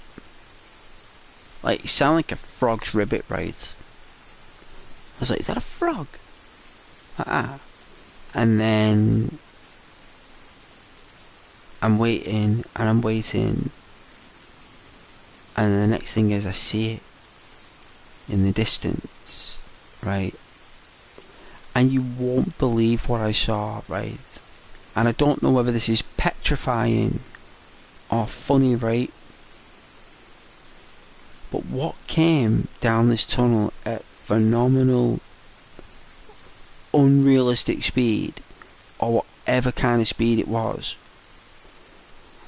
coins, full and overflowing force of coins, right? And I start to go, oh my god, and it's like, I can hear the coins as if they're all being like, as if like a massive tractor has poured a load of coins in a skip, and that's the noise you can hear, right? That's what I can hear coming down this mine shaft in this lucid dream. and I can see these coins coming for me, right? And I turn around and I start to run, right? And I'm running, and I'm running, and then I remember I ends up back at the place where I was trapped above, right?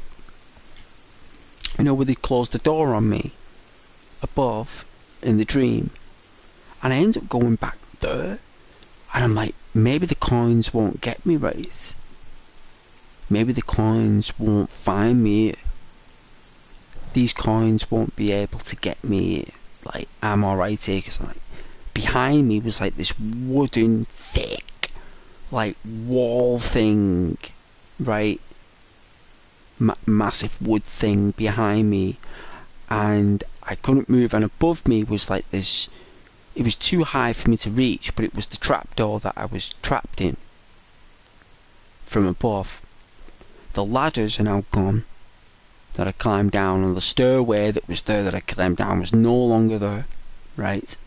So there's no stairway, and I'm like, I've got my back against this wall, like a wooden panel in this dream, right? I don't know why I'm doing this, right? Because I wouldn't even be in that house to start with, right?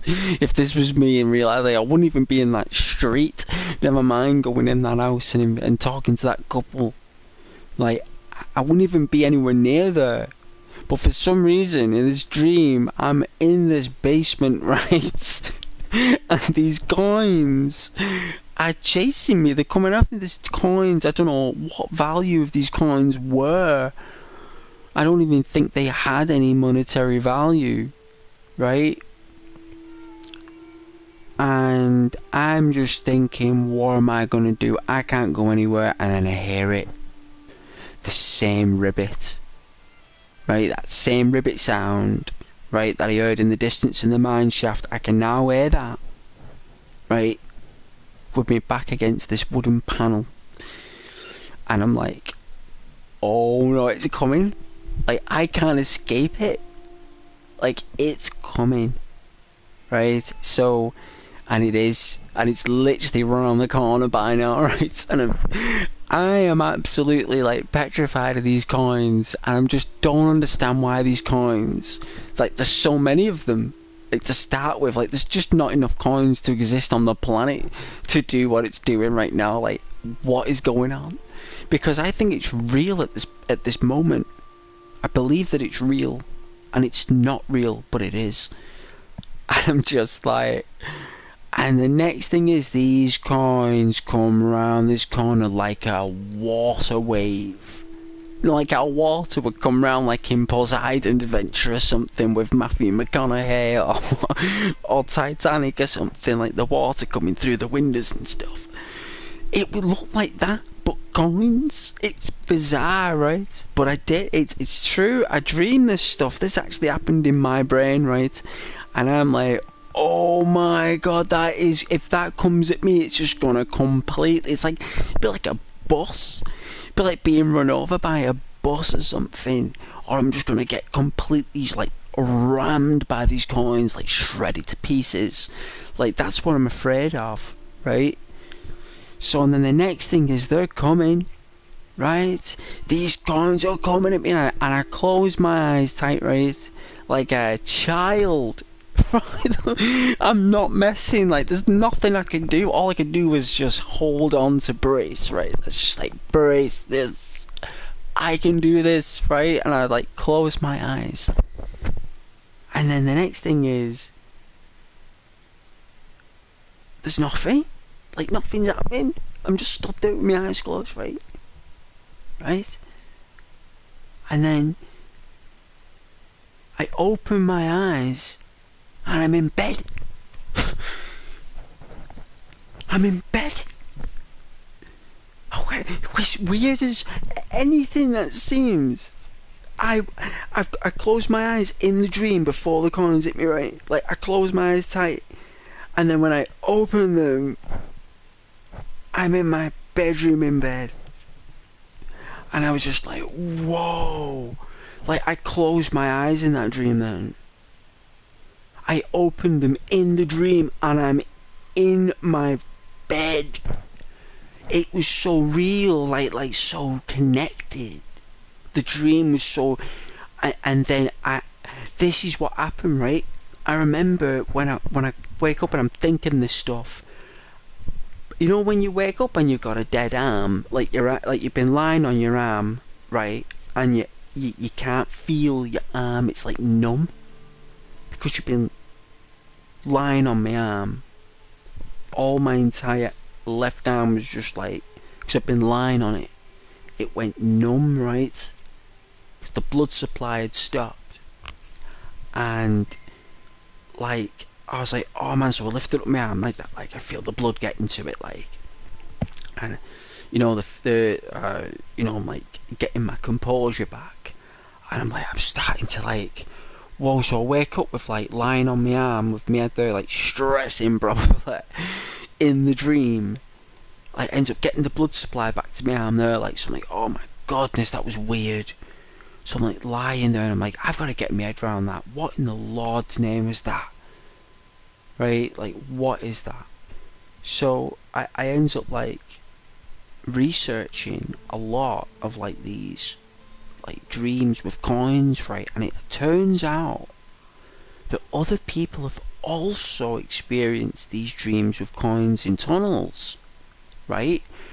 And when doctors can't really provide a direct reason why, but it turns out, right, after much research, right, if anyone's listening, right, if anyone's watching, it turns out that coins in a dream is blood supply, right? So basically, from what I worked out was half the dream came from, anyway, half of it. I don't know about the other half, that was probably me, but half of it came from the fact that because I had no blood supply when I was lying on my arm, the coins reflected blood. Coins mean blood in a dream, so when you dream about coins in a dream, it actually means blood, because blood is what's valuable as money in our bodies, right? So blood equals coins, and the coins was what I worked out was is that I was inside my own body in the dream. The house was me. The house was me. The kitchen was me. The couple was me. The basement was me. The door disappearing was me. I went in my own mind, right? And I went into this house, and the person that told me to go in that house was me, right? From what other dream analysis conclude, I'm the one that told me to go in there, and that house was me. So I told me to go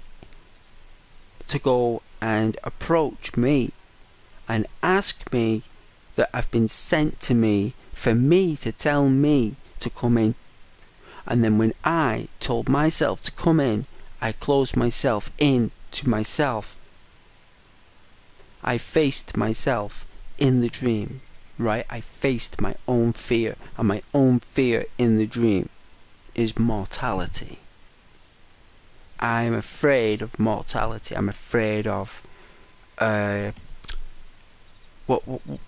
well, so the dream tells me. I don't know about what I think, like even I don't know that, but this is what it tells me. And it's probably right because it's your subconscious, right?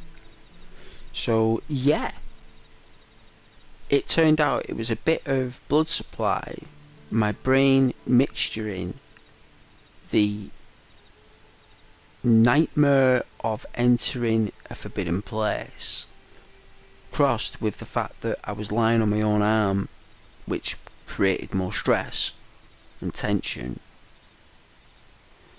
and the general probably mood I was in.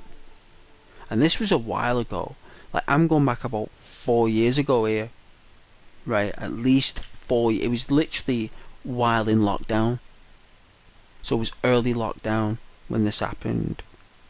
So what LOL? Yes, Rose, what LOL? Yes, I know. I don't know if that was boring. I just wanted to share like a lucid dream I had a while ago that I had no control over. It was very strange, even the way the light was though in the dream. I knew it wasn't real. What started as a bright sunlit house turned out to have no window. Oh, it was very strange, very ominous and very gloomy. I don't know why my own self would trap myself in my own self. It was very... wow.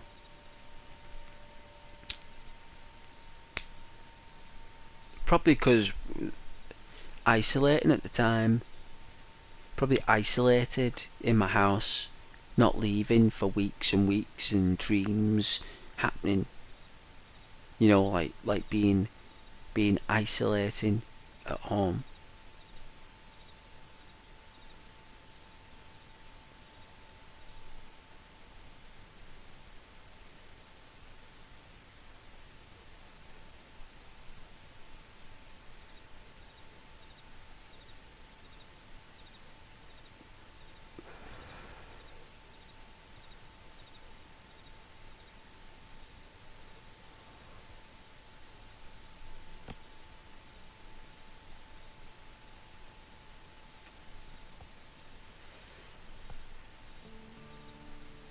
But yeah, very scary.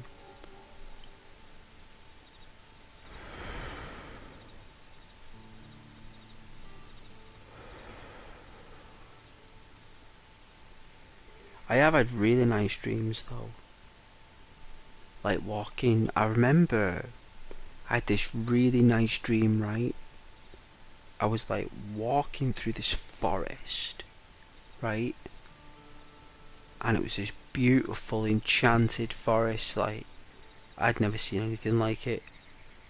And I was walking through it, and I come to this path, and on this path was a castle wall, the old castles, proper wall. And I'm walking by it, and I'm like, yeah.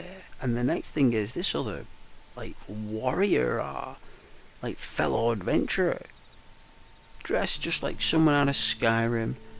I was like, hey man. He was like, greetings. He's like, on your travels? I was like, yes. He's like, may I join you? I was like, yeah. He says, well, I'll make a fire soon. We best get shelter from the dark. I was like, you know what, you're right, it is getting dark. We should get shelter. And then we're walking. The next thing is this other person comes, like a woman, like a warrior woman. She's got like a red hair. She's like, greetings. I was like, hey. She's like, may I join you in your travels? Safety on the road. I was like, of course. We're going to make a fire. You're welcome to join us. She's like, yes, please. I have food, she said, to cook. I was like, really? Yes. She was like, are you here for the treasure? I was like, what treasure? She's like, there is treasure near here, apparently. That's why I'm here. And the guy says, that's why I'm here. I was like, oh, really? I said, why are you here? I said, I'm here because I'm just walking through the forest. I didn't know of any treasure. I don't care for any treasure, I said. I'm here because I'm happy to be here. I was like, you two are happy to have the treasure, and this is round the campfire. And they were like, really? Like, you don't want any of the treasure? I was like, no. I don't care what the treasure is. I don't want to know what the treasure is. They were like, we can tell you what it is. I was like, I don't want to know. If you tell me what the treasure is, I might want it. I don't want it. I'm happy what I've got. I've got all the treasure I need. I don't need any more treasure. I don't need any more gold. I don't need any more this. I'm happy. I'm walking in the forest. I'm glad I've met you. The both of you. But that is you two. Just take the treasure and, you know, share it between you both. I will be on my way tomorrow in the morning, and I'm making my way through the forest, and I'm be on my travels. I was interested in the castle wall. Seemed very nice. It was unexpected. I've noticed there's been a few abandoned buildings, maybe, or buildings that are not occupied anymore on the way. There's not many people here. It's very concerning. Don't know where everyone's gone. Is it an abandoned keep? Is it an old fort? You know, I was trying to remember what they told me. I can't. And then I remember the morning came, but I didn't sleep in the dream. It was like I was awake. And I said I'll be on my way, and they said farewell. And I went on my way in the dream. I went through the forest. I remember I was traveling, come across a pond, and some kind of like it was like a beautiful garden, like this natural garden, like just a little glade of a garden, and I'm walking through it, and then the next thing is I see like a little tavern in the distance, and by this time it's like midday. You know, I hadn't been that long in the dream, but I've been travelling for most of the day, and it was time to get into this tavern. And I remember I'm walking, and this tavern gets bigger and bigger as I'm getting closer to it, like bigger and bigger. And it was very strange. I was like, it's very strange that tavern's getting bigger there as I'm getting closer to it. And then as I'm getting closer to it and closer to it, it's like a small keep, right? It's like a small keep. It looked like a tavern, it did, but it was a keep. It was just the distance I was. It made it look like a tavern. It was actually a keep. And anyway, there's this door, big chunky wooden oak door. It was like this arched shaped door, with a massive knocker on it. It was like, and it's like, just like opens ajar. And I opens it, right, and I closes this door behind me, and inside is just like this beautiful, like massive, like fire, like huge, massive burning open fire in the wall there, with loads of warriors and adventurers and wizards. Oh, it was, I can't even believe that my brain made it. But I remember having a really nice dream there. A really good dream. I like having bizarre like lucid dreams. For me, come around very rarely. You know, I even tried to get dreams the other night eating loads of cheese, but it didn't work. But I really enjoy those lucid dreams, especially when they're nice. See what time it is. Wow, it's like midnight. Well, I've only got one more day, and then I'll be off. So I don't know if anyone's watching though, but God bless your viewership. I think my view count is broke.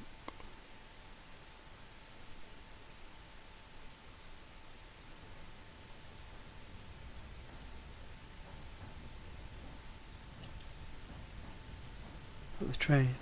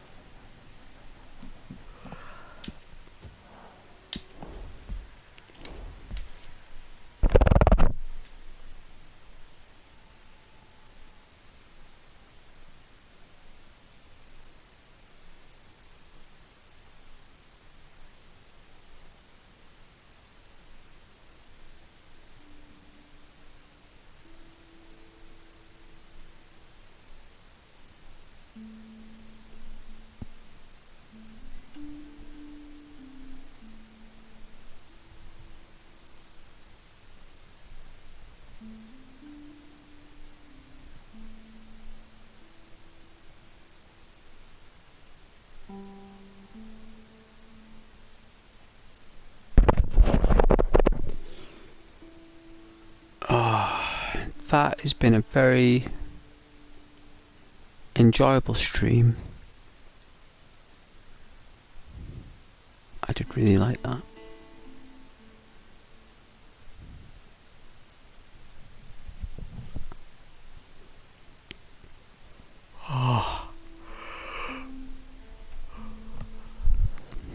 So glad I'm off like oh man, nearly 2 weeks. Like, oh.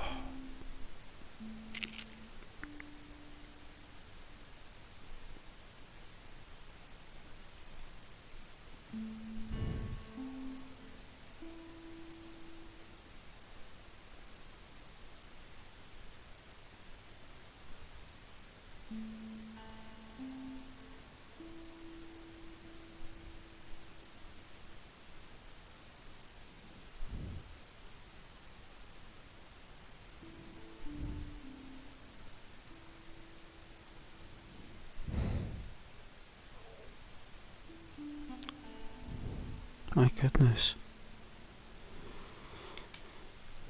I've had me tea as well. Oh, my stomach.